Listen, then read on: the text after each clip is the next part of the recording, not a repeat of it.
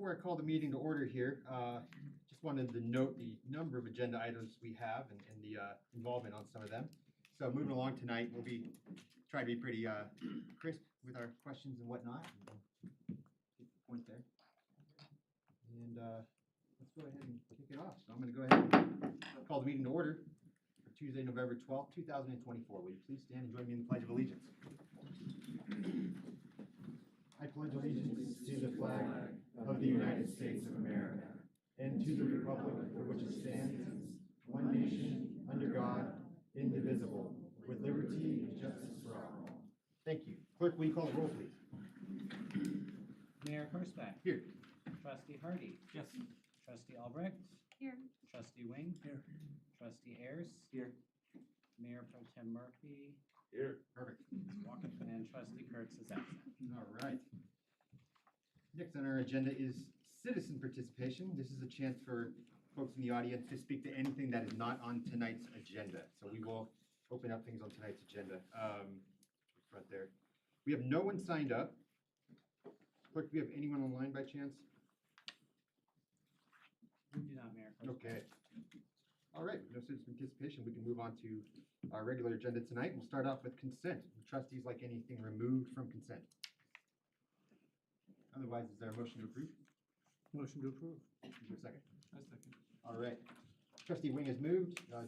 Trustee Hardy has seconded. Clerk, may we have a roll call vote on that? Trustee Wing. Yes. Trustee Hardy. Yes. Trustee Ayers. Yes. Mayor Pro Tem Murphy. Yes. Trustee Albrecht. Yes. Mayor Korsbeck. Yes. Okay, next is the Historic Preservation Advisory Committee update and presentation. We have welcome over here. All right. Oh, good to see you. All right. See you board. Yeah. And that's here.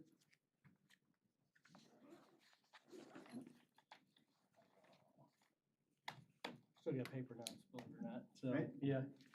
Anyway, so I'm Todd Duvall, chair of the Historic Preservation Advisory Committee here for the town. Just want to say thanks to the board, mayor, everybody. Thanks for having us and being able to do this and give you guys just a little annual report. I say little with emphasis there, but many important things that I think that hopefully you're interested in.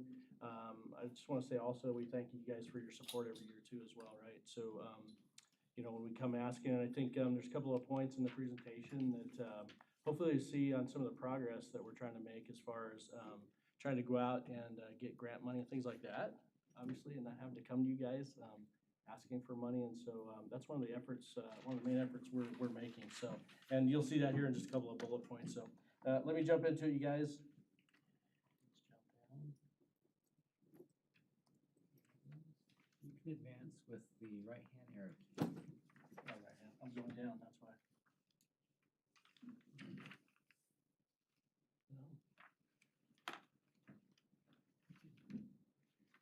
Make sure you guys had it. It's not touch screen.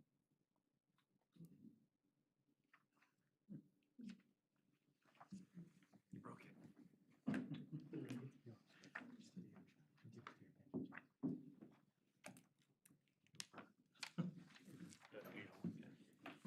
All right.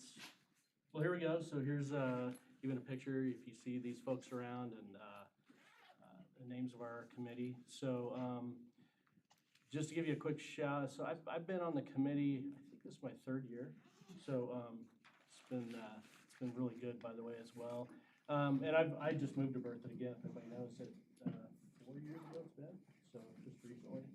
My family here years ago, things like that, so a little bit of history, family history and that with it. So my interest was obviously to, when I moved here to, our whole committee, our whole committee is interested, right, in, say, historic preservation, but we want to just maintain the community and everything around the town of Berthoud, right? So that's what we're doing, and we're trying to expand and get out there, educate, show our faces a bit as just a committee as well, but also get out and not only in Berthoud, but all the surrounding communities, the state, everything, right? So I'll show you a couple of ways that we're doing that. So, but yeah, if you see these folks, let's see, we've got Cheryl has been on the committee a long, long time, well before I was, and then Lee and Fred are new within the past years, you can see. And then we got 3 pending appointments. So yeah, Leslie has been on the team, I think going on a year, maybe Brian, but something in that nature. And we are really glad to have I'll just say diverse, but expansive is more like it, with like different skills and backgrounds and everything. So everybody does live in the community, by the way. So at different levels of time that they've been in the community. So and then again, the skill set that we brought in is really nice, that people that come on that had past experience in Colorado communities in historic preservation. So that's why I think you're going to see a real growth from our committee, or expansion of our committee out there because of these folks. So, all right. Down, right arrow, not working. Should I try the mouse pad again? Should be the right arrow. Should we try the mouse pad now? How about that? Did I go too far? There we go. It's working. There we go. Okay, so yeah, one of the things that we do that we've set up is called the Exceptional Landmark Selections. And so I won't read these off here, but what we do with this is that we recognize a residential or a business landmark in the community. We try to do this twice a year. And so this is something, again, try and have visibility in the community. There's a lot of, we're trying to open up the awareness, right, and education. So there's just so many people in the community that just aren't even aware, if you've been here a long time, not really aware of what we do, or what preservation sites there are and everything, right? So, but it's interesting enough that if you go to the bertha.org and you go to historical, there's over, I think it's 65 plus now, or in that 60-ish neighborhood of different landmarks. So here's ones that current selections that we've made and everything. So you've probably seen these, right? You recognize Benny's, or the apartment building on Massachusetts, and the other 2 homes there as well. Probably the one especially on First Street, just because it stands out at first there around the roundabout. Okay.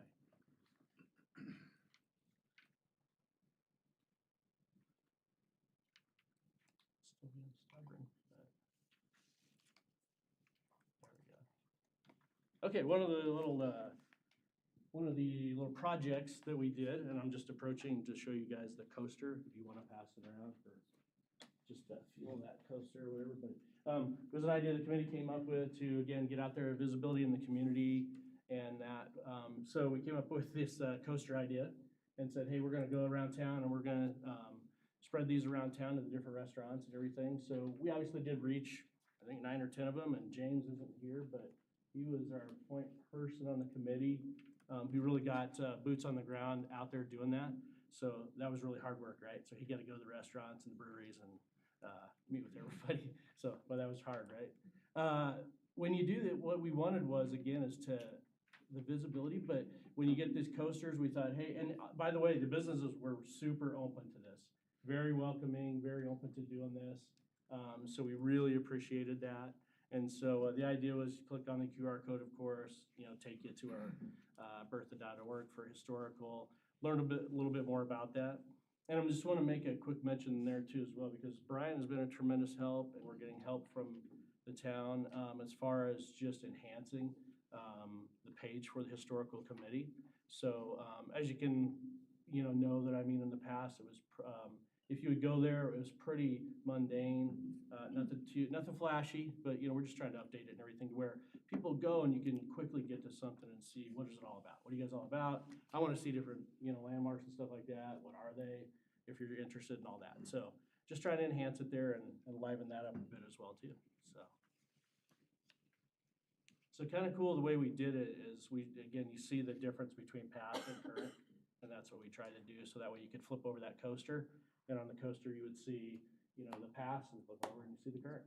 So kind of interesting, view, especially for newer people in the community as well. Have no idea where some of these landmarks even came from or how long they've been around. So, okay, here's so some of the goals in 2025 that we're really focusing on. So when we say, everybody's probably wondering, what is the CLG grant? I'll even look at my notes, make sure I have the proper wording. But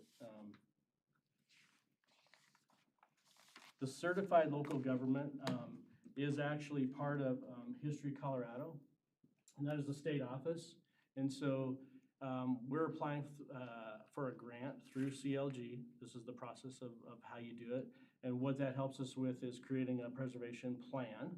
Okay, so the preservation plans are something very important because this is a document that is guidance for the preservation plan for 10 years.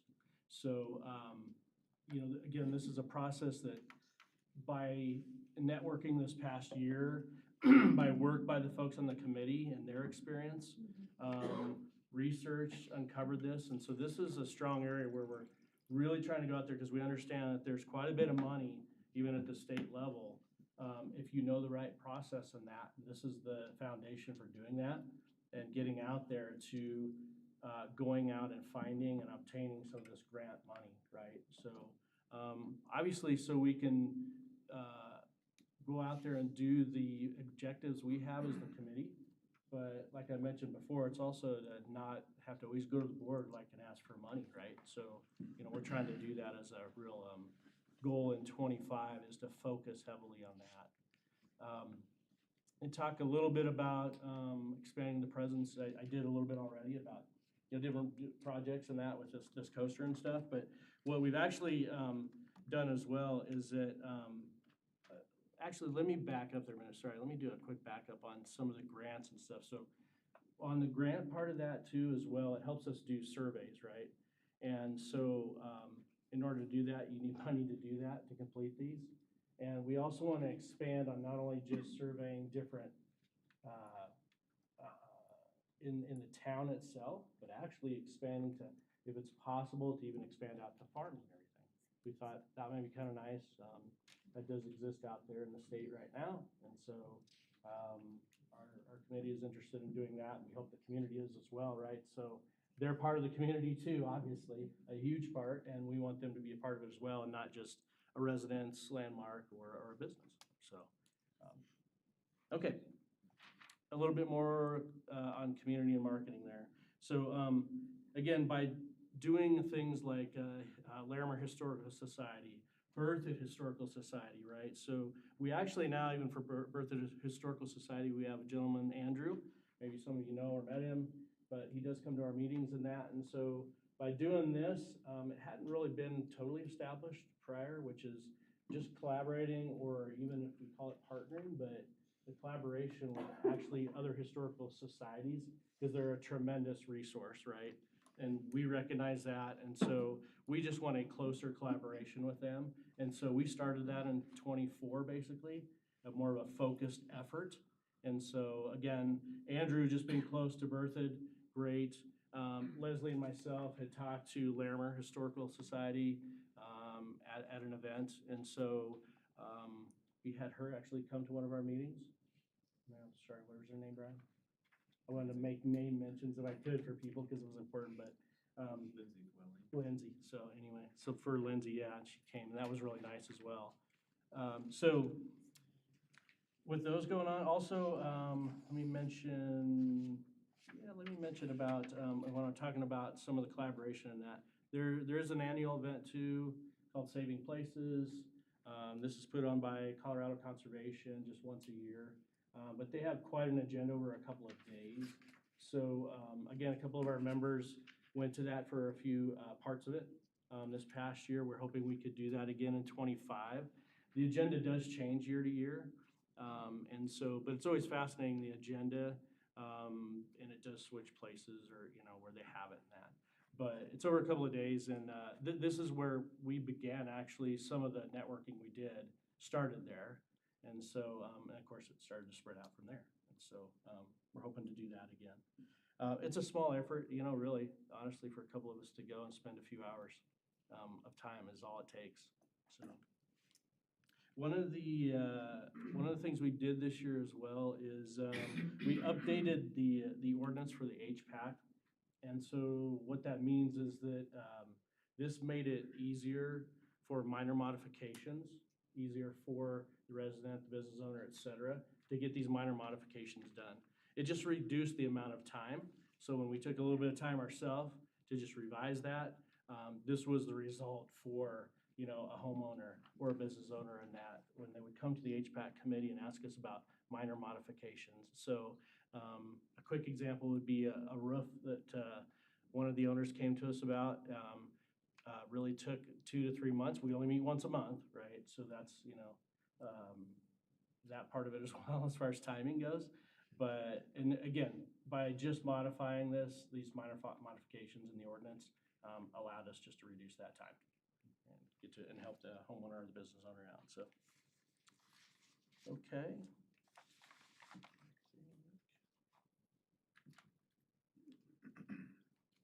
That's it, except for questions. Thank you. Any questions, trustees? Oh, yeah, just want to thank you for all you do. I mean, you were just saying just a couple hours out of your time, but I really appreciate that, representing the town and doing all this work, and your goals for 2025 seem really great. So Okay. appreciate all the committee, and I think we all do, of course, and Trustee Hardy, and of course staff, and really amping it up. So thank you. We're excited, so anybody, and if you want to join them, you know, just contact one of us, go to our page, right? You know, When do you meet? so, we meet the second Monday of each month. Trustee Albrecht? Just one minor question. Sure. When we were doing the interviews, I realized how much you guys have on your plate that you're trying to accomplish, and, you know, one meeting a month, is it possible for you guys to meet more than one meeting a month, or how do we incentivize that even? Because what you guys are doing is so important and so powerful and profound. So if there's anything we could do to, like, help create a space where those meetings can happen, or help with the work, or whatever needs to be done, I want to make sure that you guys are successful. Food? No, I'm just kidding. Yeah. I'm just kidding. Let's figure it out. But, you're right, figure it out. I really appreciate the comment, because I think we're doing that, and, you know, between all the members, you know, all of us are like working individuals and that, and it's, you know, once a month is sometimes tough, you know, but we do a lot of work in between too, and share emails, stuff like that in order to do it. I could get back to you on that though, to Sure. see, and one of the reasons I'm really thinking about that more is that a couple of our members, right, are retired or whatever, and so, and that's hugely helpful actually, to those of us, you know, still have full-time jobs. But yeah, I appreciate the comment and the thought. And if you need any boots on the ground, please always let us know, because Okay, yeah. we made it a strategic plan initiative to preserve our history and put that as the forefront of all of our decision-making. So what you guys Yeah. are doing is critical, and so, you know, let us know how we can further partner with you. We appreciate you guys feel, you know, it's critical. I know the community does, you know, but I know the board does as well. So, Tim has been great, by the way. Tim attends our meetings and that, and obviously, you know, with his background, living in Berthoud and that, is helpful. It's almost like having another Berthoud Historical Society, with Andrew. So it's. Say it, I'm old. Yeah, don't want to say that, so. Yeah, thank you very much. Thank you. Thank you. Thank very you. much. That was great. All right, and we just had the update, so we'll move on now to the advisory committee appointments. And doing those was Trustee Albrecht, interviewing the candidates was Trustee Albrecht and Trustee Hardy, who is the liaison for the committee. So I'll turn it over to Trustee Hardy. Yeah, so as you probably already saw in his first slide, he gave the news away. It's okay, Todd. We had 4 applicants for 3 seats, and so Leslie Moore is staying on. She's a great asset to the group. She's got a lot of education, and it's actually part of her job to do stuff with history, which is kind of pretty cool. Got Carrie Grimditch, who lives in one of our old townhomes. She's gonna bring some nice stuff. Please. She's gonna bring some good qualifications to the board as well, or the committee, I should say. And our last one is Courtney Van Hooser, who just moved here a couple years ago from Oklahoma. And her key thing in her interview that she told us, she's Mrs. Colorado, Oh, okay. Mrs. Berth, or Mrs. Berthoud. which I didn't even She's know gonna was go to a the thing Miss Colorado until pageant. we had that interview. Yeah. So anyway, Yeah. I thought that was kind of cool that she's Mrs. Berthoud. So anyway, 3 new members. It's gonna be nice. We have a full house now in the committee, and it's gonna be good going forward, I think. Trustee Albrecht, you want to add anything? I completely support those spots. They were incredible wealth of knowledge. I can't believe that board's gonna be full, or that committee's gonna be full, and having people who have lived in town and kind of come in, but all have the same heart of history, so they're gonna be awesome. Awesome. Yep. Trustee Hardy, you want to move on that? So move. Or is there a second? Well, let's say the motion. So do you want to move to appoint the following Yeah, I'll go ahead and make that Carrie here. Grimnich, Leslie Moore, and Courtney Van Hooser? Yep. As volunteers to the Historic Preservation Advisory Committee, each for a term of 2 years? Yep. All right, so trustee Hardy's moved on that. Is there a second? Second? All right, trustee Albrecht is seconded. Clerk, can we have a roll call vote on that? Trustee Hardy, Yes. Mayor Pro Tem Murphy, Yes. Trustee Wing, Yes. Trustee Albrecht, Yes. Trustee Ayers, Yes. Mayor Karspeck. Yes. Okay, well, thank you, Chair Duvall, and also to all the applicants that did this, and congrats to the ones that have been appointed. Item number 4 is the design build contract for BNR improvements and for the water reclamation facility. And this is by our, I keep saying Public Works Director, Ken, and I know it's Water Resources. Director of Water Utilities. All right, close. Very close. Thank you for, You need a name tag. Thank you, Mayor Karsbeck, Board. I've got Savannah here with me today to field all of the questions. No, I'm joking. Anyway, basically, want to walk you through real quick to a refresher of where we were at, because this has taken quite a bit of time to get to this point. Earlier this year, I brought to you guys a request to go out and do a search for construction contractors and engineering designers as a team. We put together a competitive process. We received qualification proposals and reviewed those. We shortlisted and had interviews. We took a look at all those qualifications and the interviews and the information that we received there. We received fee proposals from the firms and made a decision and selected the firm, a joint venture of Burns and McDonnell and Moles Construction. That was our selection. And then we proceeded into working to get them under contract. We started with basically the Design Build Institute of America contract. That's what you had in your packet, was started with that base contract for a progressive design build delivery method. And then we've worked with the design build team to arrive at what you have in front of you now. I want to point out that this this was kind of a rigorous process. One of the reasons is the whole progressive design build process, a little bit unique, and is probably one of the methods that has the least amount of history behind it. Mostly what you hear is construction manager, general contractor, or construction manager at risk, or something like that. In our case, we have the engineer and the contractor are bound together, and they're one entity, and the town, what we're proposing is the town enter into a contract with that one joint venture entity, and that is somewhat unique. Usually, the owner will execute a contract with the designer and execute a contract with the contractor, and then you have, issues often with collaboration and covering one's back and so on and so forth. The concept here is that this would be much more collaborative between all of the parties, including Tetra Tech, who is the town's program manager for the project. Anyway, so that's the background, and so I talk about the contract, how the contract form that we started with. We went through several iterations to get to where we're at right now. Savannah and Aaron spent countless hours working through and coming up with compromises and areas where we needed to remain intact in order to come up with the contract we have.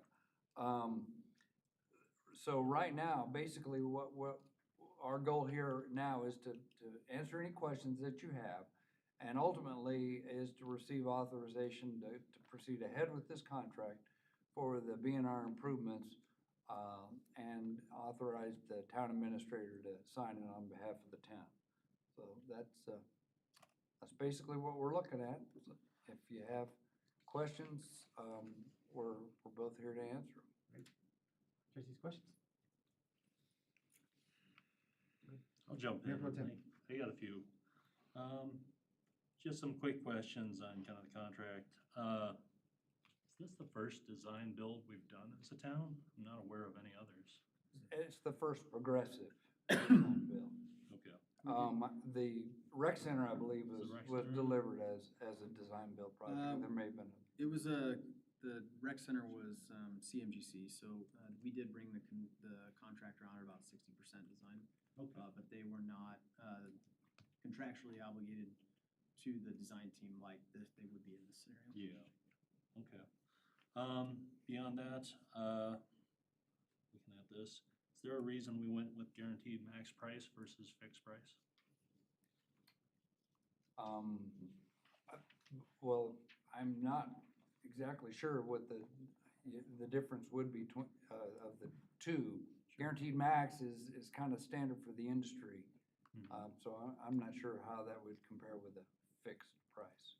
We did do a guaranteed max price on the rec center, and it had some built-in, it had built-in owner contingencies and built-in contractor contingencies that gives us kind of the flexibility to make adjustments during the process. You know, in a fixed fee arrangement, it's a little more common when you have, at least in my experience anyway, when you're doing a hard bid project where you've gotten through 100% design and you've got a hard bid and a fixed price. When you bring somebody on early on, they say, look, you know, there's a lot left to be sorted out in this design, but we're confident we can we got a guaranteed max price at 60% on the rec center. So while the plans weren't completely done, we said, based on what we have so far, we have this guaranteed max price. It may end up coming in less, and if it is, we kind of share in that benefit. If it looks like it's gonna trend over without change orders, that's the guaranteed max price in the story. So it just gives a little more flexibility, I think, than that traditional fixed fee arrangement, at least in my experience. It's a lot more open book too, so when you do fixed price, that's what it costs, it is what it is, versus a, guaranteed max price where it's everything spent, it's an open book situation where you get to see what they're being billed, what they're billing you. And they're not gonna just say, we're gonna charge you this amount, because we said we're gonna charge you this amount, it's up to this amount or less, so it's a little less risk. And that up to this amount will include a calculated contingency that we will manage as the owner with the owner's advisor. And coming up short of the GMP, I think the numbers were 70-30 for the town, is that correct? Yeah. Okay. Yeah.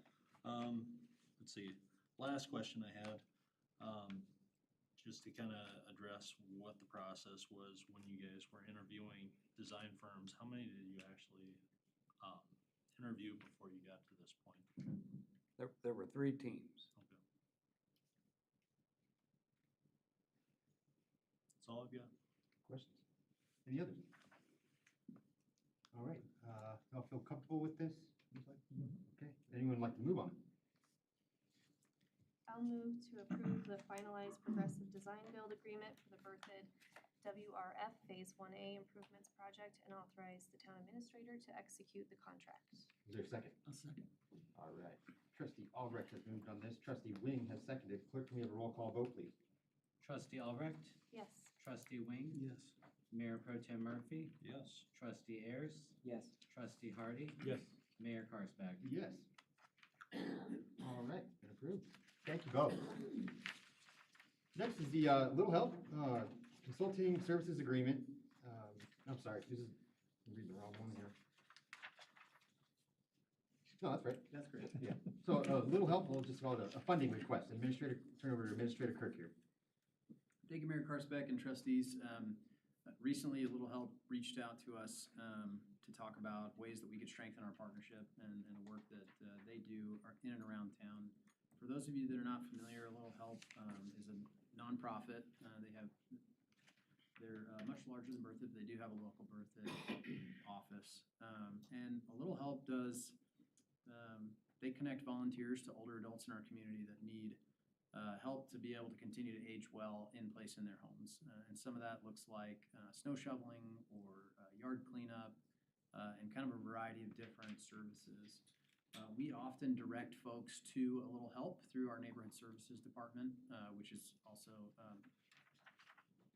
locally known as the Code Enforcement Division. But neighborhood services is often out looking to help keep our town looking nice and making sure that we don't have trash in alleys and there's not overgrown yards, and that sidewalks are shoveled within 24 hours after a storm so pedestrians can continue to move about town, all those things. And oftentimes when people are physically unable to do so because of age, we direct them to a little help and they receive services through them. So it's a good partnership. It helps limit our need to tackle things from an enforcement perspective, and it helps to keep our community looking nice. And so in order to kind of strengthen and formalize that partnership we've talked about and have prepared a draft agreement for you to consider, where we will fund some yard chores and snow shoveling and other minor home repairs for seniors in our community through a little help as a service provider, with the goal of helping to lessen the need for code enforcement to have to tackle those issues. And so we're happy to answer any questions that you might have. We do have representatives from A Little Help here tonight who may wish to share something with you as well, and so I'd like to invite them up, and then happy to answer any questions. Excellent. Welcome. Thank you. Thanks so much for having us. We're thrilled to be here. I'm Hillary Simmons, the Executive Director of A Little Help. We've been in Berthoud for 5 years now, and we're all about neighbors helping neighbors. So we'd love to deepen our partnership together. I've been speaking with Chris and happy to answer any questions or go into more, but I'm sure you guys are all here for a little help. We'd love to have you volunteer. But we're getting our neighbors to support older adults with things like snow shoveling, yard chores, and yeah, I think it especially meets together with neighbor services, and we're happy to find willing neighbors to help share the care. Thank you. Questions for a little help or about staff, about the agreement? Trustee Wing. What are your human resources? What's your head count you have to help people? We are in 3 locations throughout the state and have 12 staff. We have 2 folks in northern Colorado who support Fort Collins, Berthoud, Loveland, and then in western Weld in Windsor, Johnstown, Milliken. So 2 people can't go out and shovel everybody's No, driveway. yeah, So so we have Describe lots the of model. volunteers. Exactly. Describe how a little help works. Yeah, so we're very efficient staff-wise because we are equipping volunteers to help out. And they're background checked, they're trained, and they're going out into their own communities to help with things like snow shoveling. And for that service specifically, we match folks for the entire season so that our older adults have the peace of mind to know somebody's going to come. do they go online and see your services, or do they make a phone call? How do you get connected Yeah, with our people? older adults mostly call in, but we can do, text and email Right. as well. And our volunteers often use our Help Connect portal. So once they're background checked and trained, they can go in the portal, see what's available, and we have lots of different requests they can help out with to support our older adults to age well in their homes. Thank you. Yeah, thank you. Just a point of clarification, and forgive my naivety, but what are the funds being used for if volunteer hours are being utilized? I'm just wanting to clarify what those funds are going toward. Yeah, it'll support mobilizing those folks. We do background check everybody. That's about $25 a pop. And we do have local staff up here making sure people honor their commitments and get going and get their training and all that good stuff. So there's lots of wheels turning and we're very efficient, but there's still some cost. So kind of staff and admin hours for those local representatives that are coordinating volunteers, is that? Yep, and the technology to do so. We do have a local office over on Massachusetts as well. Oh, okay. Yeah, awesome. Thank you. Thanks. Other questions? All right. Seems all supportive of this. Okay. Seems like a reasonable ask, and you guys are a great organization, part of the community, and helping keep folks in their home here and improve their property. So really fortunate to have you. Thank you. Happy to be here. We're going to move on this. I'd just like to say one Oh, more go ahead. thing. I'd love to hear your work, a year from now and where your organization is at. So don't be afraid to approach the board and stuff, Yeah. because it is a really good organization. So, Thank you. I'd love to come back and report the success of this continued partnership and tell you how many homes we shoveled and all that good stuff. That's Thank great. you. love to hear it. Yeah, Thank you. thanks. I'll move to authorize the town administrator to execute the consulting services agreement between the town of Berthoud and a little help. Thank you, trustee Wing.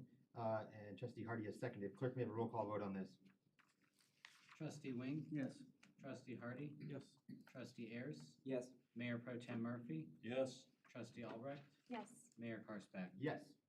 All right, thank you, Director Simmons. Okay, we're gonna get into the public hearings now. We'll start off with the Fickle Farms, 5th filing neighborhood master plan and change of zone. And this is a public hearing, so this is, I think Ann will kind of go over how that works for time, okay. Basically, this is for the folks in the audience, this is a quasi judicial. So the board kind of takes a jury role in this. We'll have staff present, then we'll have the applicant come up and they can give a presentation. I'll then open up to the public hearing to folks in the audience for your testimony on the project.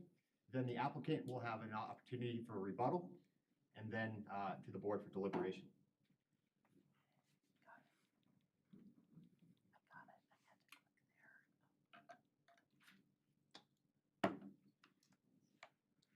Clerk, could I get the sign-up sheet while you're there?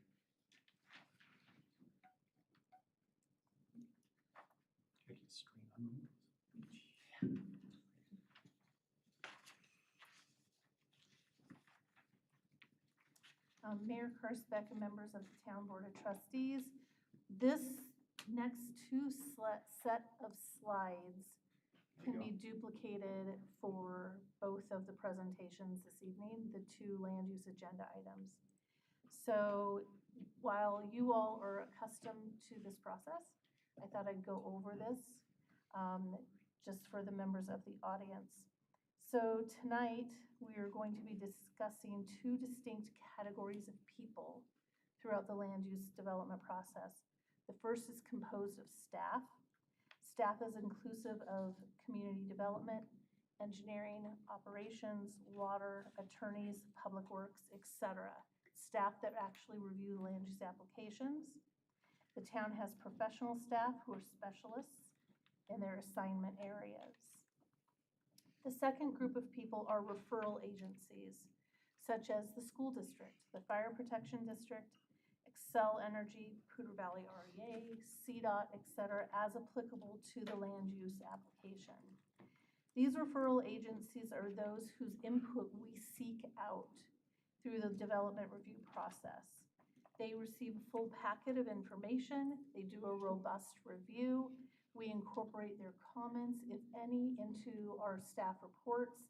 The applicant is required to mitigate any of the referral agency's concerns before it can go to that next step in the next round of review. So there are 4 stages of a land use permit. The first one is the pre-application phase. This is a very extensive and robust application phase. The applicant is receiving input from staff at this point in time, not just community development staff, but all town staff, as well as the development team's set of consultants. The second stage is once an application is received, staff does review that. We make sure that applications are complete. Many times, small things are omitted, and we just remind the applicant, we work with them to get things submitted so that the referral agencies, and again, other staff members have an opportunity to reveal the full picture. Generally, staff and referral agencies have 4 weeks to complete that first round of review, and then staff then consolidates all of those comments. Sometimes it takes a week, sometimes it takes 2 weeks to get those initial comments back to the applicant. Then the applicant addresses the comments, they seek clarification, and they resubmit. Most applications have addressed comments in 3 to 4 rounds of review, and then it's really scrubbed nice and squeaky clean to bring to Planning Commission and bring to the Town Board of Trustees. Some applicants during this review process determine that the town of Berthoud is not right for them, whether that be that they can't meet the design guidelines, they can't meet some requirement of the town, and they withdraw their application. The town has had several submittals withdrawn after the applicant receives comments, and several submittals do not make it to public hearing before you. So once something comes on your agenda, we have scrubbed it really well. We have worked with the applicant to make sure that they are meeting our standards so that we are presenting, tonight we will be presenting on behalf of Planning Commission because they make a determination and then we then present their findings to you. So once an application is ready for a public hearing, then staff sends notice by a postcard, the properties are posted, and there is publication made in the newspaper as well. And these notice requirements are detailed in the land use code. Then the third step, so there's a lot that goes on before it even comes to you. The public meeting, it's going to be reviewed a little bit later on the next slide, but in general, the public meeting consists of staff's presentation, a presentation by the applicant, public comment, the applicant's rebuttal period, and the trustees' discussion and voting. And during that time where the trustees discuss and vote, you may ask questions of staff for clarification. You can also ask questions of the applicant for clarification. And then fourth, post-approval actions. So after the public hearing, if there are any districts that need notification, they are noticed. We are finalizing with a development agreement or other agreements, and we're preparing for the next development review stages. And then documents as needed are recorded. So the next slide here then is what happens tonight. You did hear Mayor Karspek mention an overview, but staff, again, we will be providing a presentation. The town's senior planner, Ton Hillenbrand, will give the next presentation for the first agenda item. And if there are any questions about process, staff is available to answer those questions for you. The next item then, the second item, is the applicant's presentation. That is their opportunity to tell you the details of their land use proposal. Then the third is Mayor Karspek will open up that public hearing process. One at a time, citizens come up and speak, generally for 3 minutes apiece, and they provide their concerns, they ask questions, they discuss their feelings about an application. And then public comments are testimony. The applicant, staff, and the trustees will not respond to these comments until all testimony has been received and the public hearing is closed. At that time, then the applicant can rebut and discuss some of the findings, answer any questions. They address you, they do not address the audience. And then after that time is over, then it's discussion and vote. And again, this is when the applicant has the time to address public testimony. You all will confer and you have that opportunity to ask the applicant and staff questions. And then a motion then is made on the item according to the criteria for approval that's found in the land use code. And then if any citizen disagrees with the decision, they have 30 days to file an appeal with the town. So that encapsulates how we got here tonight and what we're doing this evening. And with that, I am going to flip back here so Ton can make her presentation. Do you have any questions regarding that general process? All right, thank you.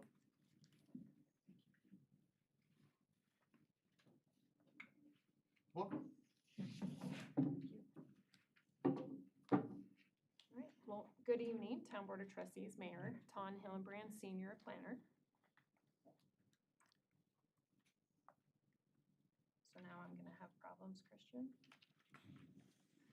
Ton, you may try clicking on the arrow down by the page number.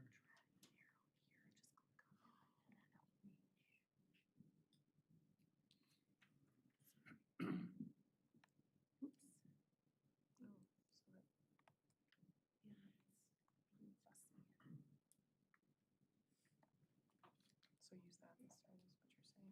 I think so. And now it's spinning. Okay, there we go. Okay. Okay, sorry about that. Okay, so this is the Fickle Farm fifth filing project. The two subject properties totaling 14.5 acres are located south of Mountain Avenue at the intersection of Pyramid Peak Street. Tract A and Tract B, as seen on your screen, are currently zoned PUD or Planned Unit Development and are designated urban residential district on the future land use map. In addition, a portion of the two tracts is within the Mountain Avenue corridor, specifically Berthoud East Character District.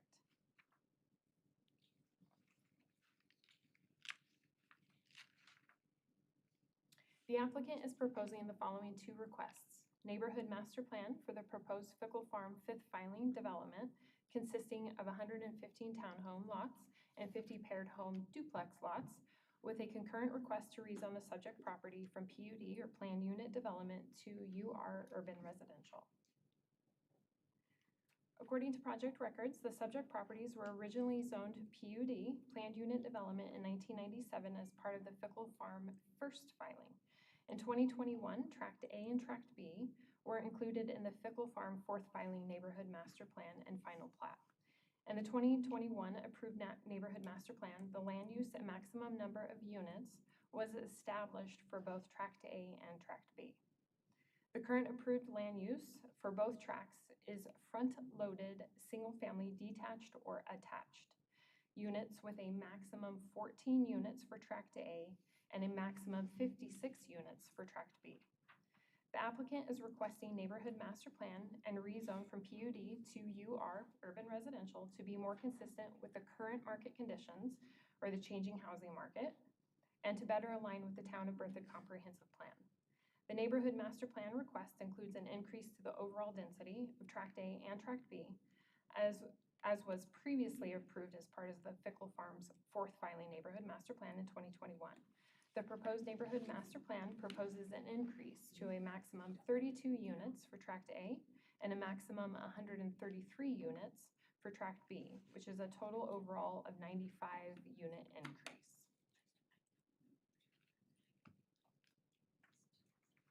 A neighborhood master plan is a conceptual design of the development submitted with a rezoning or major subdivision application that depicts the applicant's vision for the overall development, including zoning, transportation, pedestrian network, parks, open space, and other amenities. The neighborhood master plan is binding on a development, and all future platting and zoning actions must follow the approved plan, or they must apply for amendment of said plan. The Fickle Farm fifth filing neighborhood master plan proposes townhome lots adjacent to Mountain Avenue, transitioning to paired home lots further into the development along Pyramid Peak Street. The paired homes would be consistent with what is currently being developed on the south side of Pyramid Peak Street as part of the Fickle Farm fourth filing. The townhomes along Mountain Avenue would be alley loaded with front doors facing Mountain Avenue. This would engage the Mountain Avenue street front, creating a sense of place and creating a more pedestrian-friendly experience. The proposed product type, which again is townhomes and paired homes, and proposed increase in density address changes in the housing market, as I previously noted, including a desire for smaller homes at different price points. The proposed project meets the housing diversity standards intended for the urban residential character district, while also potentially providing more attainable housing options. The proposed density would be consistent with the intent of the urban residential character district. A regional trail connection is proposed along Mountain Avenue, and a small pocket park is proposed for the development. The overall open space and park requirements have been met by other filings of the Fickle Farm development. The applicant can provide more details on the development specifically in their presentation. So Section 6 of the Town Development Code states the town shall use the following review criteria as seen in your packet and on the screen, in addition to other applicable provisions of the code, to evaluate the application. In order to approve a neighborhood master plan, the criteria must be met. The Planning Commission finds that Fickle Farm fifth filing neighborhood master plan meets the neighborhood master plan review criteria. Specific details on how the project is meeting these criteria are provided in the staff report. And as already noted, the two tracts are currently zoned PUD or planned unit development. Over the course of the last few years, the town has phased out the PUD process, and the PUD zone district is no longer a preferred zone district. The town has strongly encouraged property owners with PUD zone properties to transition their projects to a current zone district rather than continuing with the PUD or FDP process. As the town has eliminated the potential for future PUDs, the fact that previously approved PUDs are not clear Regarding land uses and densities, applicants are encouraged to change the zoning of their properties to reflect the vision and values of the 2021 comprehensive plan. The UR, Urban Residential District, was not an available district at the time the Fickle Farms fourth filing neighborhood master plan was approved in 2021. The applicant has requested to rezone the properties from PUD to urban residential to be more consistent with current market conditions and to better align with the town of Berthoud's comprehensive plan. Rezoning is addressed through an official zoning map amendment. Section 3 of the Development Code states, for the purpose of establishing and maintaining sound, stable, and desirable development within the town, the zoning map shall not be amended except when it addresses one or more of the criteria provided in your packet and on the screen. Planning Commission finds that the proposed rezoning meets criteria 2. The town has shifted away from planned unit developments, and the proposed rezoning will help create more consistency between the project and what is intended in the future land use map and the comprehensive plan. Therefore, Planning Commission heard the recent request for approval of the Fickle Farm Fifth Filing Neighborhood Master Plan at their October 24th public hearing and voted unanimously to send their recommendation of approval to the Town Board of Trustees. And Planning Commission heard the recent request for approval of the Fickle Farm Fifth Filing rezone at their October 24th public hearing and voted unanimously to send their recommendation of approval to the Town Board of Trustees as well. And that concludes my presentation, and I'm available for any questions. Thank you. Any questions for Senior Planner Hildebrand?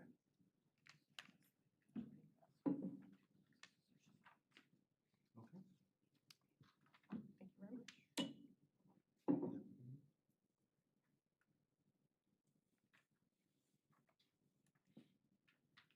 We have the applicant here.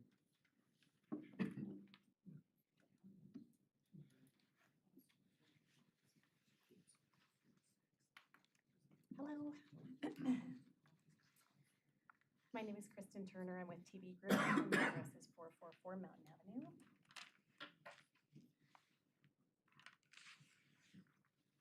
That's the secret for tonight. Focusing more on. Yeah, so use this pad, not, yes, okay, thank you. It's a little different every time we come. All right, well, thank you for giving us a little bit of your time this evening to talk about Fickle Farm.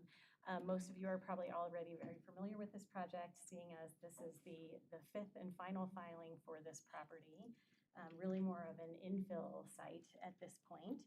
The property is located south of Mountain Avenue and is bisected by the extension of Pyramid Peak Street. As I mentioned, it's the final portion of the Fickle Farm development to be developed. And we are submitting a neighborhood master plan and a zoning request this evening. As you're aware, it has PUD zoning, and the town's preference is to convert PUD zoning to straight zoning. So we did review the comprehensive plan, land use master plan, or future land use plan, excuse me, which does envision this area as having urban residential uses. Therefore, our zoning map that was submitted is submitted with urban residential zone request.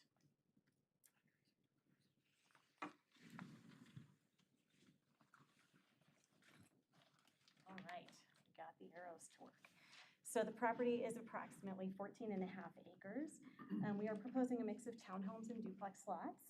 The townhomes are located along Mountain Avenue and along Pyramid Peak Street as it comes into the site. And then you'll notice that the duplexes they're tucked in a little bit more to the site, and they are north of the existing duplexes on the other side of West Remuda. We are providing extensions of Welch Avenue as well as East 4th Street. Those would extend and provide stubs for potential development on the property that is to the east and north of this site as well, if those were to develop in the future, so that they would be able to take access through this site. Controlling access along 56 is a really important component to how traffic moves in your community, so those opportunities have been provided with this plan. This is an alley-loaded proposed development, so all of the product type is alley-loaded here. And what that will do is it results in activated streets or more activated streets. So rather than having curb cuts for driveways, what you're going to see are front porches, sidewalks and additional landscape along those streetscapes. It makes it a little bit more pedestrian friendly. Visually, it gives it a really nice look, and it just sort of helps to activate that street so it becomes more of a little bit more of a vibe. You know, places for people to move more easily rather than being solely a vehicular path for folks.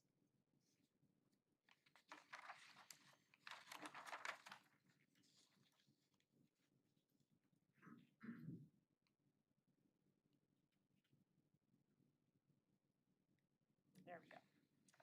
All right, so it's a pretty small site, being only about 14 acres. As you can see, it's significantly smaller than the rest of the subdivision. But with that, we still have a pretty robust walk and trail system that we've integrated into this design. We are proposing an extension of the regional trail system, which would be located along Mountain Avenue. And then overall, the trails that run along the streets and through the greenbelts in this total up to about 1.75 miles. So nice little loops that'll be available for folks to be able to use within this development. It also provides really strong connections for properties north of this subdivision, through the subdivision, and down to the park, which we know is, you know, those are important connections to make, making sure we're getting folks to your big community parks. All right. So as you know, there is an existing approved neighborhood master plan for the site. The bulk of the site identity elements were defined as part of that approved neighborhood master plan for the overall development. The components that were defined in that original document were community gardens, usable open space, a playground, an enhanced entry feature, and alley-loaded streets. With the additional density that we're proposing for this property, it would result in one extra site identity element that would be required. And so we are proposing a pocket park within this development as well.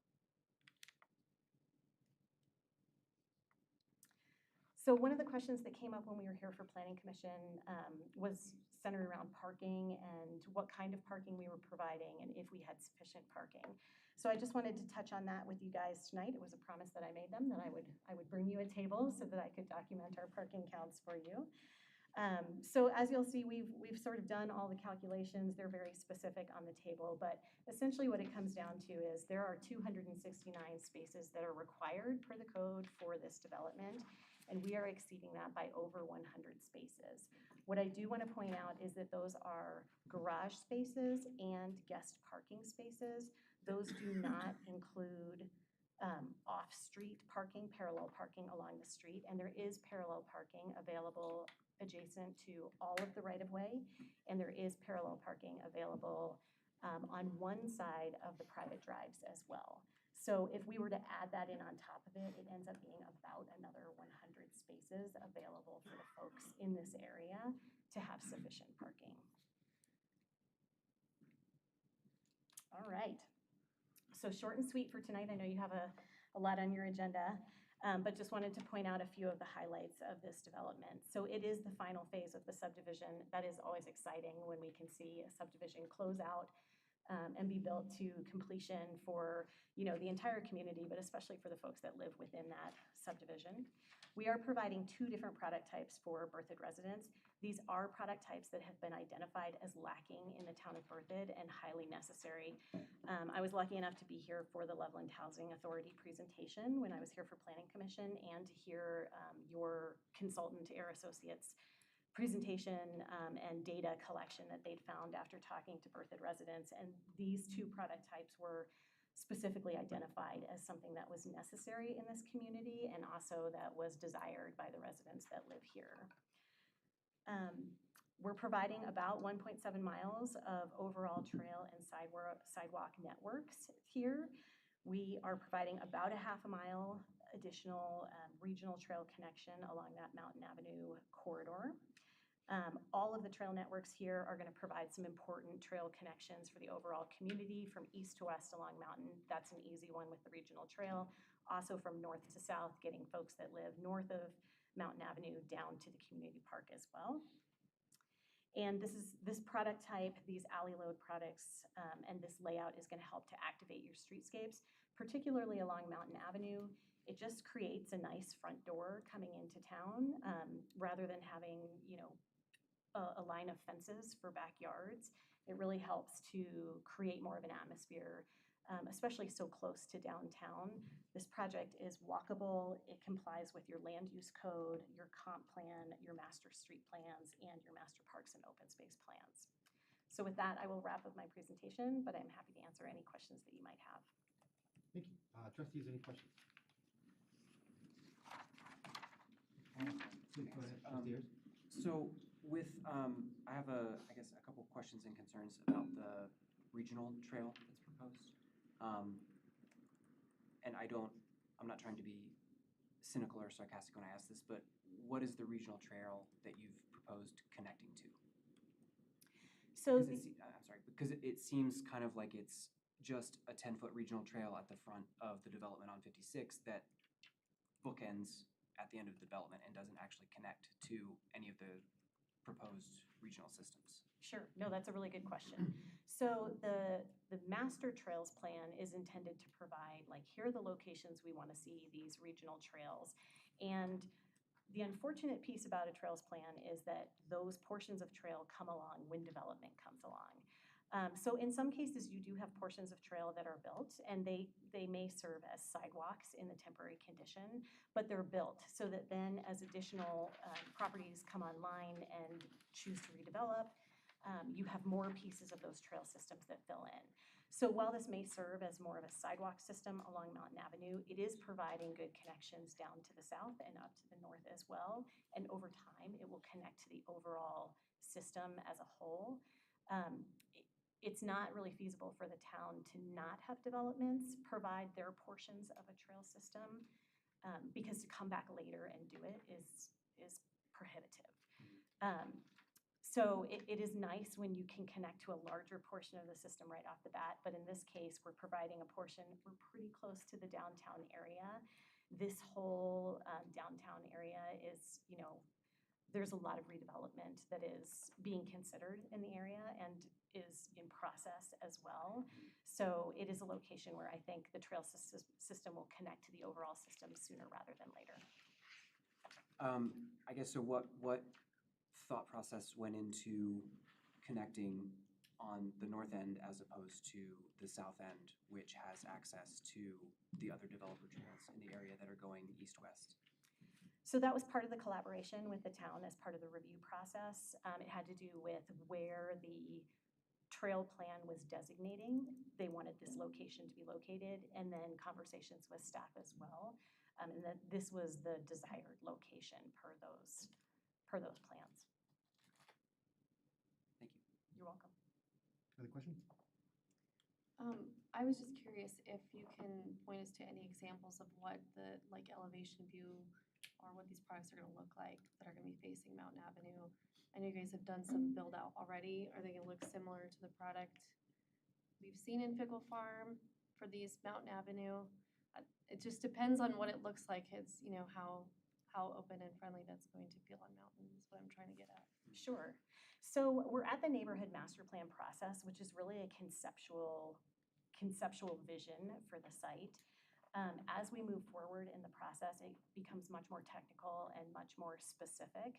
At this phase, we don't have elevations for the buildings, but in future phases, there would be elevations that would be required to meet all of the town's architectural requirements. There would be lots of back and forth with staff, working with staff to figure out, what do those need to look like? Colors, elevations, differences in, materials that are used, porches versus landings, those type of things. So we don't have images of that right now, but that is something that will come in the future, and it will be aligned with your architectural standards. Okay, thank you for that. You bet. Others? So regarding this increase in density, the original one PUD would have been 70, and it's an increase of 65, okay. So naturally, not everyone's gonna walk, so it's got 95, I think, is the increase. increase of 95, Yeah. okay, so it got us to 160. So could you just address traffic for a bit here, because it seems to be, that's quite a jump. Yep, that's a great question. So we did evaluate the traffic report, and staff evaluated evaluated the traffic report as well. The original traffic report that was done allowed for some additional flexibility in what those numbers would be. It was found at this time that this development is in conformance with the original traffic report. All of our traffic improvements have actually already been constructed for the site, but there is always a safety for the town. When we submit for preliminary plat, there will be another traffic report that is submitted, or a traffic memo for the town to evaluate. So if they find, once we get into the specifics of engineering, that for some reason, you know, with the layout of this or the change that they are finding that additional improvements are going to be required, then those improvements would be required to be incorporated into our preliminary plat plans. Additionally, the same thing would happen at final plat. But it was reviewed by the town and found to be that this would be within the acceptable limits, and it'll be reviewed again at preliminary plat. Okay. Mountain, so this would be Lucas Standards, Administrator Kirk, right? So this is a right in, right out? So there's two things that impact development along the Mountain Avenue corridor. There's the CDOT access control plans and what CDOT allows, because Mountain Avenue is Highway 56 and is owned and controlled by CDOT, not us.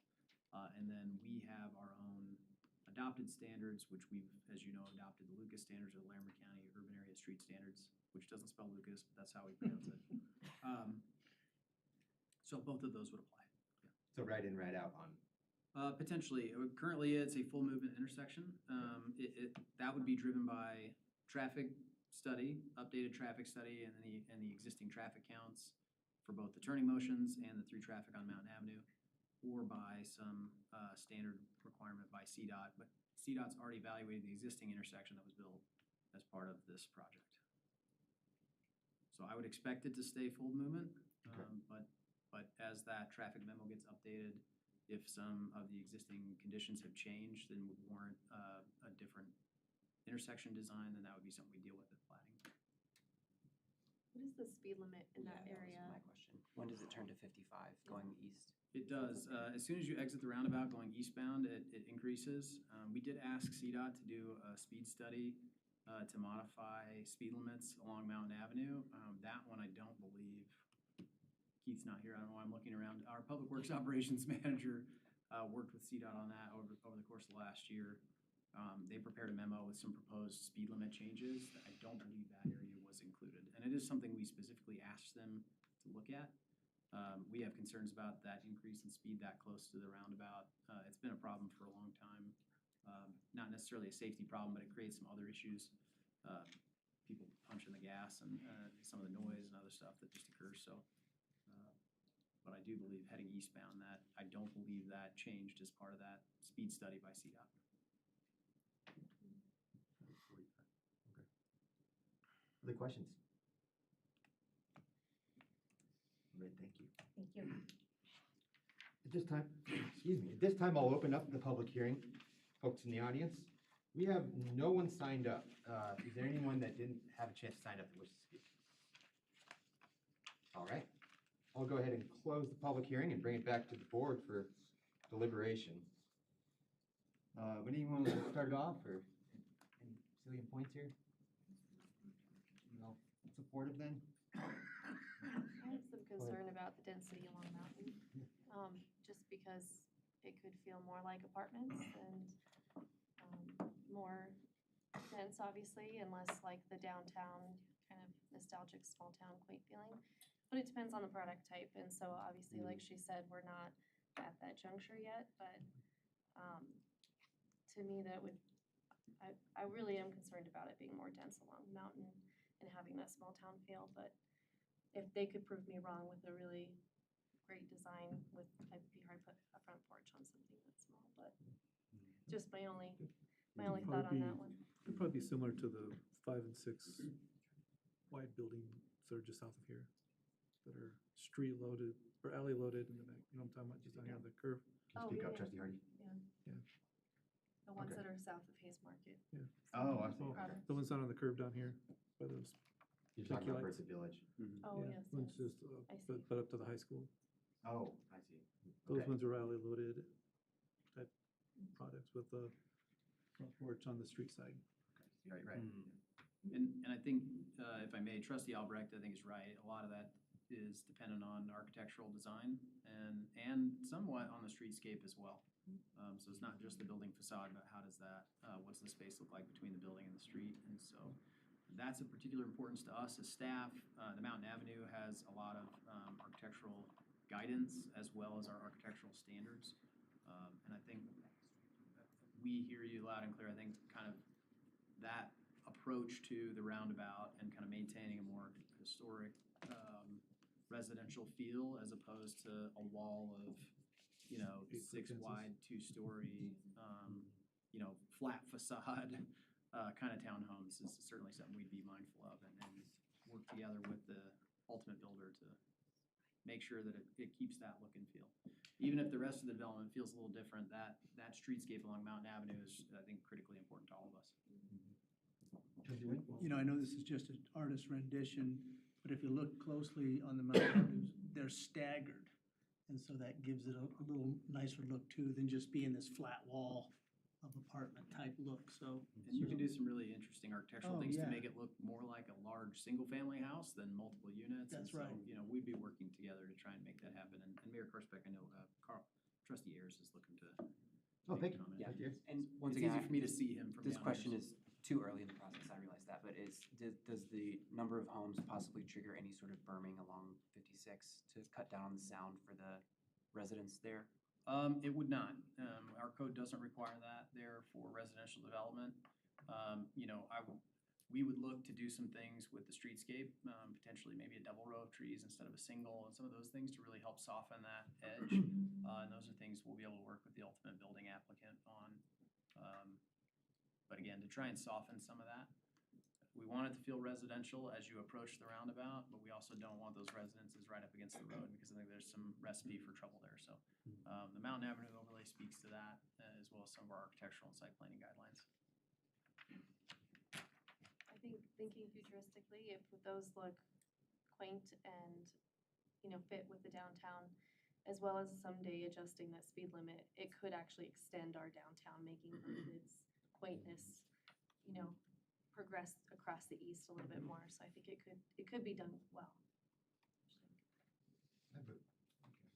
I have a question for Trustee Ayers, being the port liaison. So you're talking about the trails. Did you feel pretty comfortable? Did you have any recommendations on that, or? Well, I mean, just based on this was in my reports for later tonight, but we just got a trail master plan update last week. And I mean, there's no regional trails in this area. And I realized that the applicant talked to staff about this, and it's anytime that we can build a regional trail system is good.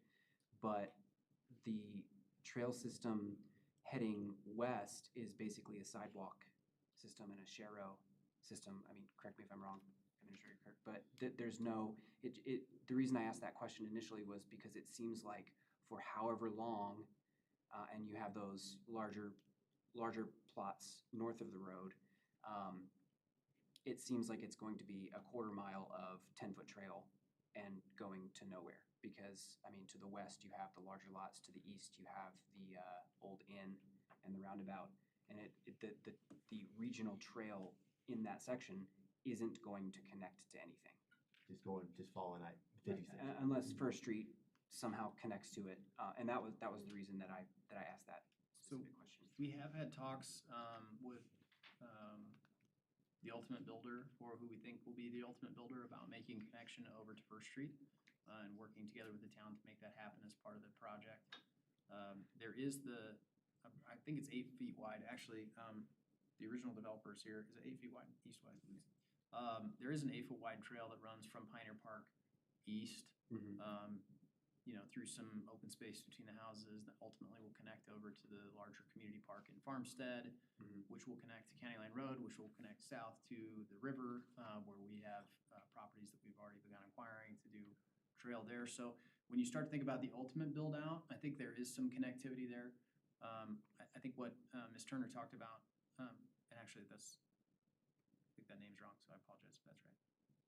Where did Kristen go? Oh, she's still there. Kristen,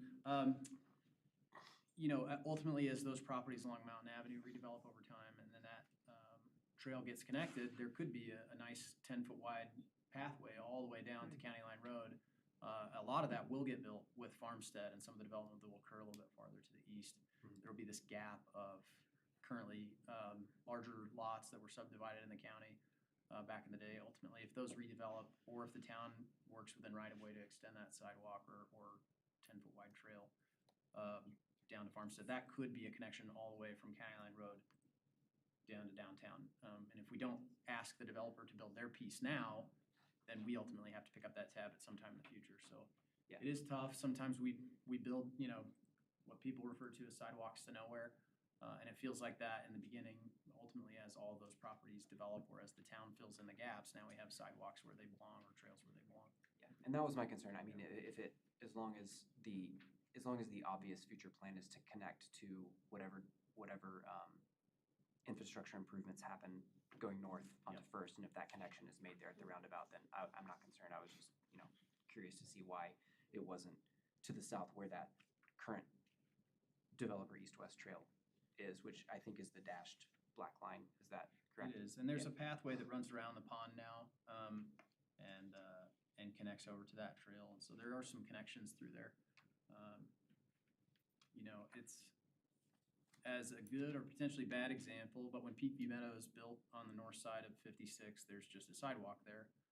There is a 10-foot wide sidewalk attached to the curb at the roundabout that kind of extends out to the edge of the roundabout, and there's a gap there.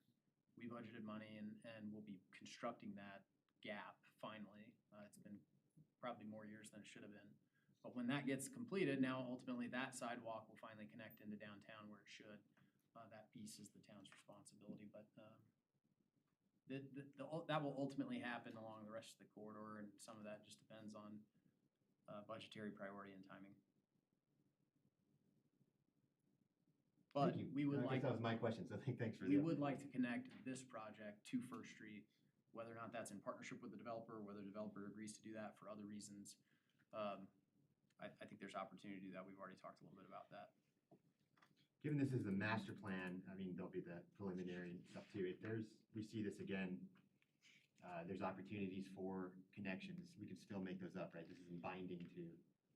So this is binding in the sense that it would establish the kind of the terms for future plating action. But as we get into plating, there will be engineering analyses that have to be done in more detail than have been done as kind of on a preliminary basis for the neighborhood master plan.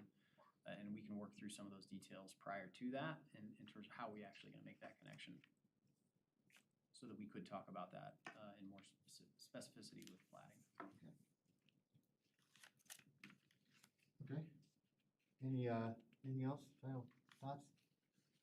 All right. Well, I should say I'm concerned about the increase in density, but Albrecht, you made a great point.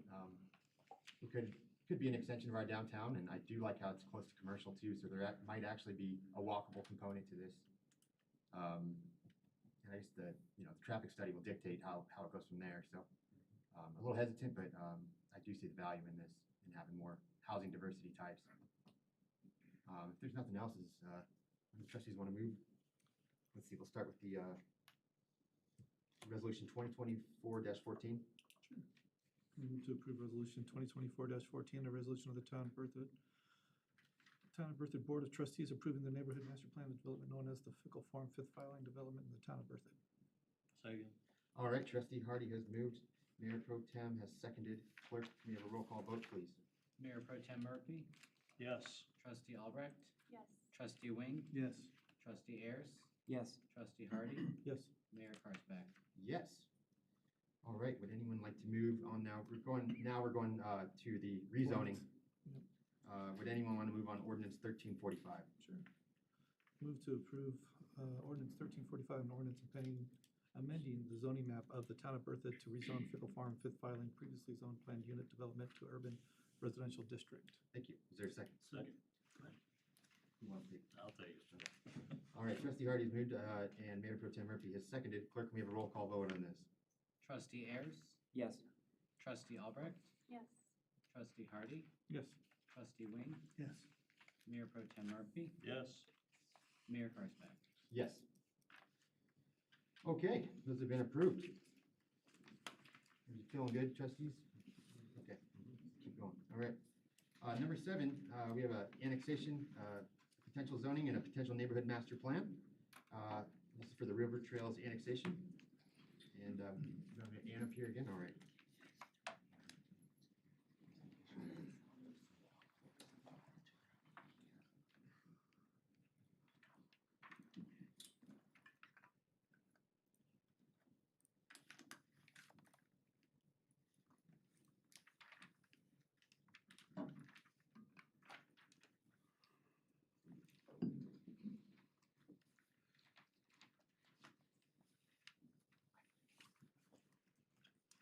Good evening, Mayor Karspeck, members of the Town Board of Trustees.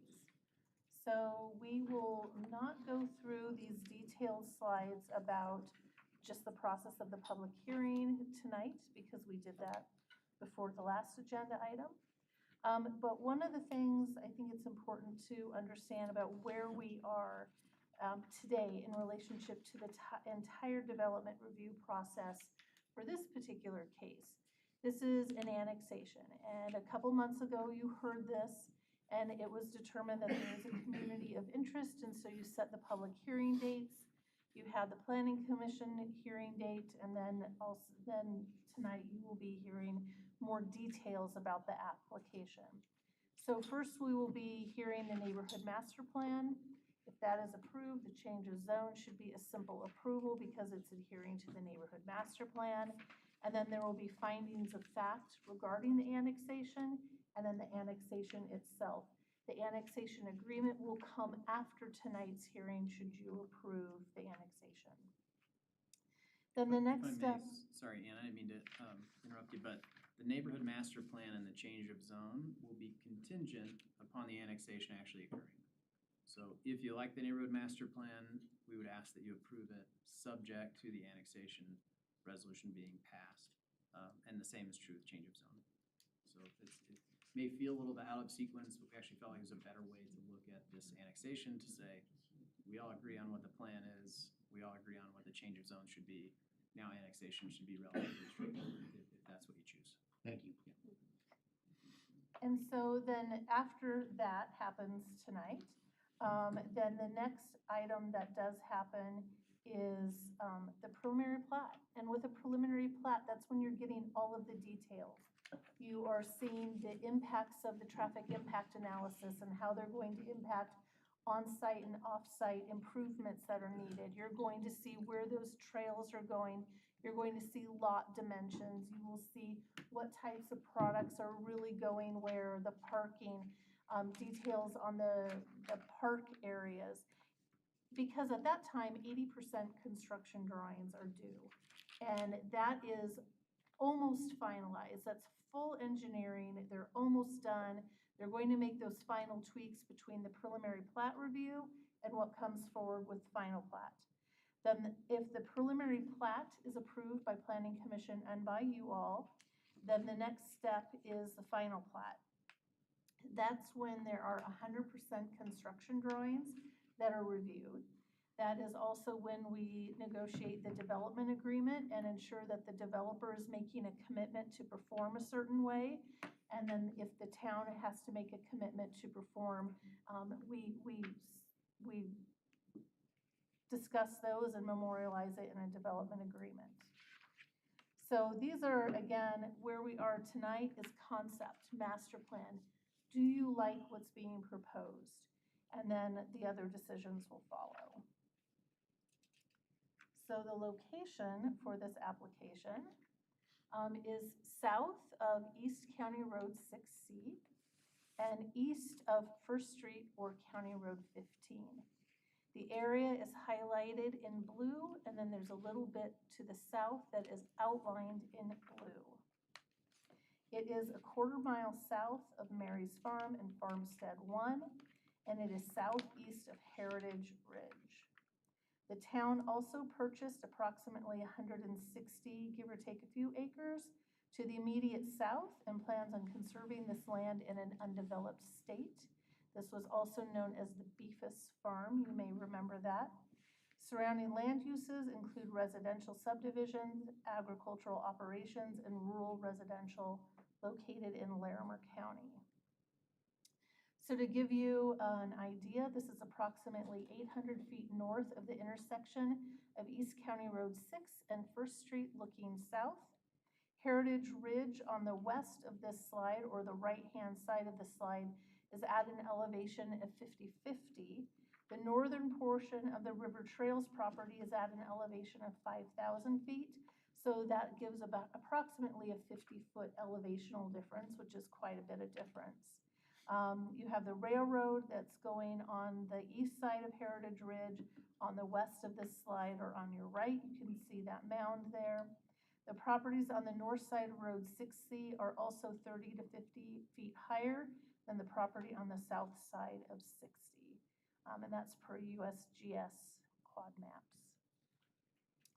So this is at the intersection of East County Road 6C and First Street, looking southeast across the property.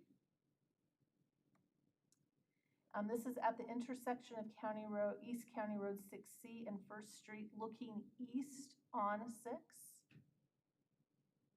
This is on East County Road 6C, looking west. So you go all the way down 6C along the frontage of this particular property. You turn around, and now you're looking west towards the northeast. So the northeast property boundary is on your left.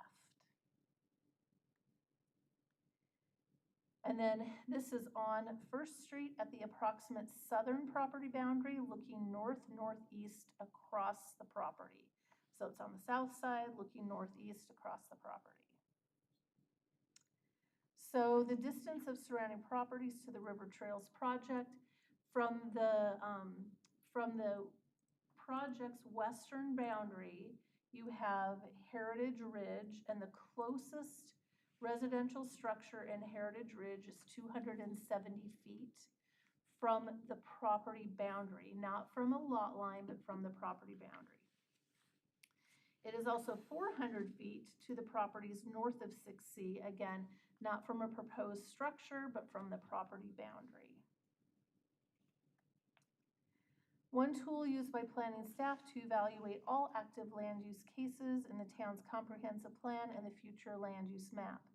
A comprehensive plan, as we have discussed, is like a playbook of sorts. It's not regulatory, it is a visionary guiding document for land development. And every 5 to 10 years, communities do update this to present for present and future needs, to establish community preferences and develop priorities based on those needs. It's a guide to coordinate and accomplish growth the way that you all envisioned. And again, this was last updated in 2021 after about 18 months of public input. The comprehensive plan provides a balance to grow responsibly while retaining the town's uniqueness. And this map establishes a vision of what the land uses could be appropriate as the town grows. And as you can see, there is a little oval. The arrow on the slide points to that oval, and that oval is shaded in yellow, which the comprehensive plan envisioned this as being appropriate for suburban residential. And that is what is being proposed, as well as some riparian area, river corridor, environmentally sensitive areas, which is also being proposed. And then the town's property is just that quarter section-ish property to the south. And then on the right-hand side, it's just the subject outline is the approximate boundary on the right, showing a close-up of this map.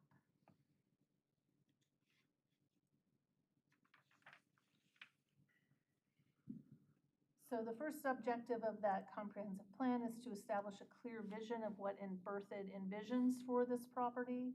The proposed zoning is also consistent with the future land use map.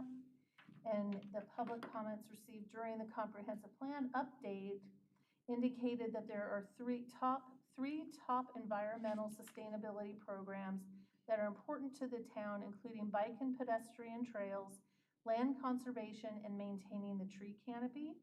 And the public also commented that the natural beauty of the area, ease of walking and biking, open space, and public lands were important attributes about Berthoud. And the applicant is proposing these attributes and values, and they're going to give you more details in their presentation. So another tool is the existing zoning in our zoning map. And this again is an approximate property boundary.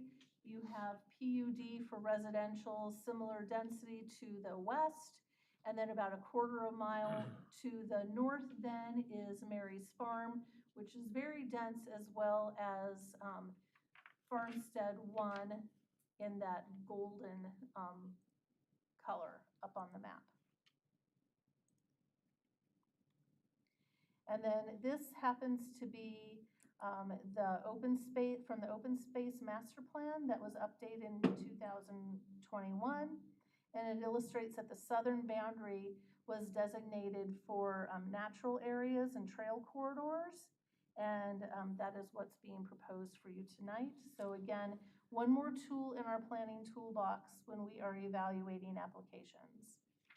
This then is an overview. Nathan Gabbard with the town is maintaining a master development plan outlook map, so that as these puzzle pieces come to us for review, we're looking at how they fit in with that overall trails master plan and where that piece fits and how is it making an impact. So the blue on your screen, there are regional trails coming in, and then we have local trails within the town as well. And so the southern property boundary of this project is within that regional trail corridor for the Little Thompson River Trail that the North Front Range MPO has designated as an important corridor. And a Parks Open Space Recreation and Trails Survey Report was published in mid-2024. And the top 3 most important amenities found on page 19 of this report from respondents included parks, trails, and open space and natural areas. And the majority of the 800 respondents indicated that trail provision does not currently meet the town's needs. So this graphic again illustrates the proposed project in relationship to these regional trails. And then this map, we have the Wedgwood blue or the lighter blue, and then the darker blue. Those are the floodway is the darker blue. The lighter blue is a flood fringe. That entire area makes up the flood plain. And so as you can see, this is the area near Little Thompson River is a lot of that is undeveloped, and the developer is proposing to keep that in a more of a natural state.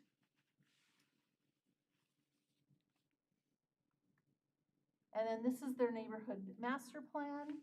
It's an overview, and again, the applicant is going to provide greater details, but there are 416 dwelling units that are proposed in 4 different styles, which is what is required by our land use code.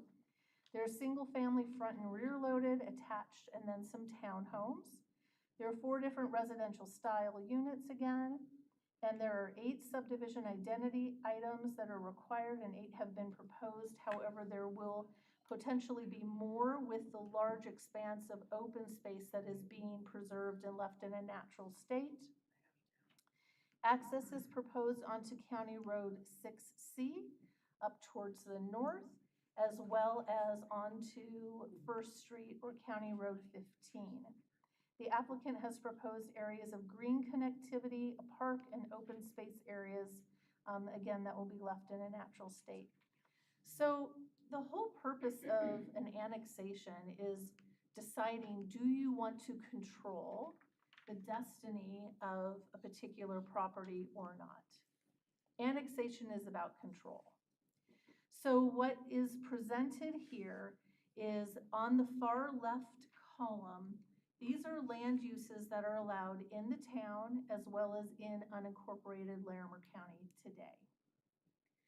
The next column over is if this would be annexed into Berthoud, what is in the left column and what is in the next to the left column, those are land uses that could occur in Berthoud and not the county.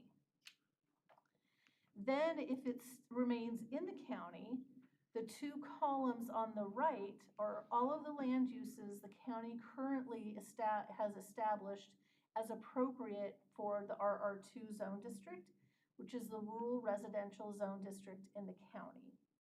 So by having this come into the town of Berthoud, again, it's about control, and usually planners like to control things, and control the destiny, control how this property would meet with the future land use plans and your comprehensive plan. So this is just provided as an example that shows you what could happen should you not annex it, and what could happen if you do annex it. Then the criteria for approval, there is a summary provided on this particular slide. There are a lot of details provided in your packet. For annexation, the town trustees did determine that there was a level of interest with the first hearing. Conformance with the goals, policies, and strategies of the comp plan and the future land use map. We discussed that tonight during this staff presentation, as well as the proceeding shall comply with the Colorado Municipal Annexation Act of 1965 as amended, and that is also included in your packet and in the findings of fact that is on the agenda. The developer shall design, engineer, and install public facilities and amenities necessary to serve the proposed development. Referral agencies have reviewed this and have provided information that they can serve. And again, more information will be provided with those 80% CDs that come at preliminary plat, should you approve this bundle of requests this evening. The applicant paid their application fees. We would not process unless they did and keep current with their development review deposit. The annex areas will not typically divide tracts of land to prevent further annexation of adjoining parcels. They are not proposing any land development that would isolate land. And the annexation application requirements were followed. They were. We wouldn't be here tonight if we didn't do that. The neighborhood master plan, the preliminary traffic plan and study, it meets all of those conditions and then more. With the next submittal, they will do an updated traffic impact study to also consider per Planning Commission's request, County Road 13 and East County Road 6 intersection or County Line Road. To the open space plan illustrates requirements for open spaces and buffer areas. They did that. The parks plan illustrating types and acreage of parks. They met their requirements. Pedestrian connectivity, items 2 and 3 discusses that, as well as their network of sidewalks. That the zoning conformance of lot diversity requirements have been met, and they have provided 4 different residential housing types that are outlined as necessary in section 2 of the land use code. And then the overall utility plan was submitted. It's a high level. There will give more details at preliminary plat, and the subdivision identity standards have been met, and they have. So zoning criteria must meet 1. It really meets the 5th standard here as well as the 2nd. In the 2nd, the changing conditions would be it's being annexed. So that would be a reason to rezone the property. And then the other is that the area requested for rezoning has changed or is changing to a degree that the public interest, it is in the public interest to rezone, and that again would be the annexation. So should you, Mayor Karspec and members of the trustees, want to have more, verbatim from the code what that criteria for approval is for each of those processes, they are here in this package. And available for you should you want to deliberate that way with the criteria. And with that, I am going to conclude staff's presentation, and I know the applicant has prepared a presentation as well. Do you have any questions for staff at this time? Oh, sorry. This afternoon, comment from the ditch company did come in. And so Ford, you can pass them that way, and here's some. And normally we like to get these things in your packets, but that did come this afternoon. And the comments that were addressed or questions raised by the ditch company Those are all items that and I did send this to the developer, they are aware of these comments.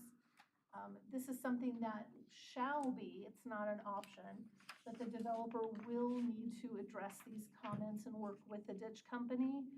The head gate is towards the east end of the property, and there's a lot of buffering that is being proposed. So with that, now I truly am done. Thanks. This was delayed on their behalf. I mean, they turned it in late. Yeah, it came in at 1:49 this afternoon, or sometime this afternoon, early afternoon. Thank you. Yep. With the town purchase on the other side of the river, there's a possibility for a trail on that side, right? Yes, there is. And then my other question was, the buffer between the last lot and the rivers, could they potentially build any more south, or then they would be in the floodplain, right? Correct. Okay. So kind of, this is a space that could be used otherwise. Yeah. Correct.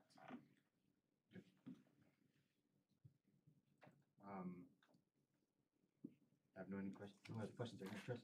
I have a couple questions, but I think I'm gonna wait to see if the applicant answers them. Trustee Wynn? It's kind of hard to see in this map, and I don't know the technicality of it, but in the flood fringe zone, can you build in that? Because it goes all through the houses, so is that not like a concern or an issue? So the green line on this map, trustee Wing, shows the boundary of the floodplain, and the floodway, which were the light green and, light blue and the dark blue colors. There is another area of maybe it's a 500-year event that was in the green on that map. And some of this, there could be some flooding. And when the developer is constructing their homes there, they will have to plan around that. Okay. But there aren't any requirements for flood hazard development permits in that area, Okay, just in the blue areas. so again, I'm being redundant, I apologize, but so the flood fringe is sort of like build at your own risk sort of thing. There's no restrictions on the fringe line. And again, Right. in my map, it's hard to see, but in one of the documents we got, which is similar to the map you just showed, it is so hard to see, but it does go through the homes, and I'm just asking the question. Yep, and that's fine. Yeah, this green area is a 0.2% annual chance of flooding. And within the flood fringe, it's typical to allow development so long as it's above the base elevation of the flood. Okay. So within the floodway, that is kind of the flood channel. Right. That is not typical to see development. The fringe is like an The FYI. fringe is kind of like, it's where floodwaters might be kind of stored but not flow, if that makes sense. It may back up, and so long as you're kind of above that base flood elevation from an engineering standpoint. And I'm not a floodplain expert, but this is the way I understand it. That Yeah, 'cause within the like- flood fringe, that's not an uncommon. It's in like Heritage Ridge over here to the west, didn't they like raise all those lots? So those lots are both raised, and the floodway maps were updated through a regional and statewide effort after the 2013 floods.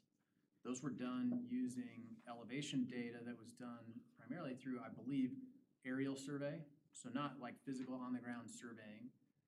And so there are actually some minor discrepancies within within that elevation data, and that's normal.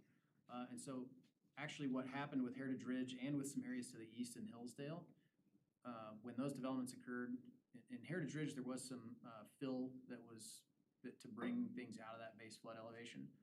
But there was also additional surveying work done to demonstrate that the elevations identified in the mapping were actually farther away from the houses than they expected. So like Hillsdale's a better example because that was existing.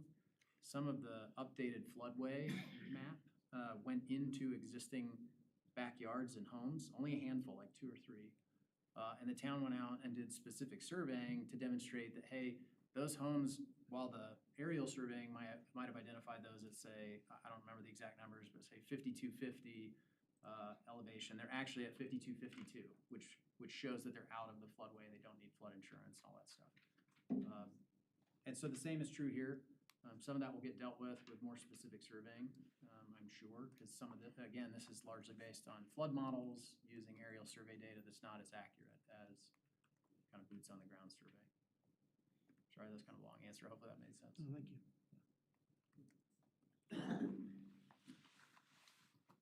Okay, yeah, go ahead. I'll actually go ahead and ask Okay. some of my questions, yeah, sorry. So in the packet, there was the CPW questionnaire. When in the process would those negotiations happen, I guess, for specifically the raptors, the migratory animals, and the prairie mouse, which is on the The Preble's Meadow Jumping meadow Mouse. jumping mouse. When in the process would that happen?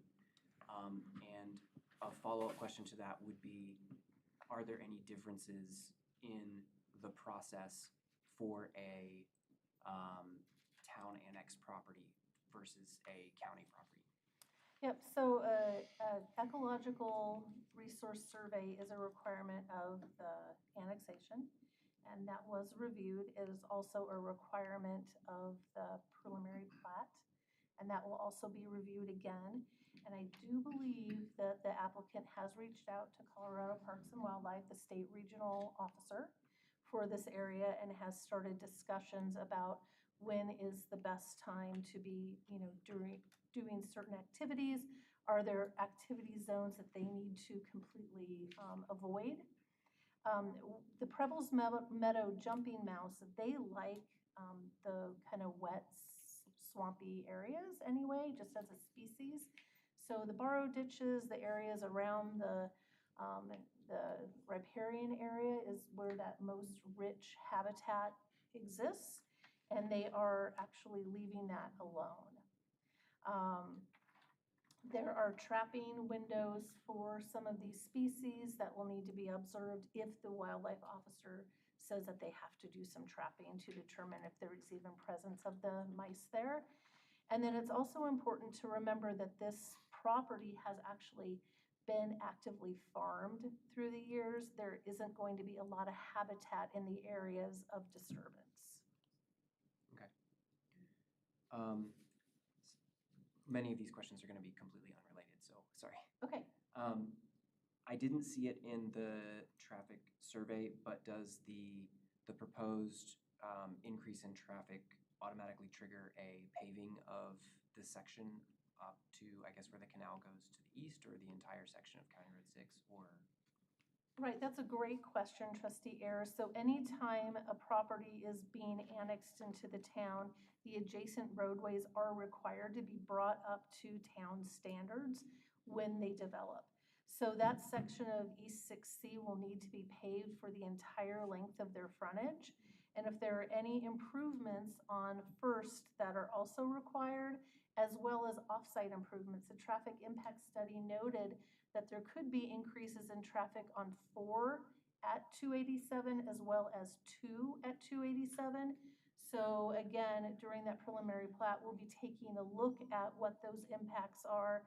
That development agreement that would come with the final plat would include language stating that if there are impacts, that they will have to do either a proportionate share of improvements or make those improvements. But at a minimum, you're looking at improvements on the frontages. And then also the county would like them to annex from their eastern edge all the way to County Line Road as well. And there would have to be equal improvements being made there as well.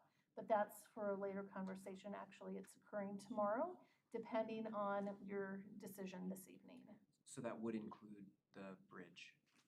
Yes, it should include that bridge. Now, if this goes in the county, I can't tell you what the county's going to request, but that is our requirement, is all frontages are brought up to town standards. Next question, the floodplain question was already answered. Next question for you, I guess, and I don't know if you can give me a specific answer for this, but on a comparable bit of property in the county that were developed, what would be the number of properties that could be put there? You know what, that is an excellent question, and I don't know that answer, but we have a former Larimer County staff member here That is now part of our team, and I'll bet you while I'm answering your next question, she can find that really quickly in their code.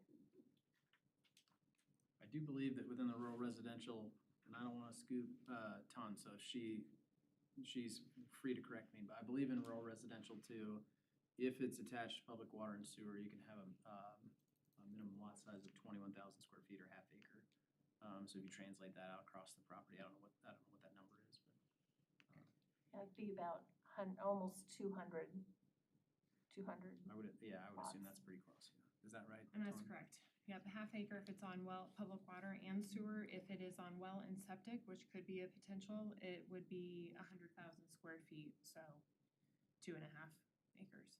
This property is in our water and sewer service territories, independent of annexation, so we do have a number of extraterritorial customers that are connected to our water and sewer, but that are county residents, and this could be one of those as well.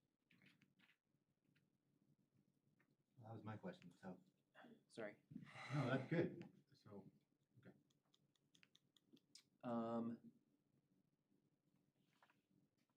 And then I guess, based on a lot of the comments from letters that we got in the packet from citizens, and this was before my time, so can you guys, I guess, remind me of, or educate me on the conversation that went into extending suburban residential to the river, as opposed to feathering that in? Right, so I cannot answer why that happened. That precedes my time as well. What I can tell you though is in the comprehensive plan, there are place types such as the suburban, the urban, the agricultural place types. And this was determined to be appropriate for that place type. One of the reasons why the town does not go south of the river for suburban residential or any type of development is just that cost across the water with infrastructure, with sanitary sewer, with water. It's expensive. The Army Corps of Engineers gets involved, flood management gets involved, and so that is just a natural break and a natural buffer. You'll see throughout our future land use map that we don't go south of the river. These areas that are in buff on the map that are south of the river are already Larimer County subdivisions that have been approved. They're not in the town of Berthoud. I think that's all I have for now. Thank you. Other questions for staff? There might be a potential issue with CDOT coming down the pipeline with 287 regarding them doing a right in, right out only. So that's something to be cognizant of. They're doing that over in Longmont, and that's where the dangerous intersection. County Road 4E has already been slated for a signal in conjunction with CDOT's participation and concurrence. You may or may not recall, but Trails at Creekview, which is, I don't think we have the pointer available, but it is on Berthoud Parkway, basically over to the river. The river is kind of the southeast corner of that property. That was rezoned from a PUD to suburban residential, I don't know, 4 or 5 years ago. One of their conditions of development, because of the traffic study, was to construct a signal at 4E and 287. So we would expect that there will be a signalized intersection at some point at 4E and 287. And one of the expectations of the Legacy Park project is that there will be a signalized intersection at Spartan and 287. So it'll actually change the whole dynamic of that stretch in the future. It'll create some additional intersections, likely reduce speed between those signals, and then again signalized intersections, so we don't have those uncontrolled crossings, which we all know are kind of a mess on 287 south of Berthoud. Okay. Any other questions? Thank you.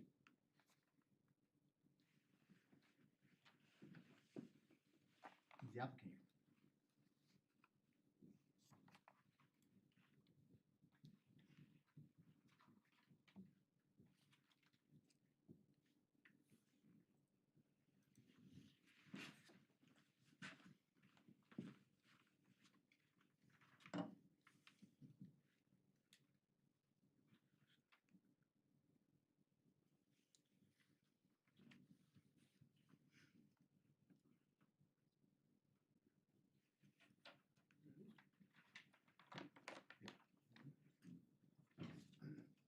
Good evening. I'm John Turner. I live at 6379 Crooked Stick Drive in Windsor, Colorado. I'm the owner of the property in this annexation. I'm not doing the presentation of the annexation. There's been a lot that's occurred since we acquired in the last year. I'm trying to do a brief overview and introduction to the property. I'll go very quick, but I thought it was important. When we first acquired or contracted this property, we came in and talked to the town manager. We were pretty excited. We said, oh, we got these ideas. We had different ideas. We were thinking more golf. I'm the developer at Heron Lakes. I've been developing in Berthoud for 20 years. And he let us know that the previous town board had been looking at this site, and we were completely unaware of that. So we kept under contract. I had to compete for the site. It wasn't the high bidder. I call it a marquee farm because it has a lot of terrific attributes. It's got the river, it's got the trees, it's got the views, it sits really nice. It's really good looking open space. I've been able to get several farms in this area. The Knievel Farm was the first part that we brought onto Heron Lakes. The Grant Farm, which is Heron Lakes, the Brown Farm, most of those farms never hit the market. People have put their livelihood and their families have farmed them forever, and I believe I had to do a good project up in Windsor to even get invited down to the Knievel Farm. And the Knievel Farm was just a very similar farm, but this one's actually prettier and better. So we went under contract and we started having discussions with the town manager about what they were interested in. And then there was a new town board that came in the spring, so the town board changed a couple of slots. And so that's why I'm trying to give people an overview. There was a previous town board, there was a current town board, but we showed the town, we did an analysis on the water. We shared with the town what we could do with the comp plan, the Berthoud's comp plan. We shared with the town what we could do with the county. And we asked this, I had no discussions with the town board. They all went through the town manager. He says, what do you guys want? And you guys got first shot. I call it like a big piece of cake. And you guys took about 60% of the site. And it's a great site. It's a beautiful site. It's one of the best looking farms in the town, if not the best looking. It's a great piece of property. There's a couple of things that make it great also. Is the two sisters that had kept it in their family, they could have chopped it up in 5 acres and sold stuff up, but they kept it together. The property worked together. It's 232 acres. It worked together for 100 years. They've been there 60 years, and it really worked well together. I don't know if you've been able to walk it or not. It's a terrific farm. After I found out the town was interested in it, and we started discussing with the town manager, I'm just going, my goodness, you guys could deliver a mile of river trail to the residents of this town in one shot. And I live in Windsor, and I ride on the Poudre Trail almost weekly, sometimes a couple times a week. And it is absolutely, between the river trail and the lake trail in Windsor, it's absolutely the best thing about the town. And now a good friend of mine started that, and we used to contribute. We used to have to pour concrete on the weekends. We helped build the lake trail, and it's a tremendous asset. And they have Windsor Lake. They got their rec center like you guys got their rec center. But every day of the year, that trail is used. At very minimal cost, it is fabulous. And I go, oh my gosh, you guys can deliver a mile. And Windsor, when they started working on the trail from Greeley through Windsor to Timnah to Fort Collins, they just finished. It was just in the newspaper. They finished 30 miles of trail. So now you can go from Orange Grove in Greeley out all the way into Fort Collins. Fort Collins Trail's not that good because you got to go through some parking lots and stuff like that. But the Poudre Trail is outstanding. And this is something I can see you guys delivering to your residents here. Most of us know how many people, some people have died on their bikes here. Little kids have been hit. It's a terrible thing. The only reason my wife lets me go out on that trail is there's no trucks. There's no crossings. It's safe. You can ride. It's wonderful. And I was talking to the town manager, and he did not have the same passion I did for the trail. Because once you start connecting the trail, it really, and I saw the whole Poudre Trail occur. I've been here for 30 years, developing for 20 just in Berthoud. But it took 30 years to get that trail from And it is a fabulous asset. And this is a terrific farm, and I hope you guys perfect it, because we've done other deals with you guys on open space, and there hasn't been funding to do some of the stuff. But this would have, I envisioned a bike trail crossing over the river, the north property and the south property, working together, having bridges. There's 1,100 trees on the property. It'd absolutely be gorgeous. My planner and partner, Jim Birdsall, he thinks the trail should be on the north side. We asked Mr. Kirk, he said, oh, we think the trail should be on the south side. I'm not sure what the right answer is. The two sisters kept that farm together because they worked together. Now, I got to watch you guys talk about, we invited you guys in on the annexation, and about 2 months ago, you guys said, it looks too close to us. We probably shouldn't be associated with the developer. But in the 20 years I've been working with this town, I've done 10 projects with this town board and this town manager. And some of them are $1 million projects, and some of them are multi-million-dollar projects. CDOT on and off ramps, water deals, turning circles, lift stations, regional sewers. I don't want to go into every one. I have everyone listed if you want to hear every one. But we've done a lot of projects together. When our project, Heron Lakes, was approved, your father was mayor. I'm not unrelated to this all. You were supposed to give a history of the Okay, project. sorry. I'm worried Sorry, about I'll the wrap legality of up. advocating. Okay, I think it's a terrific site. I think the projects work very well together. I think they should continue to work well together.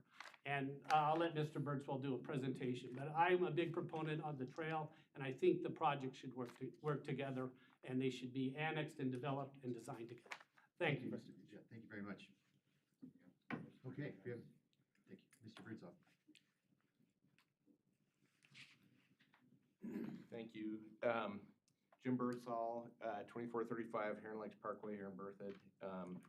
Thanks for the opportunity to present this project. I think Ann did a wonderful job of presenting, so I won't try and cover all the same things, but I do think that there's some things that we would like to put onto the record.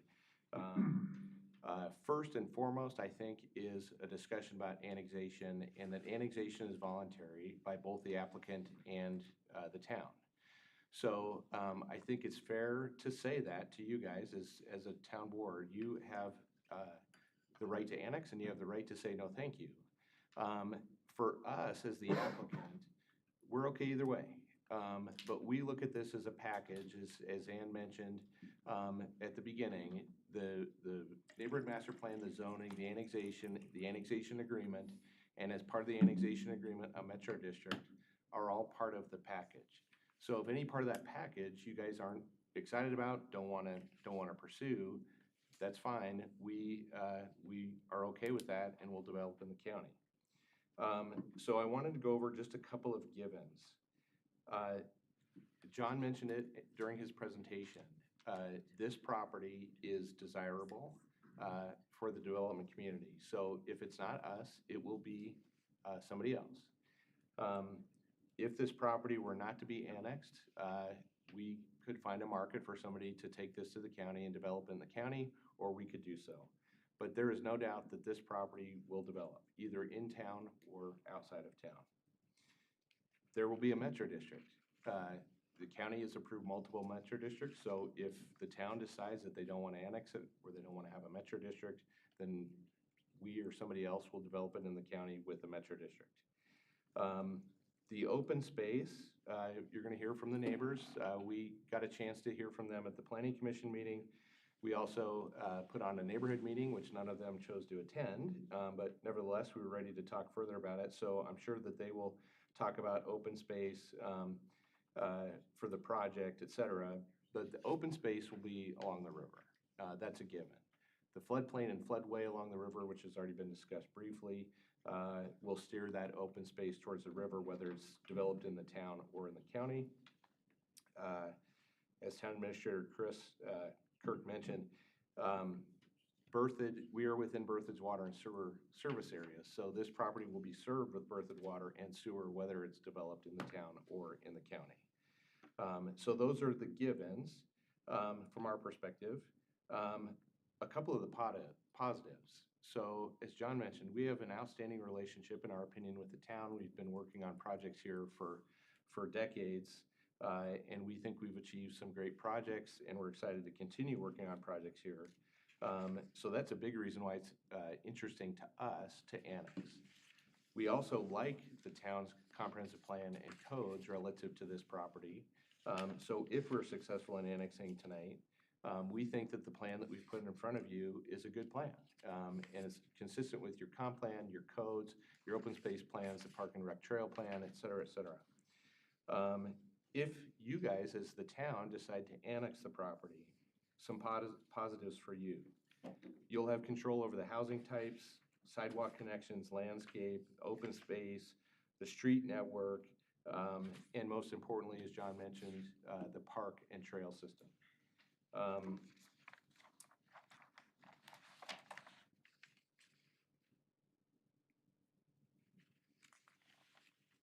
Sorry, I'm going to need a tutorial on how to advance here.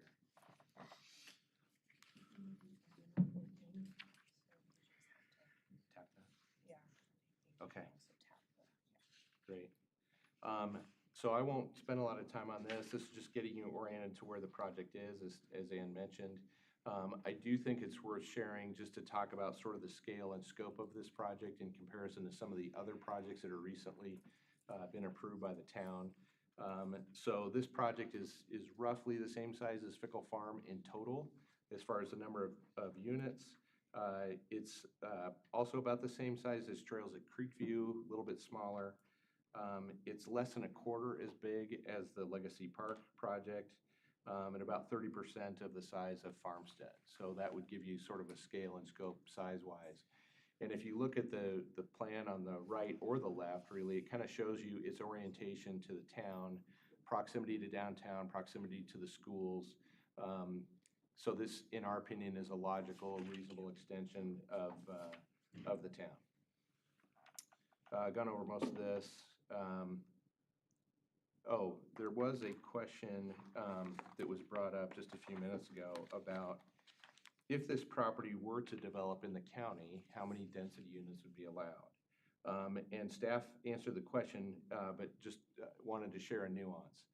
So the county did a code amendment about 3 years ago, maybe 4 years ago. Tom might know exactly when, but just in the last few years, which effectively quadrupled the allowed density in the county on properties like this that are served by sanitary sewer.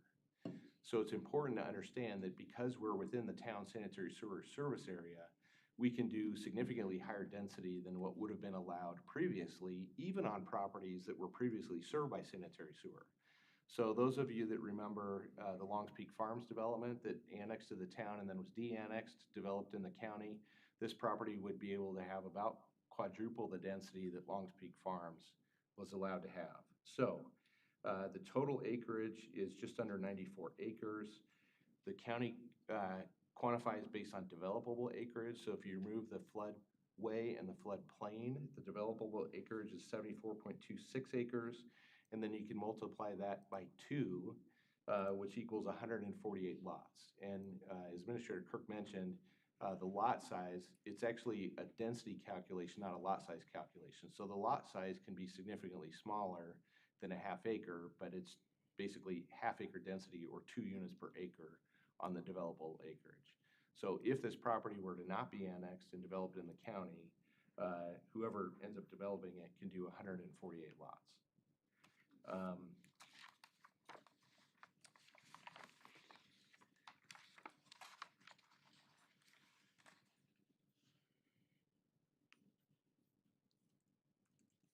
There was a question that came up about the flood fringe. So there's sort of 3 on that map that the town planner showed. There's sort of 3 layers of flood. The floodway, floodplain, and then the flood fringe. So there's no development allowed in the floodway. You can develop some things in the floodplain, but housing is discouraged in the floodplain. The flood fringe, housing can be developed in the flood fringe, but, and I'm sure I'm going to get this terminology wrong, but community facilities. So fire stations, hospitals, police stations, those sorts of services, hospitals, et cetera, I might have said that, cannot be located in the flood fringe. So we are planning on, assuming that this property were to be annexed, and we did a plan similar to what we're showing you tonight, we would do a full-blown FEMA process, which is called a CLOMER-LOMER. And so that basically maps with specificity, as Administrator Kirk mentioned, the floodway and more specifically floodplain and flood fringe. We know that this was recently remapped in 2013. We think it's much more accurate now than it was prior to that. But as Administrator Kirk mentioned, there are some nuances when you get into site-specific development, where when they develop these floodplain maps, it's over, dozens of miles at a time. So we are planning on doing some minor cuts and fills in the floodplain that would be presented to FEMA through the full LOMER-CLOMER process, which takes about a year. But that would be part of our process as we move forward with platting, so that we know exactly where that line is, and we keep our development outside of that floodway line and floodplain line. As John mentioned, when we put this property under contract, actually prior to us closing on the property, we were informed by the town that the town was interested in purchasing a portion of it for open space. So we presented this plan both to Administrator Kirk and to the planning staff. We went through the full pre-application process. And our understanding is that a plan similar to this, or this plan itself, was shown to the board in executive session as part of the negotiation for the purchase. So you can see the plan that we had shown on the south side, which ended up being open space, and then the plan that we showed on the north, which is very similar to what we're showing you tonight. The biggest difference is we've just reduced the amount of density from what we showed you then.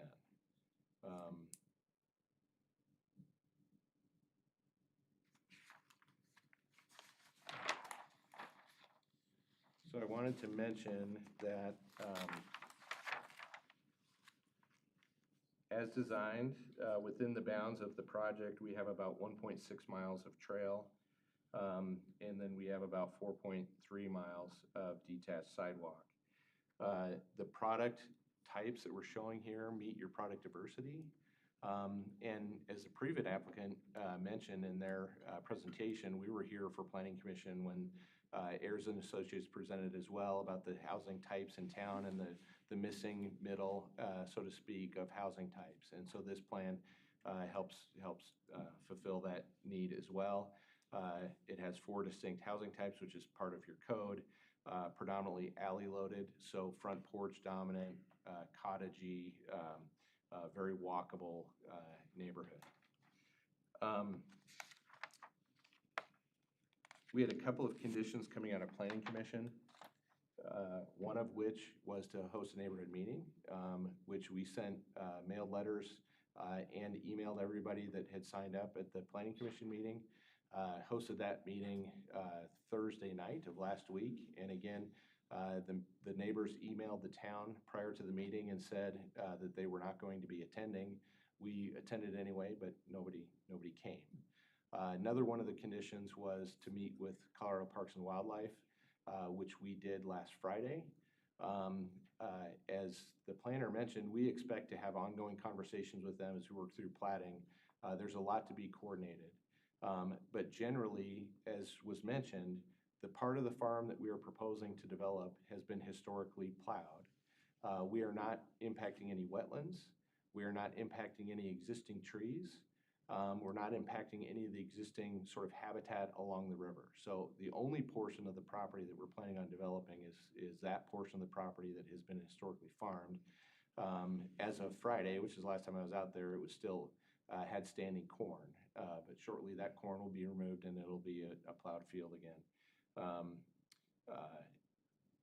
I think it should also be mentioned that the division or the Parks and Wildlife officer that I met with, his region is I-25 to the Continental Divide from Highway 60 to Highway 66. So this is basically in the heart or center of his of his area, very familiar with the Little Thompson River, very familiar with wildlife movement, skeptical that there is Preble's mice along the river. He has responded to the neighbor, and I think he's here tonight. We'll probably talk about that, to ask for any proof, evidence, et cetera, because he's very curious, because this isn't their normal habitat. But that said, as was mentioned by the town planner, if the Preble's jumping mice are in this area, they would be along the river, not in the plowed field. I think it should also be mentioned that one of their concerns is migration of deer and elk along the river. And that's a real problem for them, both for the wildlife safety and for humans. They've had a number of car accidents, including all the way out to I-25, where they've had serious injuries, where people have hit elk on the interstate. And so he's very concerned about trying to manage that through hunting to limit the amount of elk that are migrating through this, and deer, but primarily elk.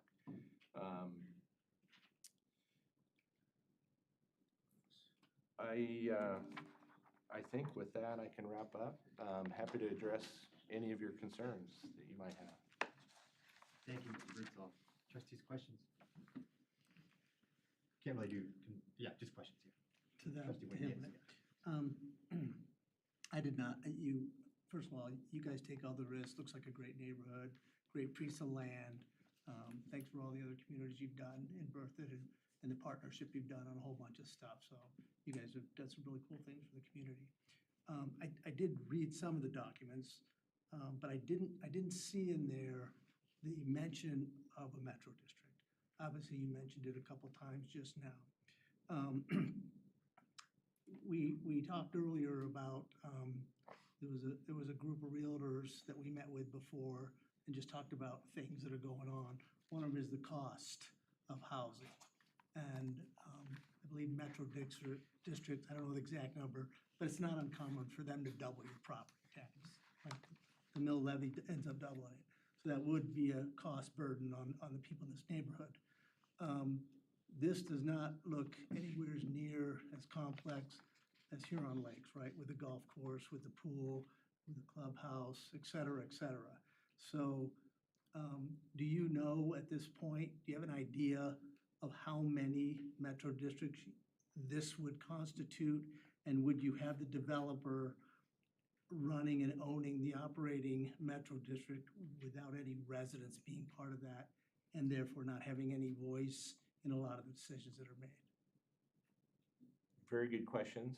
I'll try and answer all of them, so if I miss one, please let me know.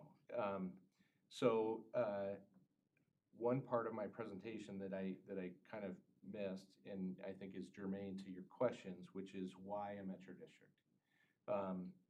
So it's a really critical finance tool when you're doing a project like this, where you have trails, parks, off-site roads, which may include a bridge improvement on County Road 6C, non-pot irrigation system, which the town is requesting that we do and that we're open to.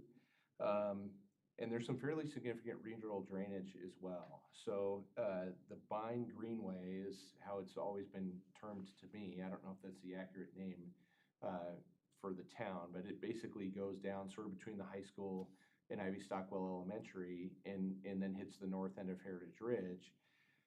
That comes under the railroad, or at least a portion of that drainage comes under the railroad and comes down First Street and would then pass along the front of this property.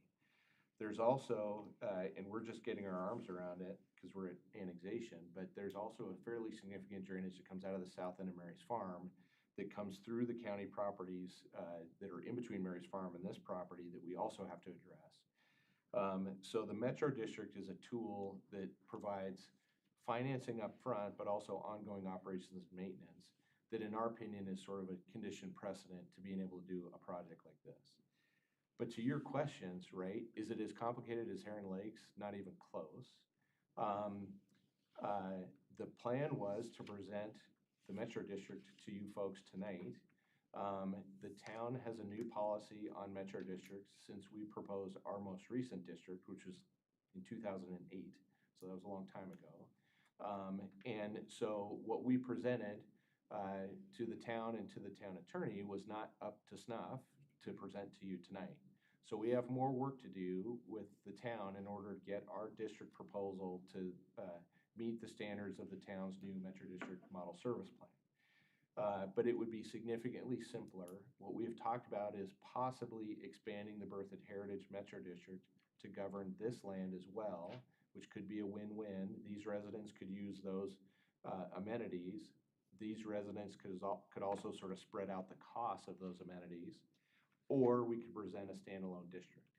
But in either case, it would be 2 districts for this property, and it would have some limitations that would be different than Heron Lake. So the control district relationship that you have at Heron, which I know you don't love, it would be different here. So these districts would be able to opt out of that control district if they so chose. So more to come, but that would be part of our follow-up. And what we talked with our attorney about is presenting that Metro District proposal at the same time we bring forward the annexation agreement. So, let me ask you a question. Yeah. So as we're sitting here tonight and we're going to potentially approve it, where does that put our process from a cadence standpoint on doing the Metro District as part of it? Is everybody sort of agreeing that if we do that, it's to be reviewed yet and could be modified or whatever? That's a great question, and I would love to kind of share what I think and then have the town staff weigh in and say whether they would agree. As was presented, so we think the order of things tonight is neighborhood master plan. If the town approves the neighborhood master plan, then the zoning would be approved and then the annexation. But the neighborhood master plan and the zoning would be contingent upon the annexation being approved. From our perspective, the annexation would be contingent upon the annexation agreement and the Metro District. And so even though approved tonight, we would not finalize signatures and recording of the annexation or the zoning or the neighborhood master plan until we were able to come back to you with the annexation agreement and the Metro District. So if at that point, at a future meeting, if we can't come to terms on the annexation agreement and the Metro District, then basically everything would unwind and we would not be annexed. That's at least how thank we you. see it. And if I have that wrong, please. We see it the same way. Okay. Thank you, good answer. Other questions? And if I may just address one point, I think kind of got brought up. I don't know that this was a direct question, but the service plan review policy the town board approved a few years ago requires a neighborhood master plan approval prior to submittal. So this is a necessary step prior to a Metro District being proposed. Neighborhood master plan has to be in effect. Okay. Next to the river here, I'm assuming those units are not going to be reversed. Like the previous conversation, we were talking about trails and not wanting to look at people's backyards, but in this case, that would be the situation, right? Yeah, and we don't know how else to design it because you don't really want an alley on your open space either. And so we think, having the home backing to that with a backyard with a fence, where you're basically containing the neighborhood, where you don't have vehicles, et cetera, sort of directly adjacent to the open space is the best design. But if there's suggestions, we're open-minded. Okay, thank you.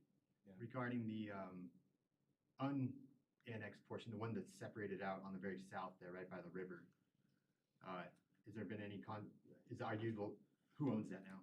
We do. Okay. Yeah, and so the plan, sorry to interrupt, but so the plan would be to annex that, but it's not part of this neighborhood master plan. Right. So that's the historic farmstead. Our plan would be to annex that tonight. It would be zoned ag, and the plan is to keep it basically in its existing condition. The sister, one of the sisters that own the property that we bought it from just vacated just in the last day. And so our plan would be to rent that home in the short term until we get all of our engineering figured out, make sure we don't need an easement or something across that property to make all of our other things work, and then we would put that on the market and sell it, with the idea to keep it unchanged. How many acres is that? I think it's just over 8. And it really is, I don't know if you've had a chance to drive by it, but it really is sort of a quintessential cute farmstead. You know, whiteout buildings and the little farmhouse, and very, very well kept, as is the rest of the farm. And again, if you haven't had the chance to walk that property yet, the river that you guys own a portion of and we own a portion of is fantastic. There was very little work done over the 60+ years that this family owned it. Some protection of like sharp corners of the banks where erosion was happening, where they had some riprap that they protected. But just here or there, and really that is untouched property, huge mature trees, absolutely beautiful. So you guys bought a fantastic property. So in regards to it's the farmstead historic property, does that dotted line mean a trail connection then? That gray line on the south end? I guess what I'm trying to get at is. I think that's the river, is the gray line. Above it, The little dotted, I oh, think that's that's floodplain. floodplain. Thanks. Yeah. So I guess what I'm getting, is there any plan to have the plan, like eventually to have the trail go through this separate property? Well, at the risk of droning on, I might move on to, so I was gonna use this, if questions came up about this or about wildlife movement or open space, et cetera, like, is the open space, right? In other words, did the town buy the right property? When you guys looked at that plan and there was development to the north and development to the south, and you guys preserved the property to the south, was that the right move? And so we put together this exhibit.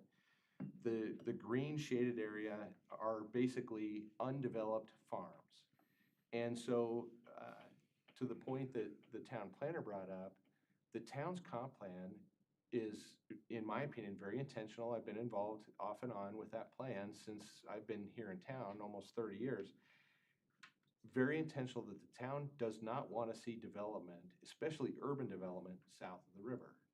And so if you look at the open space corridor and contiguous agricultural land south of the river, whether it's through infrastructure limitations, intentional planning, market conditions, maybe all of those combined, what your comp plan is asking for is happening.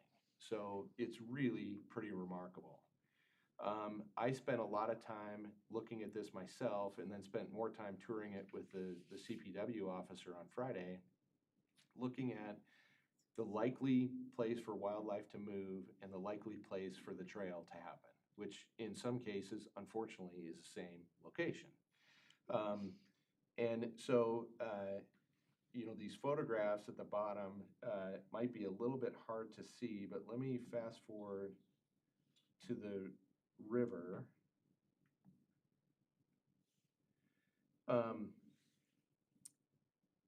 So as the town planner mentioned, when you're on the developed part of this property, what we're showing is development, and you're looking west, and if you imagine you're an elk or a deer or somebody on a trail, same thing. How do I get from here to the west? And the beautiful thing is there's an elevated bridge where the First Street and County Road 15 crosses the river, and there's also an elevated bridge where the railroad crosses the river.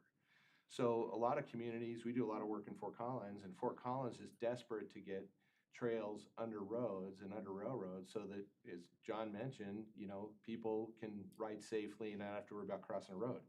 The crossing already exists, so it's going to be relatively or very easy for the town to take a trail from the south side of the river, south of the historic farmstead, under First Street, County Road 15, under the railroad, and head west.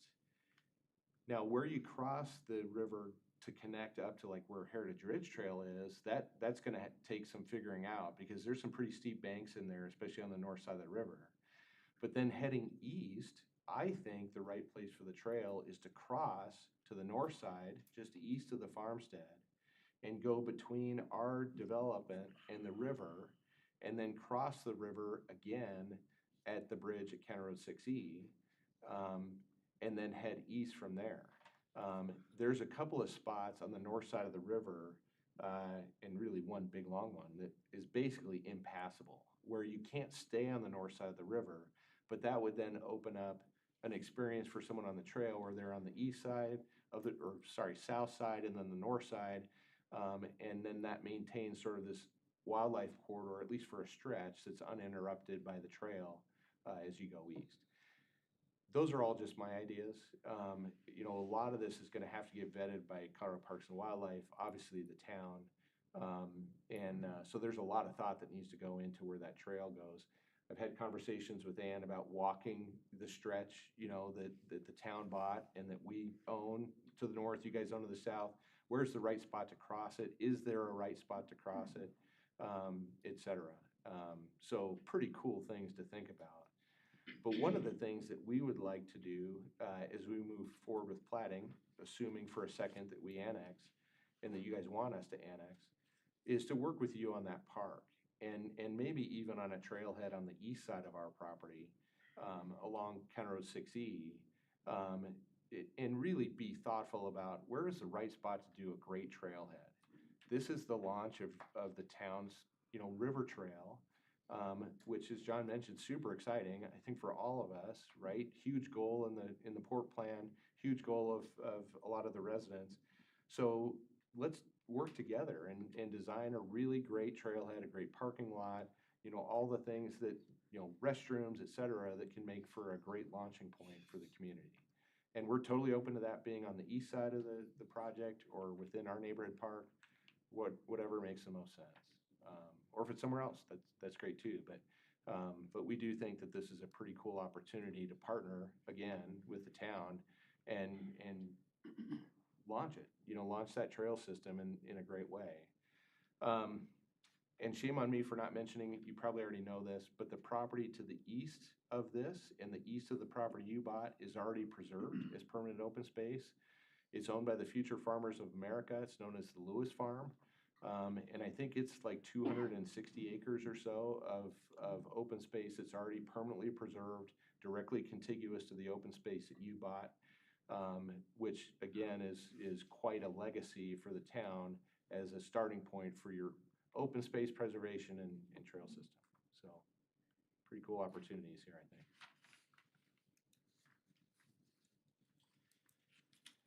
At the risk of just sounding really dumb, so that property that we're talking about, the historic farmstead property, the trail is going to the north of that, right? Well, to be determined, Mayor. It's a great question. Because what I'm getting at is why does it loop up? If you own the other property, can we just still have it follow the river? So the river is south of the farmstead. Right. Yep. So if you follow the river, you would be south of the farmstead. And so that would be a potential, is you just start on the south and stay on the south side of the river and not cross to the north. Absolutely, that could work. Yeah, if you're on the south side of the river, you're not touching, it doesn't look like this farmstead, but if you're on the north side, you would be on through the farmstead. It looks like. Yeah, and in this again, picture. you know, I think it would be very difficult to put the trail in that location on the north side of the river. Okay. I think, you know, especially as you head towards First Street and towards the railroad, you're gonna want that trail to be on the south side of the river. There's a pretty wide flat spot between the river and the embankment that goes up to the bridge. On the south side is probably 40 feet wide, I would guess, something like that. And then on the north side, the embankment goes right to the river. There is no space, like wildlife or a trail couldn't fit between the river and the embankment on the north side of the river. So when you get to those locations, I think it's, at least in my opinion, it's very clear that the trail would be on the south side of the river. Yeah. Okay, I get it now. I mean, this is the river here, right? Yeah. Yeah, okay, so it is, the farmstead's on the, yeah, okay. And you're just saying there's no room between the farmstead and the river? Very little room, and there's a historic fence, which obviously could be modified, but there's a fence that basically goes around the farmstead that effectively touches the bank of the river. So without modification, you couldn't get it through there. And then once you get to First Street, you're gonna wanna be on the south side of the river, in that location.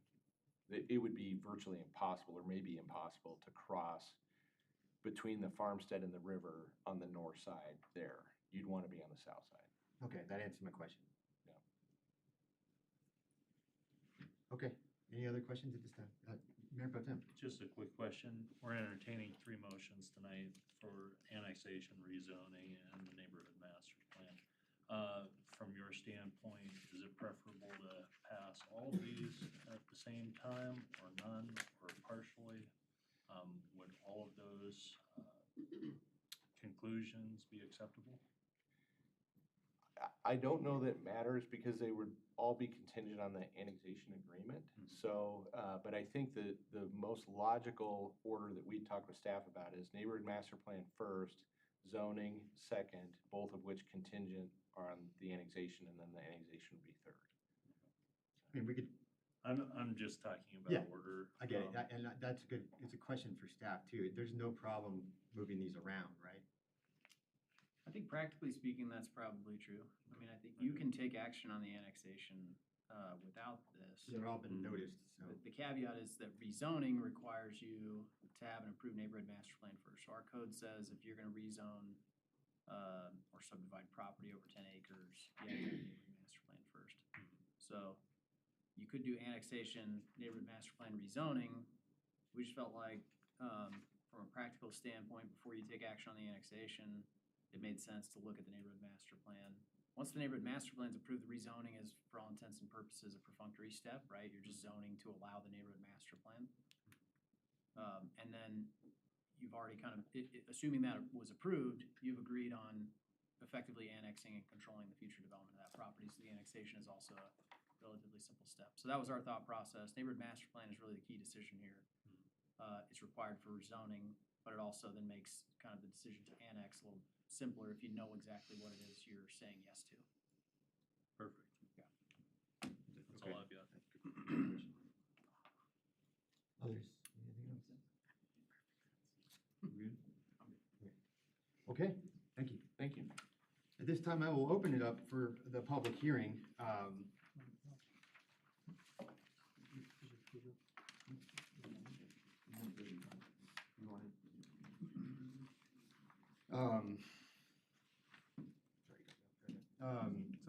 Okay. So, sorry, thanks. Opening it up to the public here, and I assume some of you folks, or many of you have had this talk to with the Planning Commission, and heard Ann say this before too, but I think especially with a big group like this, it's easy to get heated, and if we could all be civil. So please no applauding, no booing, that sort of stuff. If we keep the comments to 3 minutes or less, and when you come up front, if you can state your name and address. Thank you. Okay, also I'll start off the first one, and this will be Mr. Rick Stover. And even though you have stated your name and address already, if you could also do it for the record, thank you. First of all, I want to thank you for listening to us. And my name is Richard Stoner, Rick Stoner. I live at 33 Spring Hill Lane. It's right there at the end of your map there. The road is going to bump right up across my property there. The map also shows other entries on there. And I'm really concerned. I'm really concerned about the wildlife that exists in that valley. And I want to ask you, did you receive in your packets my submission to the Planning Commission trustees 2 weeks ago about the Preble mouse and the burl toad? And we have done studies ourselves on the north side of that road where these endangered species live, the Preble mouse and the burrell toad in mass quantity live on that side, the north side of 6C. They go into that valley for the habitat to feed. And the other thing is that geese land, thousands of geese land in that valley.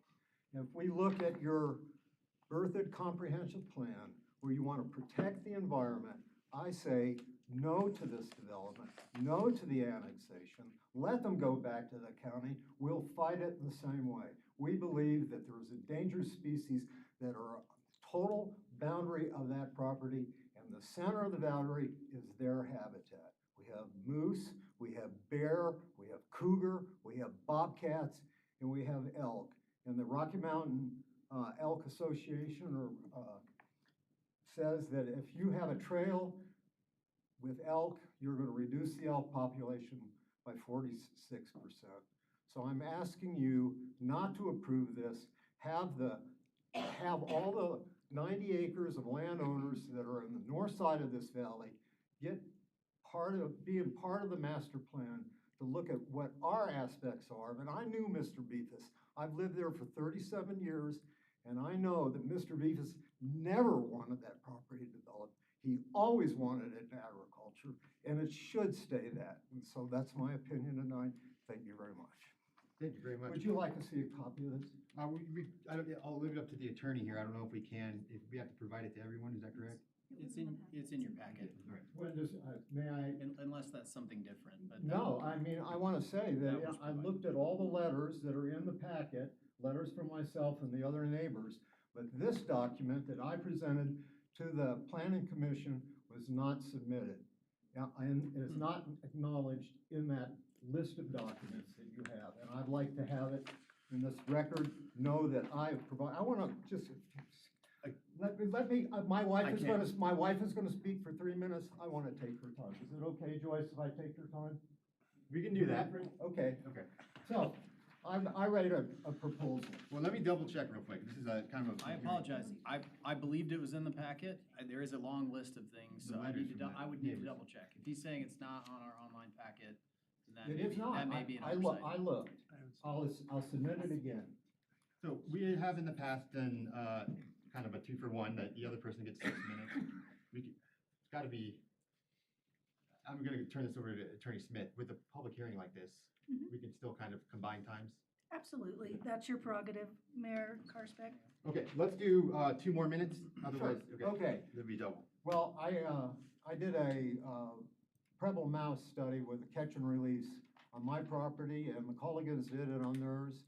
And we found Preble mouse within 2 days of putting the trap out. 14 hours. In 2 days, I found Preble mouse right by the road, right by where the irrigation ditch is. Those mice go across the road. That valley down there has had grass, grains, wheat in it. Those mice feed off of that. We have the boreal toad that we found. We presented that to the board. We believe this is an ecological disaster for Berthoud. And if you want to keep the preservation of the garden spot of Colorado, leave this alone. Leave this in agricultural land and do whatever you want to do on the upper hill dry land. But that's where any housing should be, not where the environment of this beautiful valley that we live in, it should not be disturbed, and that's my point. Thank you very much. Thank you, sir.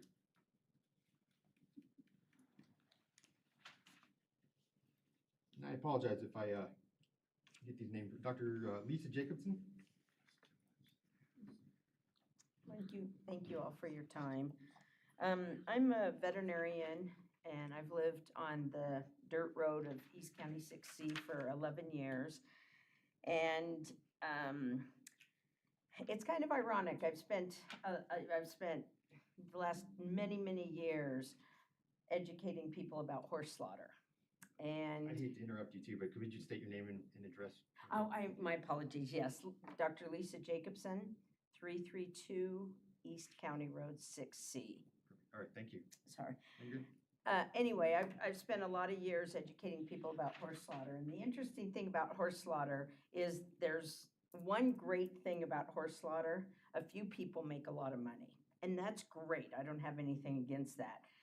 But there's absolutely zero benefit for the animal, for the horses. And it's ironic because I find myself now in the same situation. I'm up against a huge money project, and the town of Berthoud stands to make a lot of money. The developers stand to make a lot of money, and that's great. I'm not against that. However, these animals who have no voice are wiped out. And yeah, their numbers are gonna be greatly diminished and perhaps completely wiped out. We live across from that land. We see the animals. With respect to the developer, he said he just spent the afternoon there and he's walked the river and that type of thing, and that's terrific. I'm so glad he appreciates all that land. But we live there. We see the moose and the elk and the deer and the bear and the large cats. We know that the Preble mouse and the Burrell toads are on our properties, which are, I mean, we were told our buildings are at least 400 feet from the north property line of the development. So those animals are coming across the farmed land up to our place. And yes, that's all farmed land, but farmed land is extremely different than a really intense housing development as far as the animals are concerned. And it's just extraordinary to me. We've got this area that's honestly the 90-something acres that this proposed development is going on is honestly like a small Rocky Mountain National Park. I mean, oh my God, you guys, I watched there will, in a week or two, there's gonna be thousands of geese down there, thousands of geese. They fly right over our houses. There's blue heron down there. There's owls. There's lots of birds of prey, eagles, hawks. And it's just absolutely sickening to me that this area is going to be destroyed for the animal habitat. I know I'm a bleeding heart, but the animal habitat is kind of important, and especially for future generations. I mean, I've seen tons of elk and deer and bear in my life, but that's going to be destroyed. And I think that I think that the town of Berthoud and the developer has a great opportunity to take this amazing area and, I mean, we are the garden spot, so take this amazing area. Hit the 3-minute mark. Okay, but take this amazing area and hopefully develop it in a way that people can enjoy it instead of it being a housing development. Thank you very much. I would like this development stopped, please. Appreciate it. Thank you for coming up. Next, Emily Harrison. Hi, I'm at 840 East County Road 6C. Okay, Emily. I came and wasn't prepared the first time, and to address everything that we are trying to address, and being county residents, it felt really new to have to sort of speed up understanding the master plan and the processes. So what I think having these 3-minute testimonies end up being is not as much of a presentation as, say, like the developer can provide.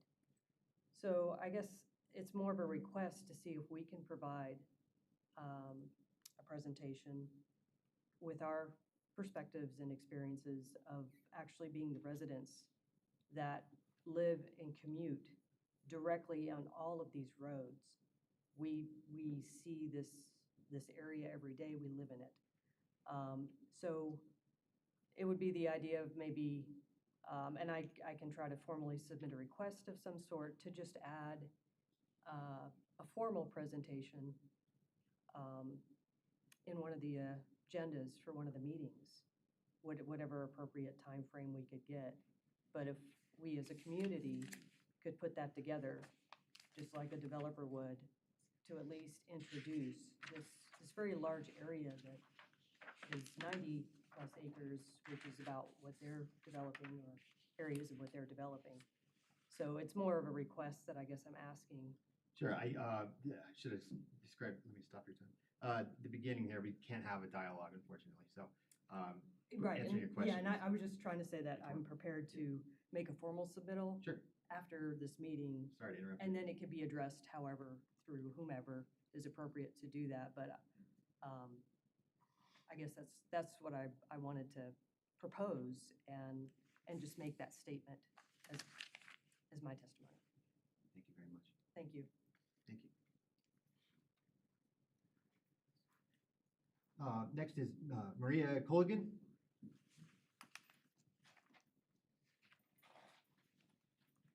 Good evening. I'm Maria Culligan. I reside at 222 Spring Hill Lane. And it's on the. Could you say that again? I'm sorry. 222 Spring Hill Lane. Okay. Yes, and our, we're right by the Stoners, Rick Stoner, and our south end of property touches the 6C corridor there. I'm just here to express concern about the proposed development near properties and to advocate for responsible planning that prioritizes both environmental conservation and preservation of our town's agricultural heritage. On the first presentation, Anne had mentioned the Berthoud's vision is part of a rural, having the rural character, and that's kind of going away with all of the additions of these really dense populated areas. We have already added, we're adding Ludlow Farms, Farmstead 2, the Fickle Farms. All of these are within the Ivy Stockwell Elementary, and I volunteer there. They're packed. There's like, some of the classes have about 30 kids, some of them have 24. So per the district, maximum amount is 42 students in one class. I feel like that decreases our children's quality of life and education, thus affecting our community. If we have a strong education, good rec centers, good libraries, that all improves our quality of life. This will not improve our quality of life. It's just too dense in this area. North of this area, it's about 90 plus acres. We have small farmsteads. We have that rural character that still exists. We have small farms, livestock, bees. East of us, we have that FFA property, and then south, you'll have that preserved. So in that little donut hole, you have 416 properties. It just doesn't make sense. I'm for smart planning, smart development. This just doesn't seem to fit within our rural community over there. We're not going anywhere. These neighbors were all here. We're not going anywhere. We're not gonna sell our properties and that's not gonna be developed, you know. So we just want to maintain our cultural heritage here in Berthoud, known as the Garden Spot.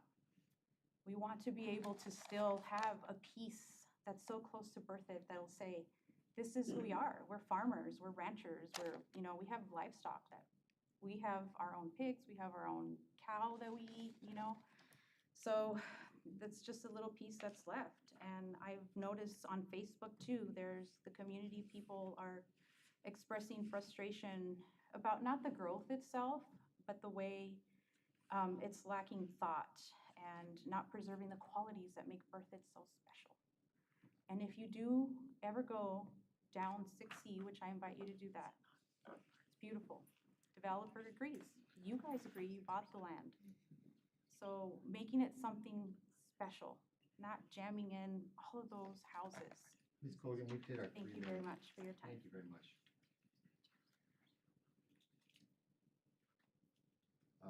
Next is Emmett Colgan.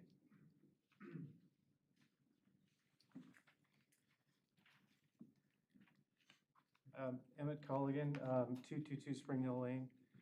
I'm Maria's husband, and thanks for the opportunity to speak to you. We have a 20-acre property up there, and I wrote a long kind of proposal on this, but I just want to say that if you look north of this, we've got all these bigger properties. If you look south, you guys own the property.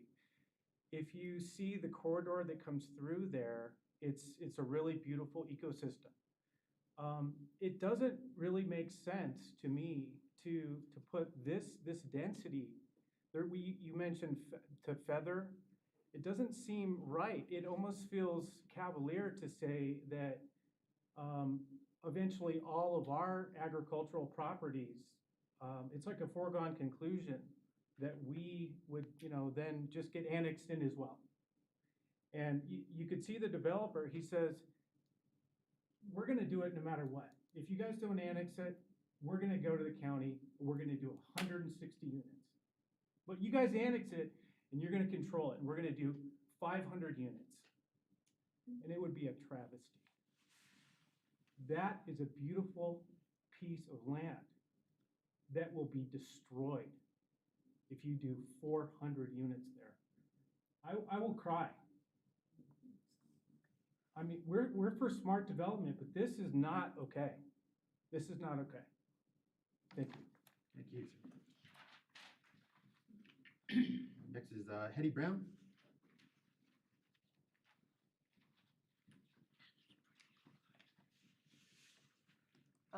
Good evening. Thank you for allowing comments.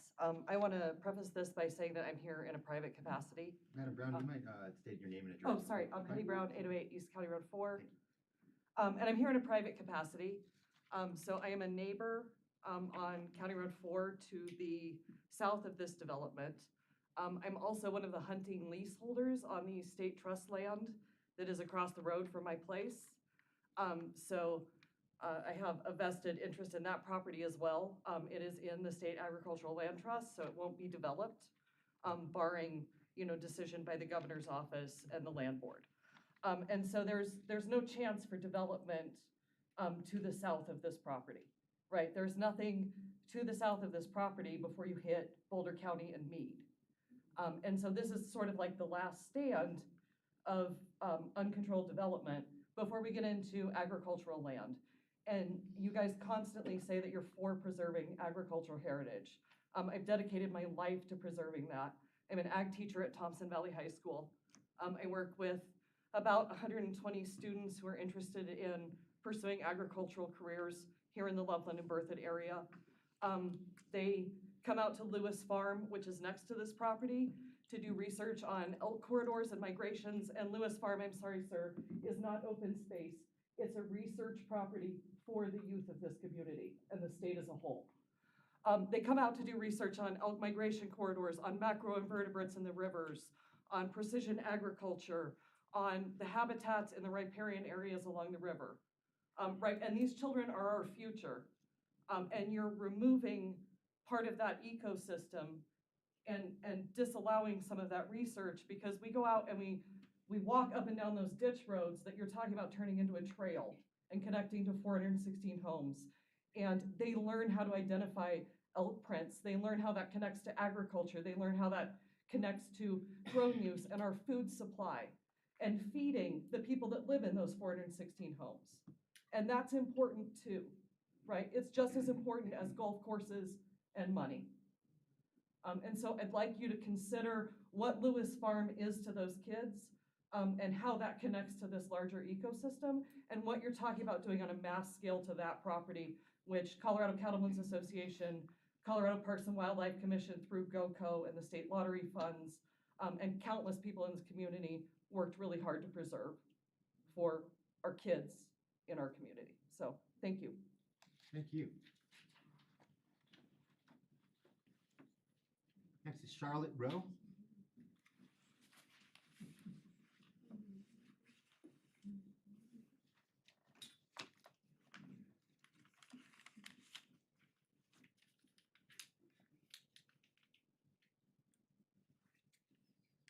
Can you hear me okay? Very good. So my name is Charlotte Rowe. My husband and I live on 1621 South County Road 13, right on the corner of 4E and County Line Road. And thank you for the opportunity to speak. I heard a number of comments about neighbors' meetings. Hearing about this meeting and the chance to give public comment was the first time that I ever knew of that. So I think we have a lot more work to do in terms of engaging the public and looking at what kind of planning you're really engaged in. It took more than an hour before we even heard that there was wildlife in this beautiful area. I did hear Mr. Turner say how gorgeous it is, but I'm with those who say that what is being planned is a travesty. To put 416 units on 93 acres.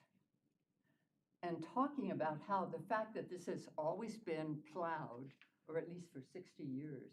I've been to that property. I've talked with the Beefuses. We live on a very tiny farm ourselves, 5 acres. When you plow, you're not destroying the wildlife. The wildlife know what to do about it. And when I heard that there was an endangered species and a threatened species, the Prebis meadows jumping mouse is simply an amazing thing. I wish we could see pictures of him, those that haven't.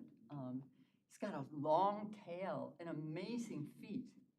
And I heard somebody say, in defending the development, that, well, they're only along the river. That's not true. Our neighbors along 60 have trapped those, doing live trapping, and they can show them to you. They have contacted Colorado Parks and Wildlife about the boreal toad, which we may even have one on our property. Now that I'm aware of what they look like. We call him the grandfather. He's about that big. And I don't know how many years he's lived, but he would not like to live to hear this. When we moved to the Berthoud area, my husband and I and our family came back to Colorado. It was a beautiful, beautiful space all around. It was a small town. I know from your plans that you intend to preserve the rural character. That is not happening. What we've seen in the 11 years we've been in this community is urban blight. All of the developments that have gone up have been cookie cutter houses, going up to the sky. They have no relationship to the environment, no relationship whatsoever. We've hit our 3 minutes. Okay, so I asked you to vote against this annexation, and if this is taken up in a different form, no density Ms. of Rowe, the we've hit our kind 3 that is minutes. I'm imagined sorry. should take The place. public comments Thank over. you. Thank you. Next is, Mayor? yes. Sorry to bother you. Yes. I'd like to extend the meeting until 10:15. Okay, is there a second? Second. All those in favor say aye. Aye. Any opposed? Okay, next, Brad Cook. Thank you.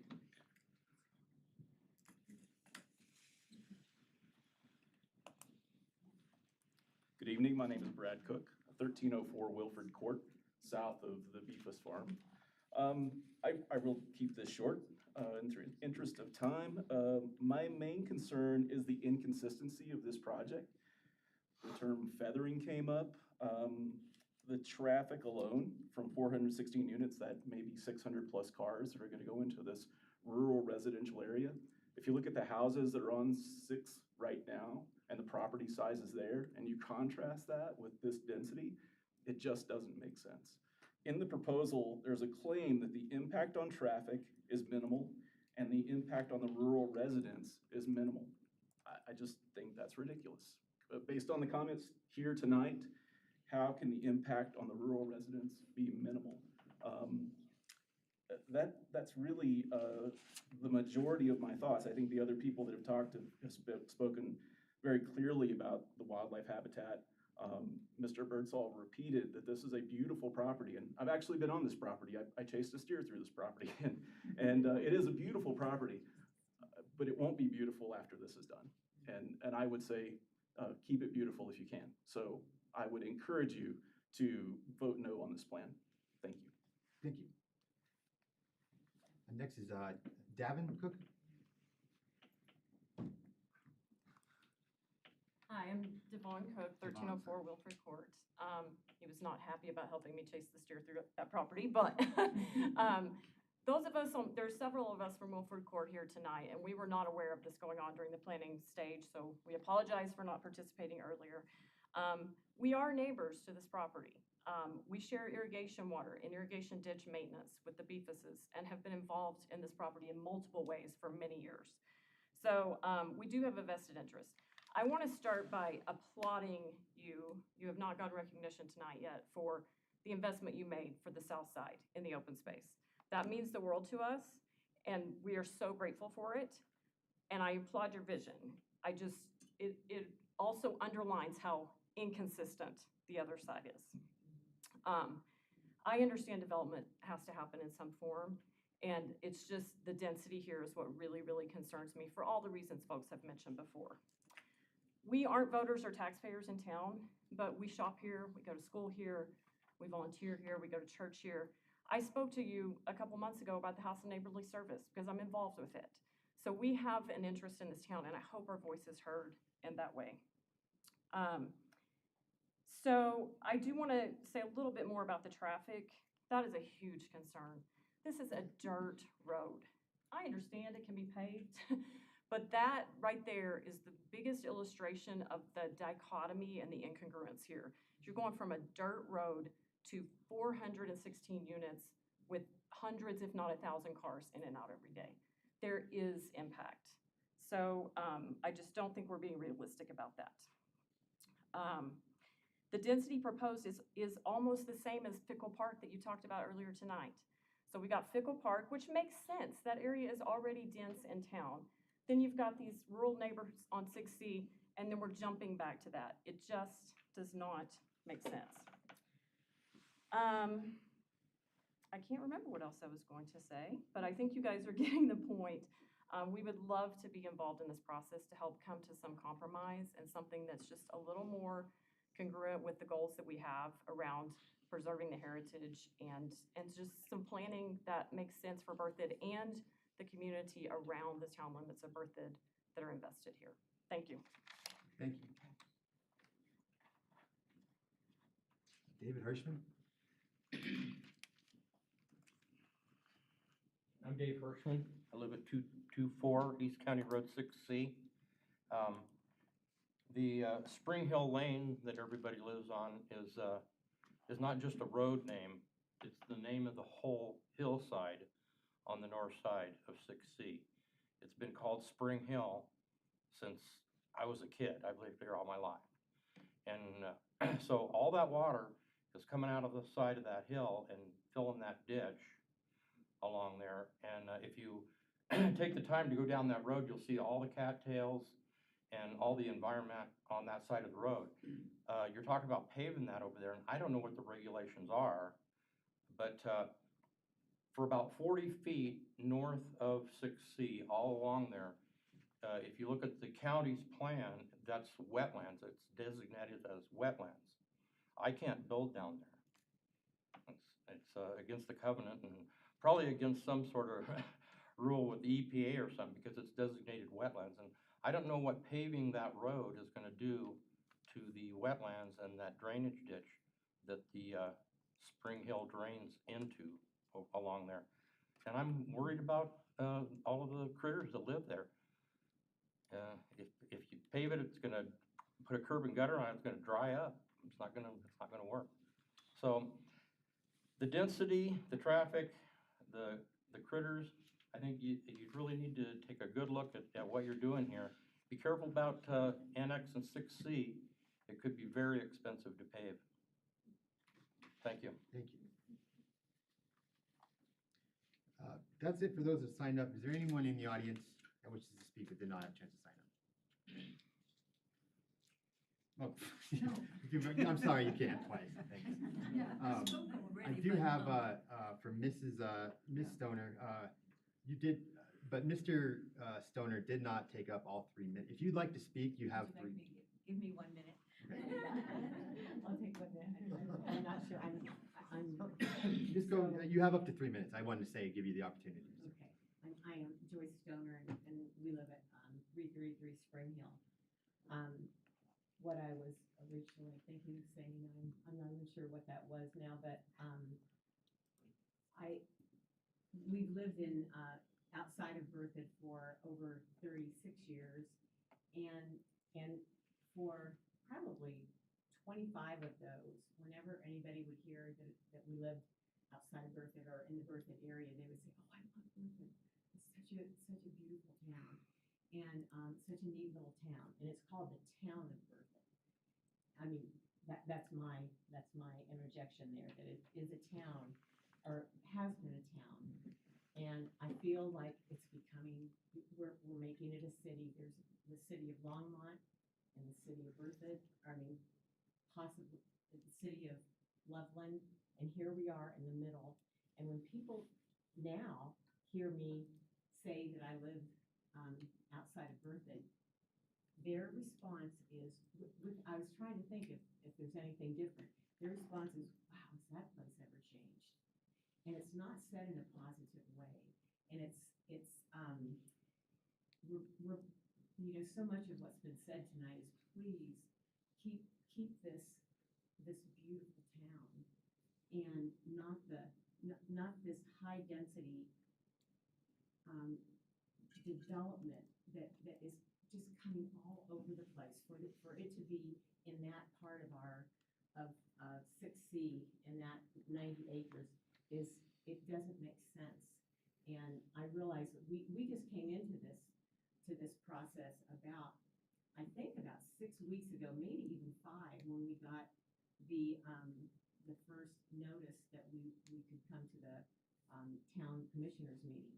And obviously, this has been going on for a long time. It's not like we're ignorant that we didn't know that farm was being sold, but to have so much work done on it and have not, and to give us 3 minutes at 2 different meetings is just so incongruent. And also, by the way, several people mentioned that we had been invited to a meeting on last Tuesday.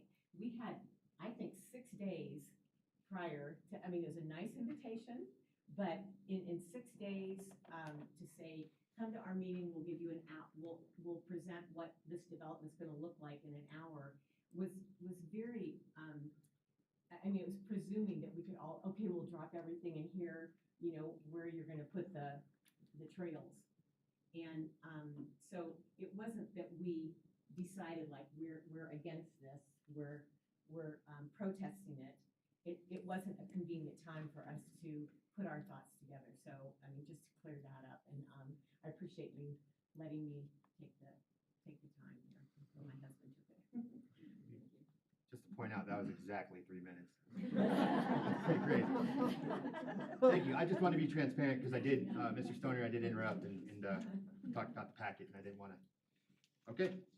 Clerk, is there anyone online?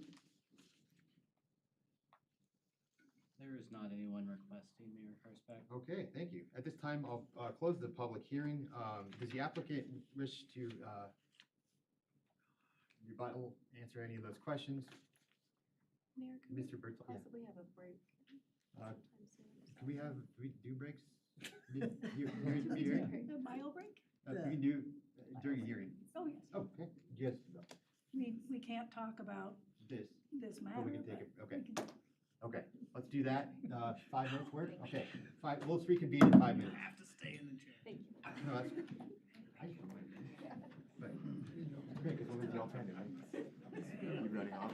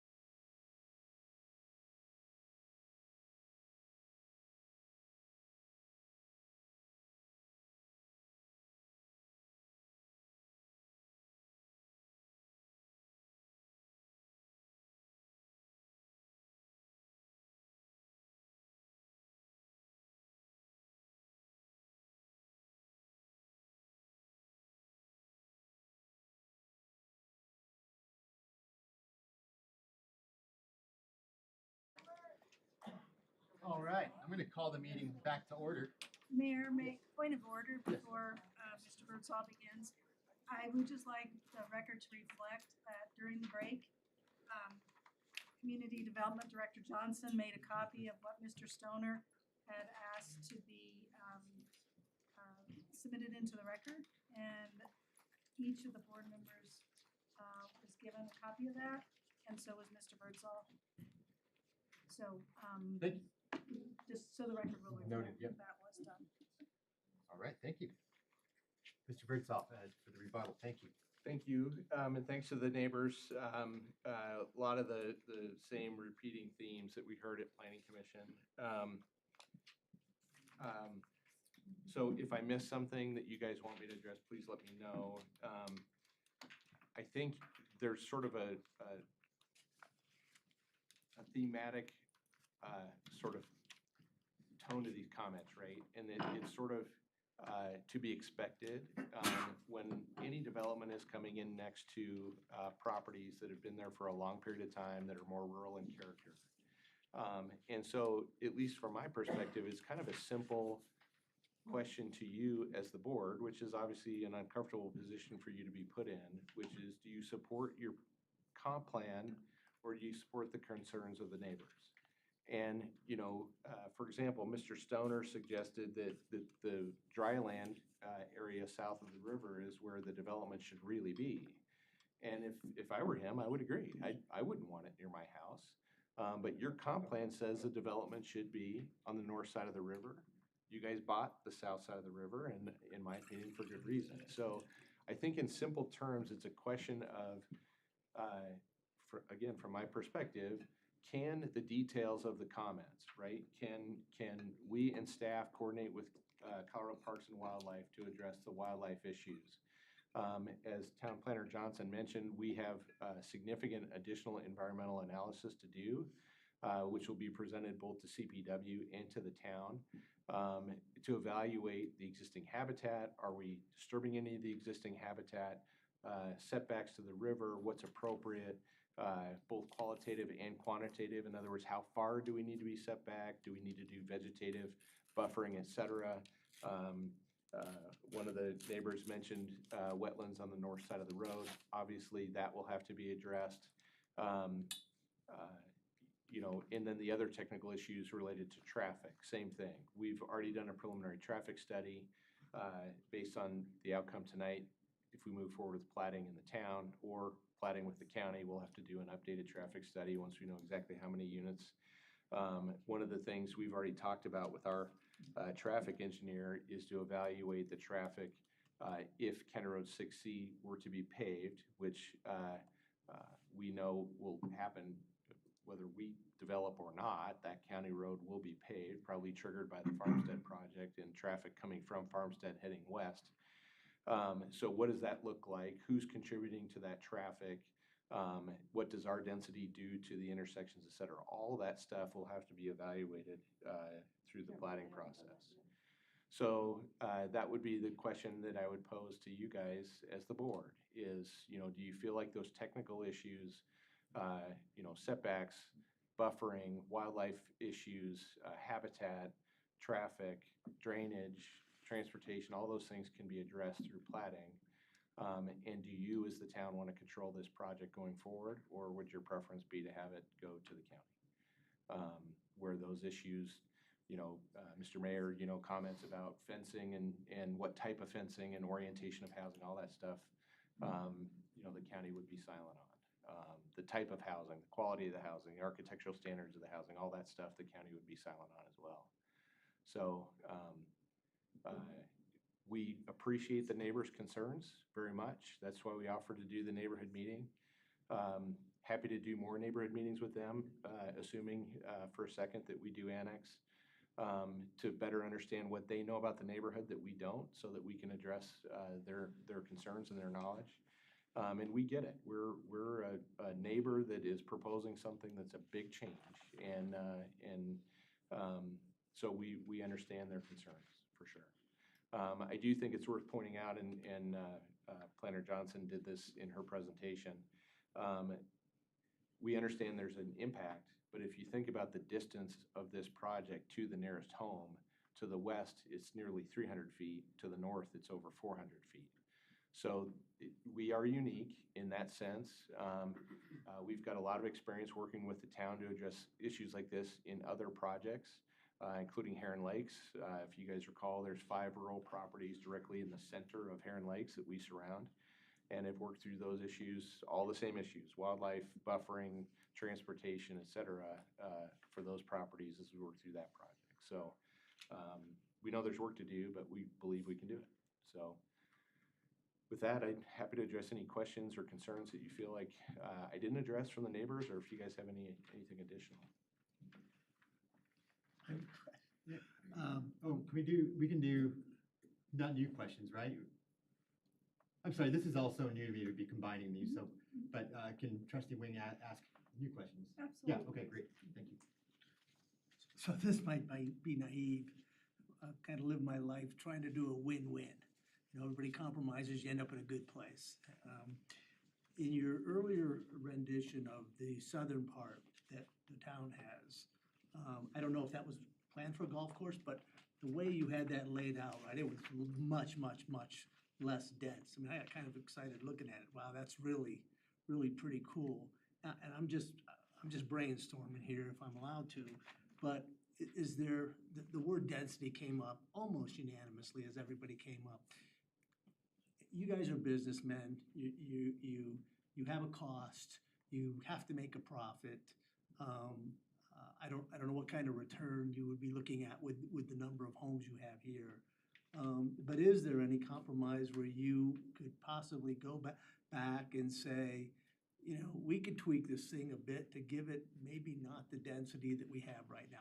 I don't know that's in the stars. Just as I listen to all these people, and I know what you guys want to accomplish, you know, maybe it's black and white, no, there's nothing we could do, or maybe there's, you know what, some of the areas that they think are really sensitive, we could make that more green space. I'm just looking for a win-win, and it may not exist. Great question. So that question is complicated. The answer to that question is complicated. The question is straightforward. The answer to that question is complicated because, you know, let me put on my developer hat for a second and talk about the finances of the developer, right? So, and then our ability or requirement to meet the town's codes and policies. So we have to have 4 distinct housing types. And in order to meet that, you have to do a lot of alley-loaded product and at least some attached product. So some of that density is built in. Now, we could create some density reduction here, but the question is, does that achieve what the neighbors want? The neighbors, I mean, I don't want to speak for them, I can't, but my sense is, based on the theme of the comments, is they don't want the project to happen at all. And there was even a comment like, hey, town, turn this down so they can go to the county, and then we'll try and get the county to turn them down too, which obviously won't happen because we have an underlying land use right. However, that I think is the answer for them is, like, let's reduce the density by 10%. Let's reduce it by 20%. The impact on the wildlife, the impact on the neighbors is not going to change dramatically, right? The same area is going to be developed. Pardon me. You know, there will still be a dramatic increase in traffic, et cetera. So the impacts would be reduced somewhat, but not as much as they would like them to be reduced. So from a developer standpoint, you have to have a certain amount of density in order to pay for the improvements that are required by the town's code.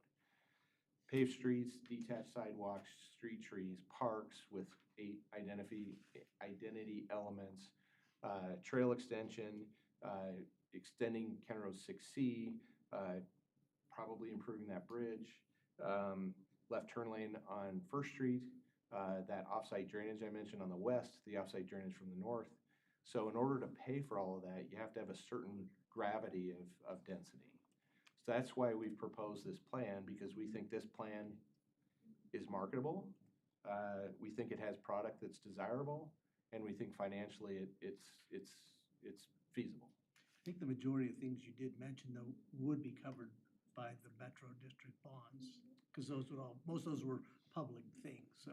Sure, but that bond is paid for by residents. So if you reduce the residents by 10% or 20%, then you have fewer people paying in, which makes it so you can't fund as much bond proceeds, which then limits the amount of public infrastructure you can pay for. Thank you. Other questions? I mean, I guess, I have I guess a similar question. Because it is, I mean, as Trustee Wing said, I mean, I understand you guys are trying to produce a product, right? And you're trying to work with us to make sure that that happens, et cetera. But I'm, you know, as the citizens have spoken up, I'm severely concerned about the density, right? And I understand that the density is inherent in some of those product types, and that's something that the town has specifically asked for from developers, is these different product types. But I'm having a hard time, I guess, comparing the difference between, I think you said the number was 148 county lots, right? I'm having a hard time reconciling the 148 county lots to the 416 town lots, right? So based on sort of on trustees' comment about compromise, right? So I'm trying to figure out how we can go through this process of negotiation, and if we could move forward. I mean, you guys are pretty certain about moving forward with the county if we don't end up annexing, right?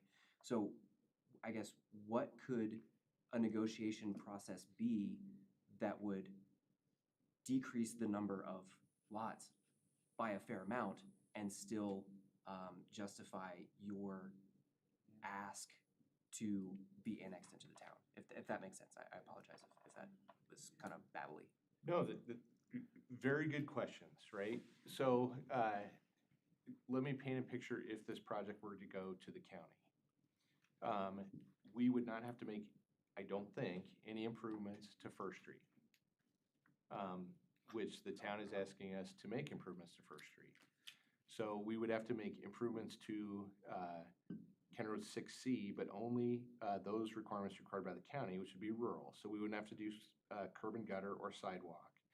Inside the development, we wouldn't have to do curb and gutter or sidewalk. We wouldn't have to build any trail. We wouldn't have to build any park improvements, which are significant. And then the off-site road improvements, we would only have to contribute that portion of our traffic. So I believe that would reduce our impacts, financial impacts, dramatically if that were the case. And we would still have the tool of the Metro District, so without having all of those urban improvements required. So, you know, it begins to get very complicated, right? If the town is saying, okay, well, we want you to reduce the density significantly, I don't know what that means. So if you were to say, well, if you were to reduce the density by 10%, what would you ask for in return? We might say, probably nothing. We could probably live with that. If you said 20%, we'd say, okay, well, maybe we don't improve County Road 6C to an urban road. Maybe that's a rural road. Or maybe the town takes on the obligation for the offsite improvements, like the bridge and the east section of County Road 6C, where that gets shared with the Farmstead project, which is impacting that road as well. So it begins to get a lot more complicated. Or maybe the town takes on the neighborhood park requirement. We provide the space and the town takes that on, and that becomes part of their trailhead project and trail launch. So it's a complicated discussion, totally open to having it.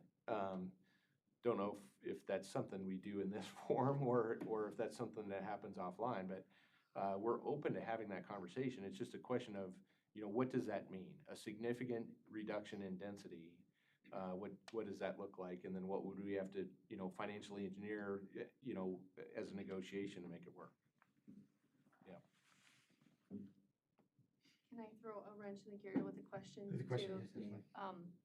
Just speaking of being creative and finding solutions, could we even entertain going back to the original thought of this being golf course related activities? Well, you guys bought the land that was where the golf course would be.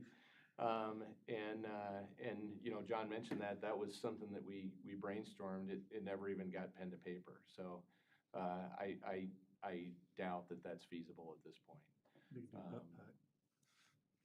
Yeah. Just thought I would ask. Yeah, it's a good question. Other questions? Mayor Karsbeck, one thing that I think may be of interest to the board, I don't know if this came up during the discussion. If it did, I apologize. But maybe Mr. Birdsall could just talk about the distance from kind of the proposed back of lot lines to the river. It varies obviously along that corridor, but just kind of, you know, how much space are we talking about? It's difficult to see on the map. I mean, I think I have my estimates. I just don't want to speak on his behalf. I brought an exhibit, and I believe I have enough copies where everyone can have a copy, if we can enter that into the record. Just anticipating that this question might come up. So the exhibit that's gonna be handed to you shows that buffer area between the river and the back of our development, whether it's lots or the street, and what that distance looks like. And you know, I mean, it's a pretty significant open space, which doesn't really show up on our plan as well. I mean, the plan is more focused on the development and less on the open space.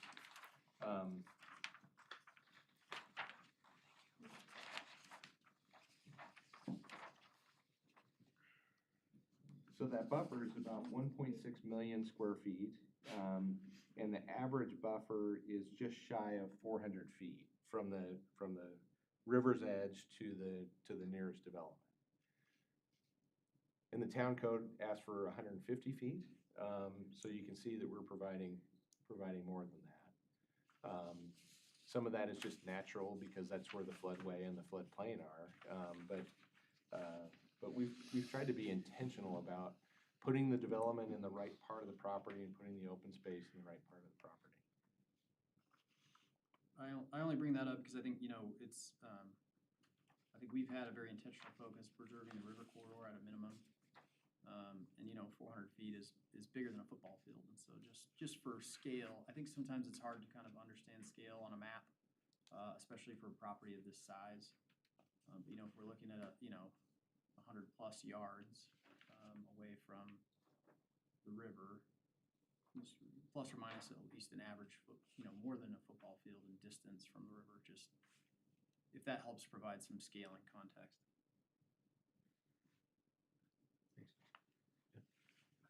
Thanks for bringing that up. Okay, other questions? I would share one other comment, and I understand density is important and of concern, especially for the neighbors, but it sounds like for the board as well. You know, one thing that we have heard over the last few years as Hammond Farm, Vantage, Rose Farm, et cetera, developed was, and we heard it from staff, not so much from new planning staff, but from prior planning staff, was do not in any scope of your imagination bring us 60-foot wide lots and a sea of them, like Vantage, like Hammond, like Prairie Star, like Rose Farm. We want diversity of housing. That's why the planning staff in the town developed the new code. We want more affordable or attainable housing. We want to have townhomes. We want to have duplexes. We want to have small, cottagey, alley-loaded homes. Predominant alley-loaded product. We want those front porches forward. We don't want garage-dominant housing on the front. All those things we heard. We want gridded streets. We want very walkable communities. Again, all those things we heard, and that's why we brought this plan to you. I don't want to speak for staff, but I believe that this plan meets all of your comp plan requirements and all of the code requirements. I don't believe we're asking for any modifications to standards or variances. This plan is what your comp plan and code tells us to bring you. And if I may add one more piece from a review standpoint, I think it's important that we are clear that town staff, as we review, we're development neutral, right? The reality is, we are not in the revenue business as a town. That's not how the process works. But the town board and the community, through the comprehensive plan and other things, have established plans and codes that we try to review projects through that lens. And our goal is to tell you whether or not we think these projects meet the requirements that the town board has established, the community has established. In this case, we think the answer is yes. Now, I think there's a lot of debate about whether or not that was the right vision. Maybe that was the wrong vision. I'm not gonna argue that point. But the vision articulated in the comp plan was the river is the southern boundary of development for the foreseeable future, and maybe forever. People change, plans change. I appreciate the comment that, hey, maybe these properties will never redevelop north of this project. I can point to at least 3 or 4 other properties in town that are currently in the development process that are large 10, 15 acre county parcels that are looking to redevelop to sell and redevelop into more suburban or urban style of development. They're not down by the river. This is a unique environment. Again, not arguing all that, but those things do change over time. And every house in this town was on a farm at one point. Every lot has been subdivided out of a former large farm or parcel. And that process naturally occurs over time. The question for the town board is the project, at least as I see it, and I think as we see it as town staff, is this project consistent with the vision articulated by the town? And is that vision still applicable and appropriate today? And that's how we review it. Again, if this project doesn't happen, we still have a town to manage. Right? It doesn't make any difference, practically speaking. If it does, we need to make sure that it's developing in a way that the community said we want to see develop through our visionary plans, comprehensive plans, trails master plans, park master plans. We've spent a lot of time and money as a community over the last 10, 15, 20 years establishing those plans and those visions. So the question is, does the board feel like does this meet the vision of the town? Thanks. And if I might throw out a compromise, I don't know if this gets us there, but, a recognition of the housing that's directly on 6C is some of our smaller, single-family detached housing, willing to consider doing larger lots there. That could be at least a little bit of a compromise with the neighbors to the north. So that might be something that you could consider as a condition. Again, Would you say that again, Jim? I'm sorry. so I'm just thinking about the homes that front directly onto County Road 6C, which is the road to the north. Those are some of our smaller, single-family detached. So one idea might be, well, let's put a condition of approval on this plan to say, well, let's do some larger lots there. Let's do some lots that are obviously not consistent with the lots to the north because those lots are huge, but at least a nod to a little bit of consistency. And Every other or something like that? yeah, whatever you guys want to entertain, but we'd be open to that. All right. Any other questions? The applicant. Okay, thank you, Mr. Birdsall. Thank you. It's time to bring it back to the board for deliberation and consideration of these 4 different findings here. Mayor Karsbeck? Yes. Just to point out, you guys extended your meeting till 10:15 previously. If you wanted to go ahead and extend again. I think we could just say we will extend the meeting without setting a time limit on To it, the right? conclusion at this point, would you be okay? Okay. You want to do it? I move to extend the meeting until the conclusion of agenda item 7. Well, we got to Until do. after reports. Okay, thanks. Is there a second? All those in favor say aye. Aye. Any opposed? Thank you. Okay, how to do this, for as far as deliberation, breaking this out into chunks. See how this is proposed. I would propose it kind of backwards, which used to be forwards, which would be the annexation, and then going through that process to the neighborhood master plan. Anyone have any other suggestions on how to discuss this? I mean, we can do this any way, but the conversation tonight has been about all the above. So. To me, it seems like a package deal, like it's not broken up as much as, it's all, we are gonna come into agreement with the full package of all 4 items, not individually. Okay. So would it be all right if would it be all right if we, oh, okay, I see. Does that make sense? I Like, see. Our So- comment really should be inclusive of the entire scope of what we're approving tonight I see what you're saying. and the individual items within them, but Do we have any more discussion or are we done? No, we're discussing right now. Can I make a suggestion? Discuss. This is kind of how I've thought about this process. You know, I thought our plan of evaluating the neighborhood plan first was a great way to kind of look at this. My thinking's kind of reversed on like how we should look at approving this or not approving this. Currently, where I sit, I believe we could move forward with annexation tonight. That's my personal opinion. But I have really significant concerns from an environmental and wildlife standpoint right now. And my recommendation would be to table the neighborhood master plan until things such as, you know, the Falcon survey that was recommended by CPW. Most of my concerns revolve around the letter from CPW. The raptor nest survey on the site, the recommended 300-foot construction buffer, which neighborhood master plan has proposed homes in, along with contacting Fish and Wildlife Service on the Prebles Meadow Jumping Mouse and having them come out and take a look at this. I feel if the applicant would be willing to go forth and produce a report that they have made good efforts in good faith to reach out to these agencies and have them evaluate the site along, well, that would be the primary ask I would have in tabling that item.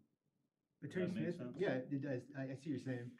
What's the process for this, since we've already kind of did a public hearing to, if we wanted to table an item? I think that what has been suggested would be fine. Okay. In other words, you would move forward on items 3 and 4. Is that The findings of fact and then the annexation. the resolution? And then if this did come back before us, we wouldn't start over, it would just be the discussion. Right, now, I think that would work. There is a time requirement in state statute that the property has to be zoned within 90 days of annexing it. So there is gonna be a time clock ticking So maybe that table the we'd whole thing. have to address. And I'm, I don't know how that works from CPW's standpoint. Their investigations on some of these matters might mean that they have to be out on the property at a certain time of the year, but we can certainly look into that. And I think for now, you could table your determination on the zoning and the neighborhood master plan. And just approve the findings of fact resolution and the ordinance. And again, those by their terms, both of those, item 3 and 4, by their terms as written into them, they are subject to entering into an annexation agreement. So the annexation is not gonna be final by your approving these tonight. We're not gonna be able to move forward with the other steps that finalize an annexation anyway, so. Mr. Mayor, can I ask a point of order question? Sure, is that all right? This is all getting, I don't know how we do, we brought it back to for deliberation. We can open this back up, Attorney Smith? I think at this point, the board is deliberating yeah, I think it's- on that's your fair. sequencing and how you want to move forward with this. So if the board wants to reopen it for a conversation with the applicant, I think the problem with that is that you may have to reopen it for other public testimony. No, Mr. Birdsall. So trustee Ayers? Yeah, so Attorney Smith. Okay, I think the question is one about process. Is it about process? Yes. Oh, okay. Is that okay? Yes. I think that's okay if we're not talking Yeah. about I the think that's fair. development, right? Yep. Thank you. Yes, my question is specifically related to what you were just deliberating about the 90-day state requirement. What begins the trigger of that clock? And the reason it's important to us and probably important to staff is, as you mentioned, there's good work to be done. I think the board is just beginning to deliberate on what they want to see happen before they would approve a neighborhood master plan. So there's probably going to be more things to work on. So, and you mentioned that the annexation wouldn't take effect until the annexation agreement is done. So is that the beginning of the 90-day clock? You know, I don't know the answer to that. It's a great question, and I came from another hearing today, and I do not have the statutes with me. Yep. So that is something that I would have to research and get back to. So one other approach that I might propose is to just table everything. Go ahead and make your suggestions on what you want us to do, to come back to you and present. Because then that would take off that 90-day clock. And I would love to say we could get back here in 90 days, but I'm a realist and I know that this stuff takes time. So, so anyway, that was the only question. And that is something that the board could do. The state statute requires you, gives you the authority to continue the hearing, which is sort of what you're doing, because all of the opening of the hearing, all the testimony, and the deliberation, and your final decision are part of the hearing. And state statute does allow you to continue the hearing as long as you've had an hour's worth of testimony. So you meet that standard under the statute. So that's another option. The board could continue items 3 and 4 as well. Thank you. Okay. Okay, and you suggested that as well, right? Yeah. So that's probably the only, if we wanted to table it, the only valid. We just hit pause on a thing right now and then restart it back up and link up their information. Well, I think it's important we give our feedback Yeah. first on Yeah. presentation and public comment, so they could take that away and come back to us with something that is more workable. Okay. Does that make sense? Sure. Trustee Albrecht, you want to start? Excuse me, we can't hear you. Sorry, Okay, sorry. okay. Yeah. I'll try to speak up. Oh, man, okay. First of all, I just want to address the public and thank you guys for coming. I just want you guys to know that, you know, for me, and I'm sure most of the board, we are more akin to how you feel about development than a developer. I love that property. I drive down those back roads every day to get away from the sprawl, just to see the nature and have peace and enjoy my town and my agricultural landscape that I love. And so I just want you to know that your sentiments are very relatable to us. And when we have to deal with development, we're really, for me, it's like stabbing a knife in my own heart, because it's not something I want, it's something that's happening, and we're doing our best to work it and make it so that it's a benefit to the community and not a detriment. And it's not a perfect method, but we're doing our part to take your guys' thoughts in and influence those decisions. So every single word that you said impacts me very much to how I think this development should maybe be shifted or changed to the best of our ability from our seat. I do think that it's also, I relate to the sentiment, it's hard to hear developers say you have no say in the matter, that one way or the other, this land's getting developed. And so from our seat, we're gonna do everything, I'm sure, that we can to make this more palatable to you guys, because it impacts us directly as well. And just because you're county residents does not mean you're not Berthoud people. You are just as much Berthoud people than anyone who lives within town. So please continue to have a voice and a say in these things, because you guys contribute to everything that happens in this town just as equally as someone who's within town limits. So thank you for that. My initial feelings are that even just from things like County Road 6C being paved feels completely out of place just with that land there. If there's a way to leave that dirt road and have that feel more agricultural, obviously that would be something. You'd have to reduce the residential on the north end of that. I would be open to, from the town side, entering negotiations to reduce the density by at least 50% and see what we can do as a town to work. That would be my personal feeling, is how can we reduce that density, make it feel more agricultural, work with the developer if we have to make that happen. in my experience on the board, when we don't annex, we do lose say over the development, and that means it could be something more detrimental. And when we don't annex, we also don't see any tax benefit in order to help maintain the resources that are going into a community. So I lean towards annexation. I'm struggling with annexation with a caveat of metro districts. I am not for metro districts. I think they're a detriment to our community. I know we can't control that either, and we have tried to put a metro district policy in place that at least gives us some say on how those are handled appropriately. So I would be for annexation. I would like to see this development reduced at least by half. Obviously, the environmental issues must be addressed. And I also just want to say that I feel it's important that when we think about trail corridors, we also understand that as we pave trail corridors, we're removing natural corridors for the animals to go, and that is something to preserve too at times, and not just make it for human use.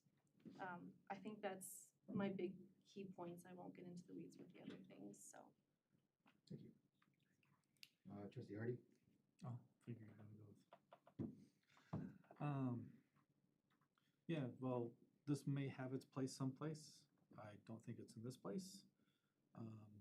We've been more than, I don't know, choose my words wisely here, but I think it's a polite way to say it's strongly encouraged to approve this plan tonight. Otherwise, you have to go build in the county.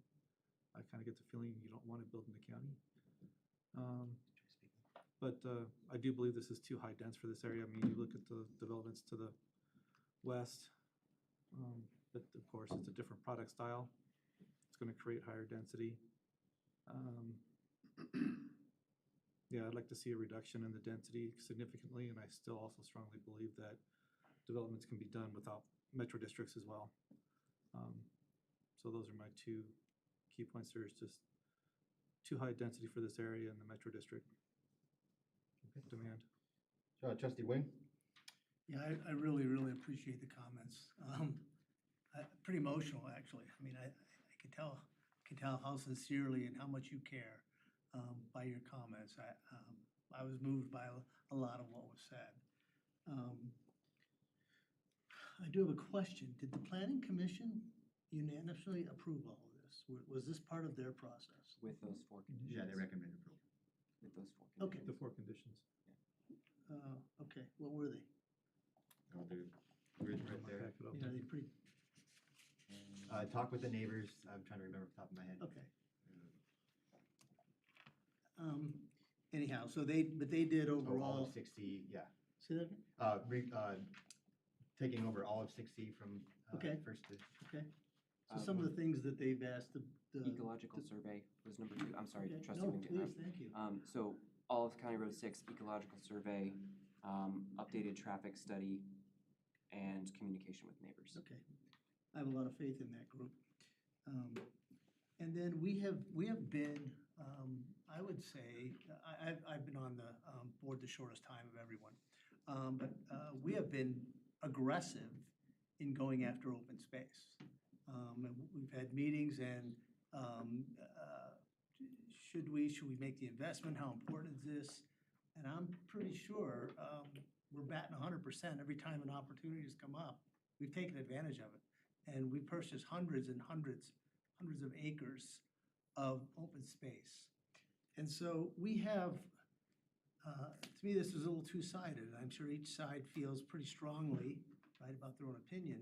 But we have very strict criteria that people that come before us have to meet. And if they don't check a box in one of those very specific criterias, they're out. It's not going forward. We're not doing it.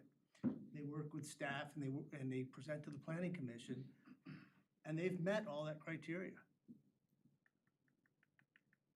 That becomes really challenging for us because we said, here's the stuff you have to do to everybody if you want to proceed with this. And they did it. They did every single thing we asked them to do. And then I guess there's 4 components. So I really sympathize with what I'm hearing. I understand it's not hard. I understand where you're coming from. but we also have a process. And I feel that our charter is to follow the process that we have given to people and said, if you do this, then it gets approved. So I know that's not popular. I know that doesn't feel good. I know that doesn't have the emotion to it. But this isn't the first time I've sat through something similar to this. And that's a position. So as far as what do we do next? Do we take a vote? Do we do the annexation and then come back with the details? I'm not sure on that, but I do think that side needed to be said. Attorney Smith. And that was very eloquent. And I do want to just draw a distinction between when the board acts in an annexation. There isn't anything in our code that says they've done it, so you must annex, right? And you didn't say it. Those are my words. But you were absolutely right when it comes to the land use approvals in other areas. When the board determines that the applicant has done everything right, and it's your determination, you take a recommendation from staff, but it's ultimately your determination. But when the board determines that the applicant has done everything according to the requirements in the code for regular land use processes, Right. then yes, you move forward with approvals. There is a difference, however, with your determination on annexations. Sure. Annexation is purely a legislative matter. As Mr. Birdsall started his presentation this evening, it's completely within the discretion of the town. But just to be clear, the planning commission did hear this and they unanimously said we should go forward with the annexation. Is that a correct statement? That is true. Yeah, they recommended that it move forward and. Right, right. Okay. All right. Let's see. Trustee Ayers? Yeah, I'm gonna echo most of the comments that have already been said. First of all, thanks everyone for staying late. I understand that you're taking time out of your day, and your evening late into the night. And it is a difficult discussion for us to have, right? This has come up, especially as the town is moving out towards the boundaries of the growth management area. This is becoming more and more of a difficult decision for us because we are coming into these different sections of town, different development codes, et cetera.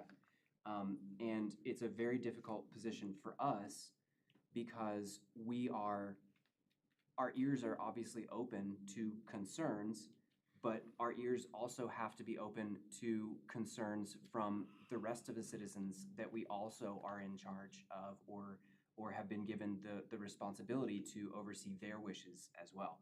I bring that up specifically for things like the trail corridors, right? That survey that went out a couple months ago, the top 3 things in that survey from the wider town was always trail corridors, open space, which is obviously very pertinent for tonight, and the tree canopy. So we're having to bring in things that are not necessarily specifically related to any individual section of town, their interest. We have to weigh those for the entire town. And I hope you guys understand that we don't take this lightly, and it's a rather difficult decision for us. We also, as Trustee Wing kind of brought up, we're also in the difficult decision where we are having to basically negotiate with people who privately own property. And our decisions can affect what they can do with that property. And that we don't take that lightly either, right? And I am specifically, I understand when everyone brings up concerns in every part of town. Yes, you have specific concerns about the property that you already own, but the developers own property as well. And so when the government, quote unquote, steps in to limit their ability to do with their property as they see fit, that becomes an issue for us as well, right? So we're having to kind of weigh and balance those concerns. On that note, I just wanted to kind of give a background of some of the concepts that I have. I do think if the developers are willing to negotiate, I do think it is a good idea to negotiate further with the developer about the density. Specifically, that north section that is directly abutting the properties, the overall density, and, you know, because this is a transitionary property, it's kind of jarring to see farmland and then row houses, right? And I understand that's not exactly what they're proposing, but I think there are ways to negotiate, and I think there's room to negotiate, as Mr. Berzal said, with maybe thinking outside of the box as to the overall design of this neighborhood master plan, which is one of the main issues that we're here to discuss tonight, right? Is this neighborhood master plan something that is fitting with the concept that the town envisions for all parts of the town? I'm sorry, I'm babbling, I am tired, so I apologize, please just bear with me, right? So I would like to continue this with a further submission with less density, specifically on the north town, maybe a little bit more space between the properties, if that can work one way or another. I don't know how that would work. Because I do think it is important to also understand that as a town board, if we do annex this property, we do have control over the kinds of building that goes on, the kind of infrastructure that goes on. Whereas if it is not under the control of the procedures and the policies and the guidelines set forth by our code, we have no control over what kind of things get there. And I understand that may not sound like we care in one way or another, we just want the control, but that's not necessarily the case, right? We want the whatever happens on this piece of property to be nice for the town and for the neighbors, everyone that's involved. And so beyond working with the plans to maybe limit density, I am also rather concerned about the CPW issue. I don't really feel comfortable moving forward unless we know for a certainty that we are not affecting some or multiple species of animals or travel corridors for these animals. And I just don't feel comfortable making a decision and then retroactively having those conversations. I don't think that that's necessarily, from a personal standpoint, I don't think that that's necessarily the right order to do things in. And then as far as, because other people have brought this up, metro districts, I don't really have a specific comment one way or another on metro districts, but I do believe, please correct me if I'm wrong, that metro districts for the town need to provide substantial benefit to the town, right? And so that's something that I do hold serious. I hold that wording very important for accepting or conversing about metro districts. I could go either way on whether they exist or not, but if they are going to exist, that is definitely something that I am going to hold the developers to, in that what actually are you bringing to the town? What substantial benefit to the town? And that, I don't know where else to go from there. But long story short, I guess, I hear you, we hear you, and this is a difficult decision for everyone, and once again, I don't really feel comfortable moving on this today until we hear back from negotiation processes about some of our concerns that we've all voiced one way or another. Sorry for that long-winded response. Makes sense. Mayor Protem. No, I would second a lot of Trustee Ayers' comments. My feelings and concerns largely revolve around protecting that river corridor that is key to the focus of our town and our future in parks and recreation, as well as our environmental corridor, which is largely uninterrupted here. Taking a look at the development, I seriously question the appropriateness of this density at this location. And I would love the applicant to take a serious look about what's being proposed here.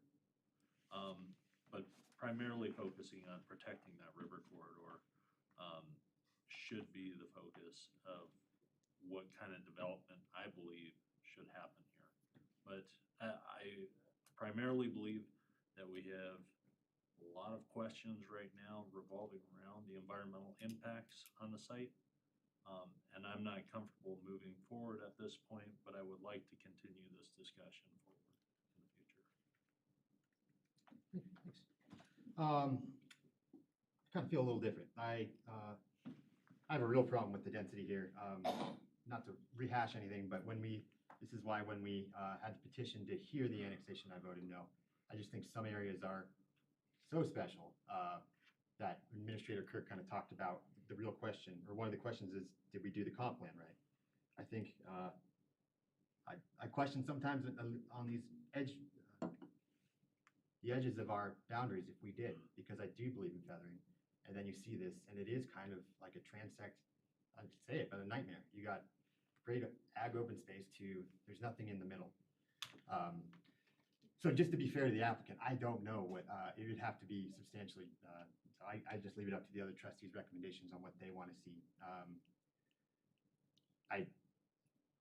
To a little bit of the history here, this was a package to be one kind of annexation and hearing.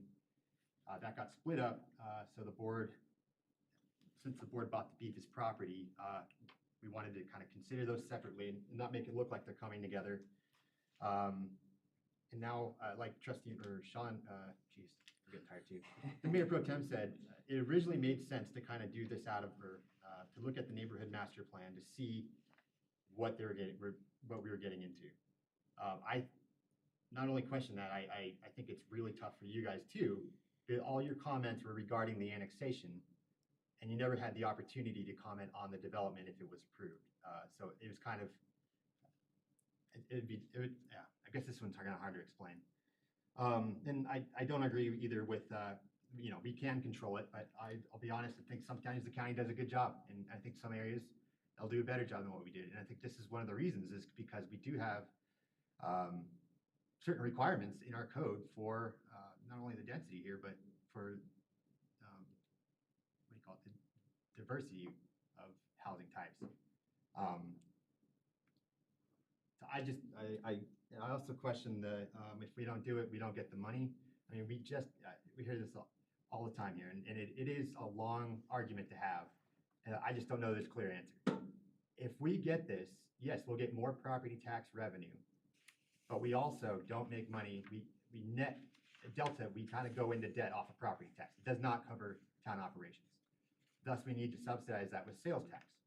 So I don't know why we would then annex more, thinking we will get the tax revenue. We will get more money, but yet now we have to subsidize, and now we're going to be hunting more for commercial to help offset all this.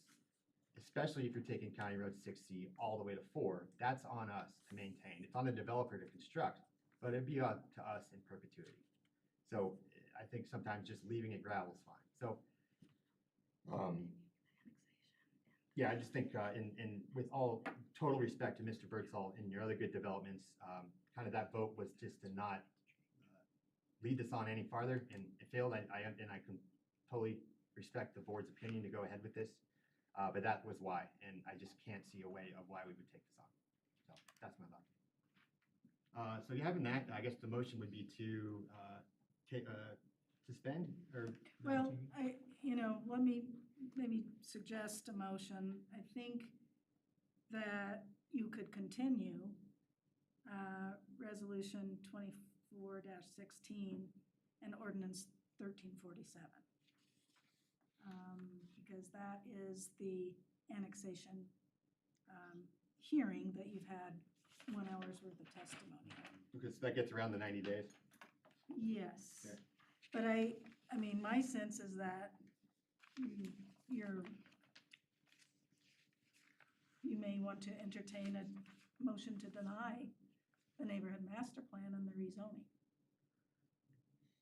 It seems that because in any event, a new plan with less density is going to be a brand new hearing.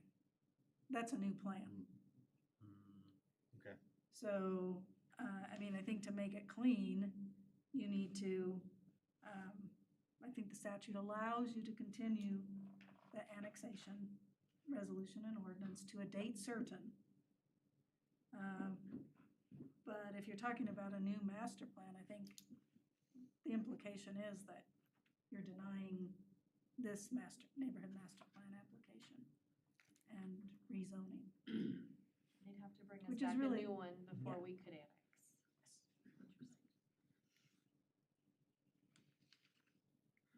Okay, so does it make sense to start with 1340, or let's see here, 2024, it would be the findings of fact first, right? Yes. So that'd be resolution 2024-16. Yeah.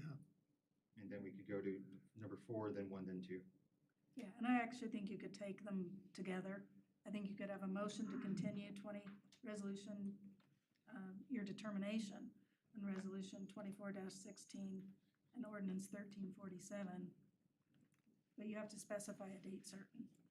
And we don't know that. Well, you can specify a date and it can always be perhaps continued again. So What would you recommend? I think you could go out. At least till January, I would think. Maybe February? Okay. Okay, so let's start. Trustees, any questions, problems with that? Yeah, I have a question. So, Yes. just want to clarify. So on this page, we have 2024-16, that's the one we're going to actually. Take action. Yep. Okay. Continue. Take action. Yeah, right, yeah, right. Move, make a move, right? Yeah, I mean, the motion would be to continue resolution 24-16 and ordinance 1347 to February 11th, 2025.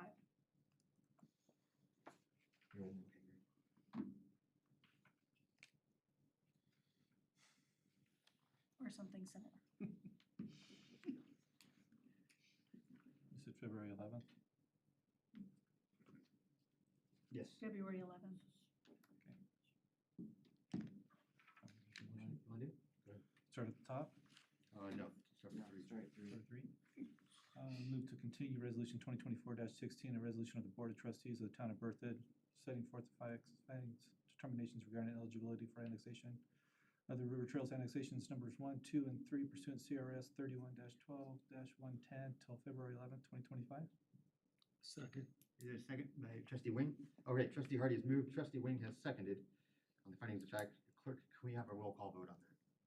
Trustee Albrecht, Yes. Trustee Wing, Yes. Mayor Pro Tem Murphy, Yes. Trustee Ayers, Yes. Trustee Hardy, Yes. Mayor Karsmack. No. Okay, now we'll go on to ordinance 1347.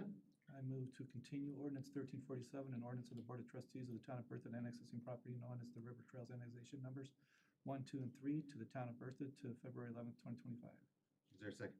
Second. All right, clerk, may I have a roll call vote on that? Trustee Hardy, Yes. Mayor Pro Tem Murphy, Yes. Trustee Wing, Yes. Trustee Albrecht, Yes. Trustee Ayers, Yes. Mayor Karsmack. Just to be clear to the board here, we are not, that's just setting a future date. Okay, thank you. Yes. Okay, so 2024-1347 have approved? No, continue. Continued, excuse me, sorry. Continued. Okay, now, Yeah. Start at number 1. Yep. Hang on, Do you have something, trustee Ayers? Attorney Smith. Yeah, I don't think your options with regard to the neighborhood master plan don't have to be denial, right? Your other option would just be to table it. And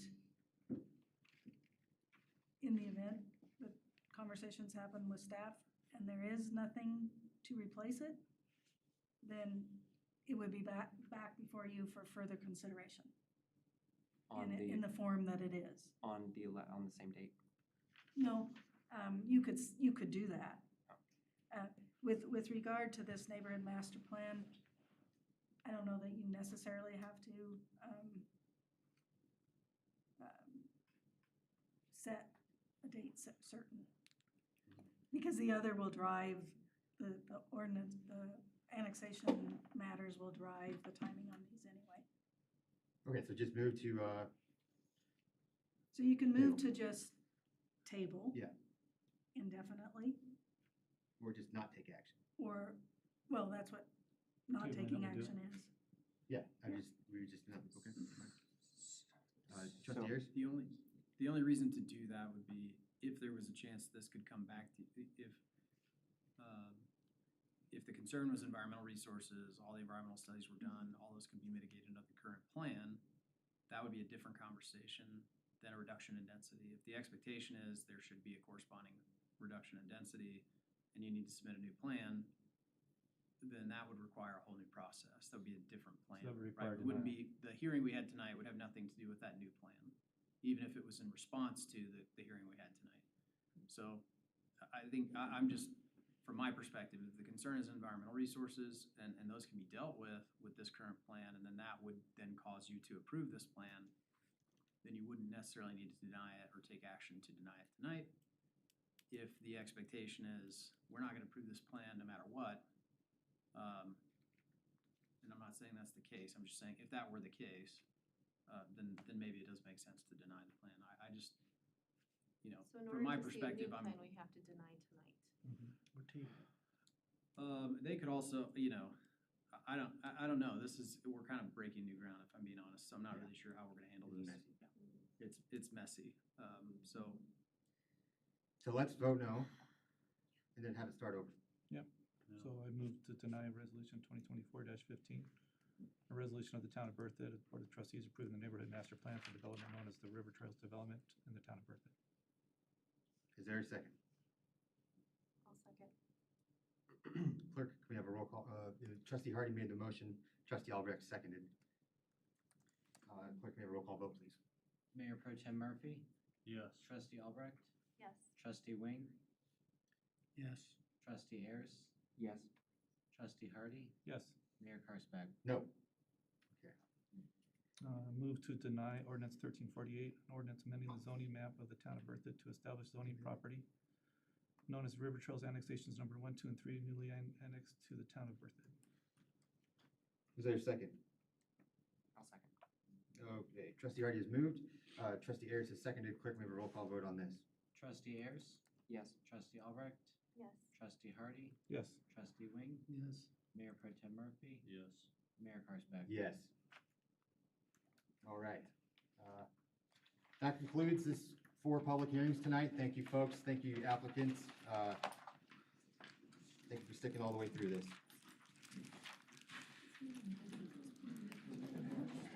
Thank you.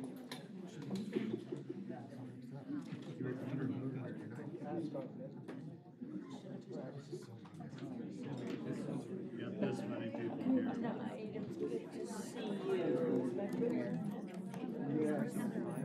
Don't look at my votes as making any sense, because I did not, afterwards I was like, So my motion earlier was to establish number 7. Would you guys feel comfortable if I moved to table to some next meeting? 8 and what's the 9? What if it, you want to have a discussion on it, or what if it's just, yeah, sure. I mean, it's up to you, guys, I don't. To make this. Yeah, it is kind of sensitive, because the moratorium has a, Yeah, that's fine. Can be brief. no? That's fine. You want to have, you want to? Let's get out of You it. know, Right, you ready? We never had a reason, we just stopped smoking. All right, let's keep on going here. We'll keep on going to item number 8. Thank you, folks. you're, thank you for being here. If you'd like to continue the conversation, please do that in the hallway. Thank you. Okay, number 8, a proposed moratorium on natural medicine facilities. This is, oh, it's Attorney Smith. I thought that was- Thank you, Mayor and trustees. What we are jointly proposing, staff and your town attorney, for your consideration is a moratorium, 6-month temporary moratorium on Madam Brown, do you mind? Thank you. on the submission, acceptance, processing, and approval of applications for the establishment of a business that cultivates, processes, or dispenses natural medicine. And the reason we're asking for that is because brand new state law. Oh, thank you. I'm sorry. You've listed everything out there. Thank you. Thanks, Chief. Thank you. Because brand new state law puts the town in a bit of a pinch, because under brand new state law, the natural medicine, sometimes referred to as psilocybin and psilocin, and I may not be saying those right, but essentially mushrooms that are used for medicinal purposes, which are currently against the law to have possession of in the state of Colorado, has been made legal by state statute. And the state legislature has gone a little bit further than that and said not only are those businesses legal, but local jurisdictions cannot ban those. So local jurisdictions, unlike marijuana, where each local jurisdiction had the opportunity to opt in or opt out, when it comes to this natural medicine, there is no opting in or opting out. The businesses will have a right to open up as soon as they are licensed by the state, unless we pass this moratorium. The purpose of the moratorium would be to give the town staff and town attorney some time to bring back to you some information on what these businesses are like, and to allow the board to determine whether you want to regulate them at all, or whether and how you would want to regulate them. We're limited, and the town is limited in how it can regulate these businesses. You can only regulate them with regard to time, place, and manner, which again is different than how marijuana could be regulated. So typically what we're seeing from many jurisdictions in Colorado who are either imposing their own moratorium so that they can buy themselves some time to evaluate and investigate these businesses and where they should be in 2025. Some jurisdictions have already acted, and typically what they've done is they've imposed limits on hours of operation, although others have absolutely said they don't want to impose limits on hours of operation. But mainly what all of them are doing are making deliberate decisions about where in the town or the city those businesses should be located. So it is important, if the town board ultimately has a desire about where they should be limited, to pass this moratorium, because otherwise, as soon as a license is issued by the state, a business could open up, and then they're going to be grandfathered. You know, we would be after the fact figuring out where they should go, and they would already be in town operating. Okay. Questions? Yeah, so this might be something that would be covered within that 6 months, but could someone hypothetically open a small business out of their home if they fall into the district that allows them to run businesses out of their home? That's mine. Yeah. So could that be something the town might consider in terms of where? Could someone start selling shrooms out of their basement, basically? They really cannot.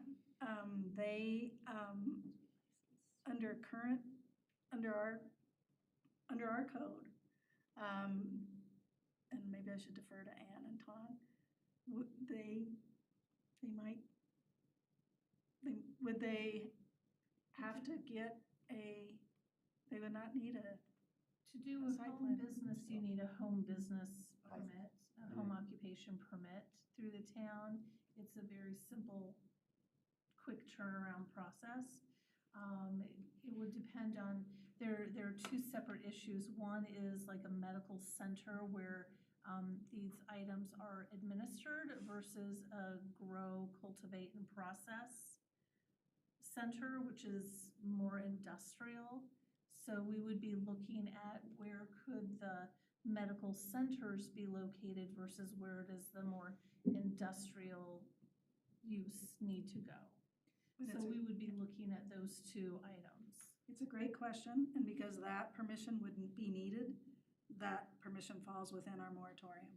Okay. So we would have the ability to we would have the ability to enforce our regular laws, which are laws that require a home occupation permit, which would not rise to the level of prohibiting the business. We would just be enforcing our time, place, and manner existing laws. What about existing businesses that already advertise natural medicines?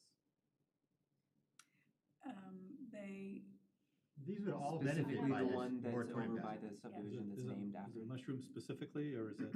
This is my question too, is can we, I didn't see a clear definition of natural medicines in here. Is it just related to the mushroom? So psilocybin. It is right now. Okay, because there's a lot of, That list is gonna grow in there's a lot of homeopathic natural medicine Mhm. offices. I just want to make sure I understand, and I think what Trustee Hardy's saying, we want to understand the actual definition of what we're restricting here. currently applies in the ordinance, currently applies to psilocybin and psilocin. Okay, so Only. mushroom specific. Yeah, it's just mushrooms, Okay. right? I don't know, okay. So they Right could- now, right now. So you couldn't say, well, I've already got a business for natural medicine, I can sell mushrooms. Yeah, I mean, our ordinance is clear Okay. that it applies to these newly defined by state law natural medicines. So none of our current business owners would be impacted by this. Okay, just for Yeah, clarification. thank you. But no, none of the current business owners can sell these types of medicine. They'd have to expand their Correct. license, they'd have to get an additional license. Thank you. I think that's just for the record. We all need to have that clarification. Thank you so much. Okay. Other questions? All right, seeing none, we'll now open it up to the public, open up the hearing to the man in the green shirt. Anyone wish to speak, please come to the front. Clerk, do we have anyone online? We do not, Mayor. First All right, I'll close the public hearing, bring it back to the board for deliberation. Sounds like we're all supportive. Anyone And this have any is, amendments? Okay. Trustee Albrecht, or do you want to move on that? sure. I move to approve ordinance 1349, an ordinance of the Board of Trustees of the Town of Berthoud, Colorado, imposing a temporary moratorium on the submission, acceptance, processing, and approval of applications for the establishment of a business that cultivates, processes, or dispenses natural medicine, and the establishment of any business, occupation, or operation for healing centers. Second. Okay, trustee Albrecht has moved, Mayor Pro Tem Murphy has seconded. Clerk, can we have a roll call vote, please? Trustee Wing? Yes. Trustee Hardy? Yes. Trustee Ayers? Yes. Mayor Pro Tem Murphy? Yes. Mayor Karsbeck? Yes. And Trustee Albrecht, I'm sorry. Oh, yes, sorry. Thank you. All right, that passes unanimously. Thank you for, I think, get some Thank you. forethought on all this, getting ahead of it. Reports, we'll start off with trustee Wing, is that right? And then Do we'll roll let the rest. justice reports? In Take the your time. respective time, I will pass for this evening. All right. Wait, I won't. I made the suggestion before, and tonight we enforced it. Can we get another row of chairs? Clerk?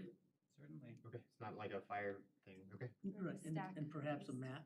I have not come to one meeting where a map would not have been helpful What's this a map? evening. What's a map? Map, Oh, map. Like the one I gave you tonight? yep. The old town hall. Yeah. It changes. Okay, well, there's one upstairs, we can just bring it down. The one in the bind room?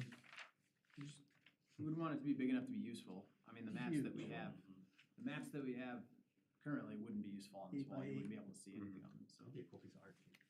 Okay, great, thank you. Trustee Ayers? Port got a couple of updates on the trail master plan. I can give you guys specifics if you want, otherwise I'm gonna move on. We also got a Pioneer Park update with some of the amenities. I can give you specifics, otherwise I'm gonna move on. And then I guess something that came up tonight, which I've been thinking about for a while, if you guys are amenable, I would like to have a conversation in the future about how and to what extent and how far noticing happens for some of these developments. Especially tonight, there were a lot of people coming from not 500 feet away, and for a larger development, I think that might be pertinent. You want to notice farther. I want to have a conversation about possibly noticing. That's the idea, right? Yeah, okay. Yeah, remember we did that with, yeah, I'm for it. Cool, that's it. We have three? We have 1, 2, 3, okay, great. Yep. Trustee Albrecht? I won't get into it, but I do think the comp plan needs to be addressed. I think it's broken. I think we have an amazing plan, but it's not, you can't apply it the same way everywhere, and that's how it's working out. Like in developments where we're requiring multiple diverse housing, it was a beautiful idea. It's not applicable in all places, and we're bound to our own plan, and we're not able to do the right thing. And it's actually hurting both the developer and the town, because the developer is bound to it when they want to be compliant with what we want. And we're not able to get much negotiation because of our own comp plan. So I'm holding us accountable to our comp plan and saying we need to fix something's broken. And I also think that I want to bring up the STR process too. I think that we need to address that really soon. We've had, from what I understand, a handful of people get through, and it's because of our strenuous process. I think on our side, not staff. I think of the amount of things you have to jump through. People are not going to be applying at all, and we've hurt our only opportunity to have tourism in this town that's small town based, not giant hotels, and we have caused a lot of financial burden and harm to people who are trying to bring an important aspect into our community. So I'm just putting that onus and burden back on the board and saying we need to do something soon. Didn't we put in there an update, like a 6-month, or some kind of thing that we could come back and review the policy after 6 months or We something? said 6 months, and we said, how about sooner? Like even sooner would be better, I think. Okay. That's what we had Let said. the dust settle after these first round of applications, maybe. And I think, yeah, bottom line, I think we all agreed that to revisit this and look it over. Whether you agree with it or not, I think the idea was to have it come back. Do we have any pending applications right now, or did you guys work through them all? So we received 12 applications. That is all we have received. We are currently waiting on the last 2 to finish their life safety inspections. And they will be the last that we have received. That's not to say that others won't come in the next few days, but we only received 12 off the bat. How many have been approved so far? So we have, of the 2 that are waiting for inspection, they are both in the townhomes at Heron Lakes. That would bring up Heron Lakes townhomes to 4. And then we have, I want to say we have 6 or 7 total. So then there's, I want to say there is 4 others outside of Heron Lakes townhomes. So more than half were approved, and the ones that probably weren't approved were ones within the 200-foot range. Correct. But out of the 30 we noticed, we have 7 or 8 that are approved. That's concerning to me. Yeah, because there's still some, I think, operating they under do. the It'll radar. come back to us. I mean, I'm not trying to oppose it, I just think we're gonna have that conversation. Nope, Just I might just not be in time for these people. Just bring it to the forefront. Okay, Trustee Hardy. Bring it to our thingy that we do in the spring. thingy Our that we- retreat, our retreat. Trustee Sorry, Hardy? the brain's kind of dead, I'm losing words. I don't really have anything to report, maybe other than if we're revisiting stuff. When we're taking a stab at the Metro District thing again. I think you and I have talked about that. Well, I think we agreed it in the reports to do that, because you were interested in that too, and I think we had at least 3 people. Well, I didn't hear his comment first. Trustee Hardy wants to revisit our Metro District policy. Great. But I think we already, yeah, okay. That was a brutal process. Can we just ban them? No, we can't, because of long one. So yeah, that'll be coming back to Trustee Hardy. Anything else? No, I think that's it. All right, Mayor Pro Tem? No. All right, I'll only speak to that I brought up our real letter to the NPO. It was opportune because the Colorado Office, Investment, CTIO, Colorado Transportation Investment Office was there. Obviously, the train's an awesome thing, but I just had to speak my points. Anyway, it was kind of turned into a blowout and really awkward after that, but I did get approached by Johnstown, would like to support us, and Loveland said that, they'd be interested in signing on to a letter too. Really only, so I'll draft it, see what you guys think, and maybe bring it to consent or something, see if we want to do that. What do you mean it was a blowout? What do you mean by that? No, like, I meant like, I meant it was so embarrassing that everything just got quiet afterwards, that we really just kind of went back and forth, but they were respectful. It's just, I was really frustrated that they were not even talking about us at a North Front Range meeting, and talking about how great this is. And then when I brought up our points, it was just silence. So if they could approach us, and that, I think, ultimately, if we did a letter, that's what I think we would suggest, is just saying, work with us more, not, we need a station right away, but don't ignore us.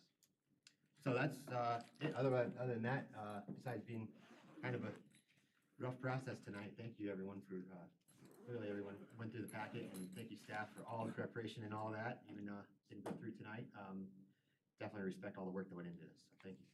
That was such an emotional subject that I actually think the process was good. People got to express and you heard where they came from, and I think everything was laid on the table, so I actually. You liked it? Okay. Yeah, I thought it was very transparent, and You like having the neighborhood master plan with the annexation?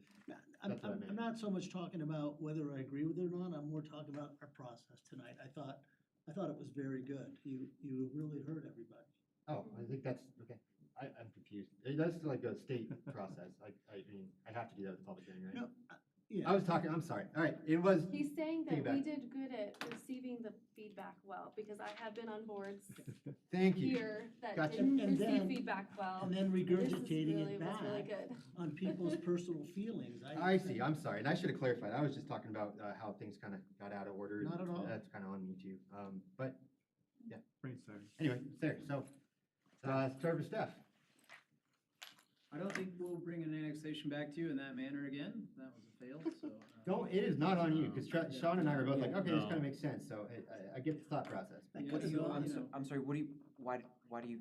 We'll I'm just sorry, bring the but annexation Why do you next think time. it was a failure out of? Because when we put the I think there's a master lot of plan ahead of confusion that, about what it is we're trying it to do. just made it a little, well, I guess you didn't think that, so I'm just gonna shut up. Yeah, no, because you done well. I liked having everything in one meeting, honestly, because it was all dependent upon each step, right? Because our issues were obviously with the master plan itself, and so there was no point in having a separate hearing set up for the annexation if we weren't going to approve the master plan. So if had we agreed with the master plan, it made a lot more sense to just go ahead and do everything at once. So like I didn't think. And maybe that was the issue, that the master plan was not something that was palatable, and so that made the whole process a lot more complicated. Yeah. Again, that's Yeah, not on we you. did on No, staff. no, Yeah, we'll that's- reevaluate That how it wasn't is on in the you future, guys, so, that's, yeah. has to come back to us to fix. Yeah. I think we always want to try and do it better, so I think, we'll reevaluate that process. That was challenging, I know, for everybody, including us, and I think because we stacked them the way that we did, it made it hard to figure out what the right decision was to move forward. I voted the wrong way, so don't worry about it. Just gotta move on. Just a related topic to exactly what you're saying. And how was the dialogue with the planning commission? Did they have as much pushback on both sides and deliberation as we did? They do. Planning Commission actually goes through each of the individual criteria for approval, so that they're setting the record on how they're going to vote. If there would ever be a challenge, they have that public record. And they took a lot of public testimony. There are more individuals here tonight than there were at Planning Commission, but there was still quite a few members in the audience from Planning Commission. I'm sorry, my brain turns off at 9. And the deliberation, the pushback, I mean, Staff had proposed 2 conditions of approval at Planning Commission. Planning Commission came up with 2 additional conditions. So we're doing like what Aaron does, is quick scribbling things down on sticky notes and trying to piece together motion additions for Planning Commission. But they, you know, they had concerns about 6C. They shared some of the same concerns. Planning Commission, again, they try to stay in their box just so that they're setting the record and keeping out of All we trouble. know is that they unanimously said yes, and my point is, they do a ton of deliberation also, so it's, you know, we don't see everything they went through, and so I think we need to really take seriously what they're putting forward to us. Yeah, and I know We it's, do though. I know it's late, and I just want you to be aware that Planning Commission isn't rubber stamping anything. They've recommended denial on some things. They've had tough deliberations over the past year. Planning staff, we're not rubber stamping anything.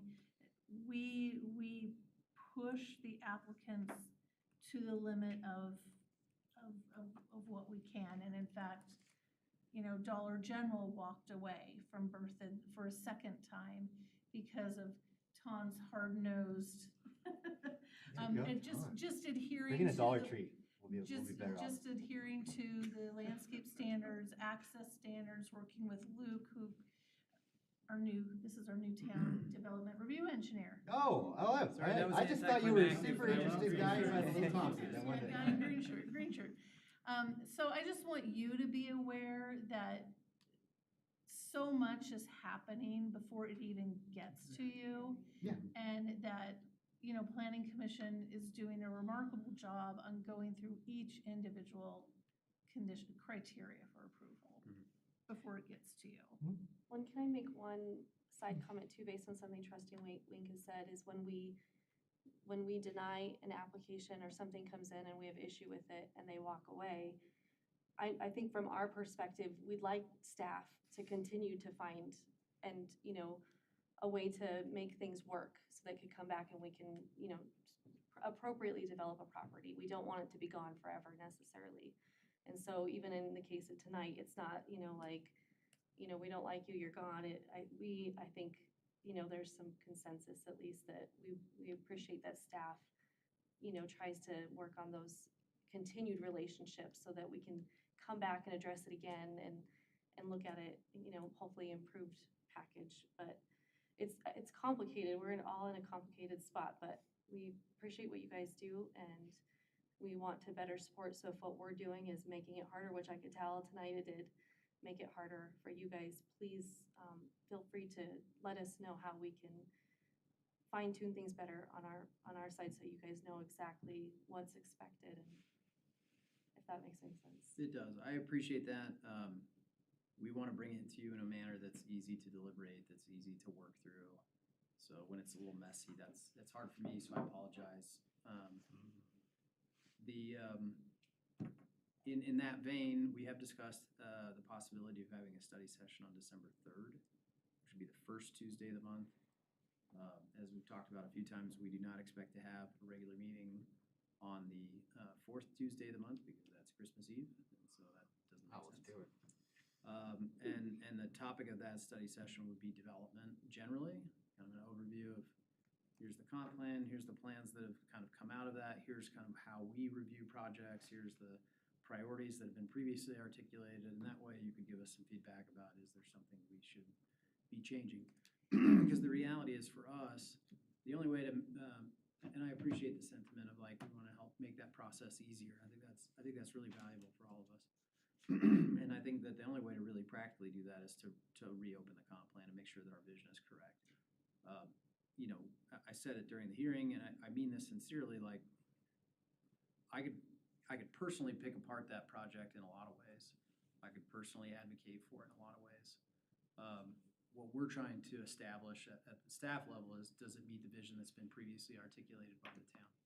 Yeah. Via the comp plan, the codes that have been adopted, the Trails Master Plan, all of that stuff. And so when we feel like it is, and then it comes and everybody goes, whoa, whoa, whoa, this isn't what we thought this was supposed to be, then there is a clear problem with those plans as articulated. at least maybe for some of these areas. Maybe it's not a broad problem, maybe it's some unique, specific issues, but the same occurred with Revere. And so, Yeah.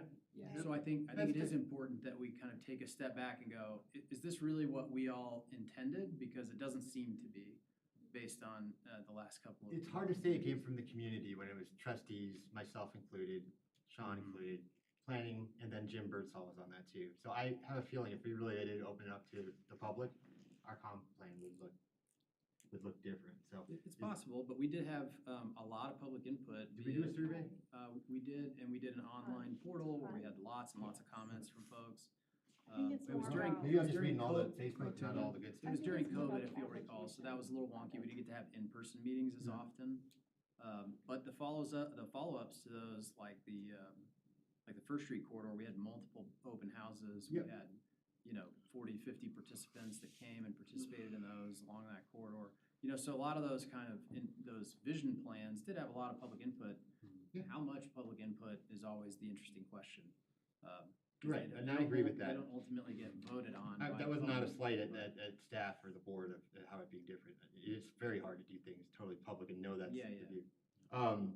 So 2026 now would be the 5-year update, right? You update, and we started this in 2021 because of the rec center. That would be typical, yeah. Yeah, okay, so 2026, we would have to reevaluate, but maybe, Just let's start it now, but I That's a wouldn't, huge process. I would not recommend we start over. I would recommend we do take an the update. things that haven't worked, that we noticed wasn't applicable, and tweak those specific areas.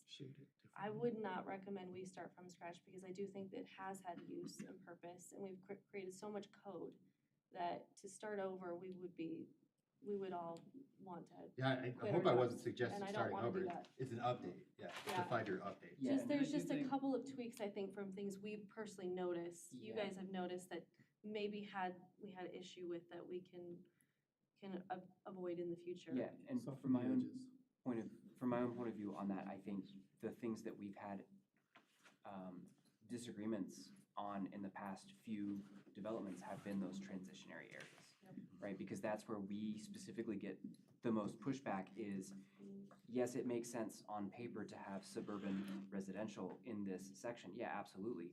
But when the developers follow code in order to put, obviously they're trying to put the most number of driveways that they possibly can. And when you have, it's jarring when you have suburban development and agricultural land right next to each other. It looks fine on paper, but when they're following code and they're completely correct in those numbers as far as the paper version goes, it looks jarring, and so we get that pushback.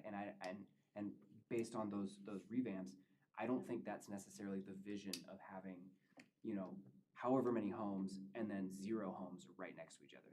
Because as you're driving through those transitionary periods, that's what looks, I don't mean to say it this way, but it looks bad, right? That's, no matter how good the product is, which is, our product is awesome, it looks bad for people driving through those transitional zones. Mainly And because I think requiring those are the kinds diverse of housing. conversations that I think we need to have as part of that. Yeah. Development Yep. study session. Um, I will say just one little, this is my tidbit for you guys to consider as you think about moving towards that study session. So we'll send out an email. Please let us know if you cannot attend on the 3rd, but we would expect to only have 2 meetings, one study session on the 3rd and then our regular meeting on the 10th in December. But one thing to consider is when we think about in the context of the comp plan, I'll save it for the 3rd because it's a big conversation. But just thinking about what is the long-term vision? While it may not make sense today, Mary's Farm didn't make sense when it was built, right? It was in the middle of the farm. The town lost its mind. If you read the planning commissions, it's kind of funny to read the minutes.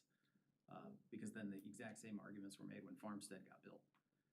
It was like Mary's Farm is too dense, this is a disaster, it's gonna destroy the town. And then when Farmstead built, all the people who lived in Mary's Farm came and said exactly the same thing about Farmstead. So just, for some context, so we're thinking about, it is jarring today. Will it be jarring 20, 30 years from now? I don't know, but I think that's part of that conversation I about totally agree. future land use planning, right? So I guess.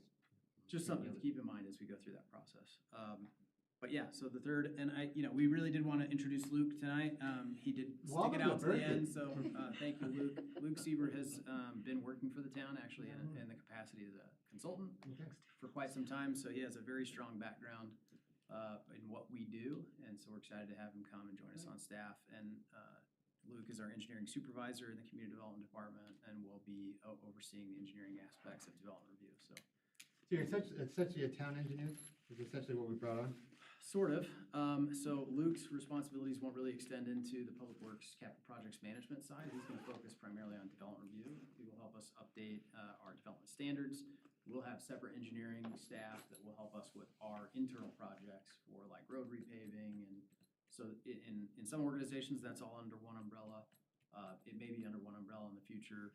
For the time being, Luke's focus will be supporting the development review process and making sure that all of those developments are consistent with our engineering standards and doing that engineering check and monitoring and inspection, all those activities. And then, like I said, we'll have separate engineering staff to handle capital projects management for our own internal capital projects. Cool. Yeah. Real quick, if you haven't done Administrator Kirk's eval, please do. We extended it just to make sure everyone's I getting it. don't recall seeing it. Mine was in like the other folders. Was it? Oh. It Yeah. wasn't in the inbox, yeah. Okay. I don't see it. Okay, no, you're good. Yeah, we extended it, so. All right, anything else? All right, thank you, everyone. I'm gonna adjourn the meeting. So we won't see each other before, as a group before Thanksgiving. We will. I guess not. We'll have, And we'll when have a you say meeting you're before rambling, that doesn't Thanksgiving. sound like rambling, it's like you're filling in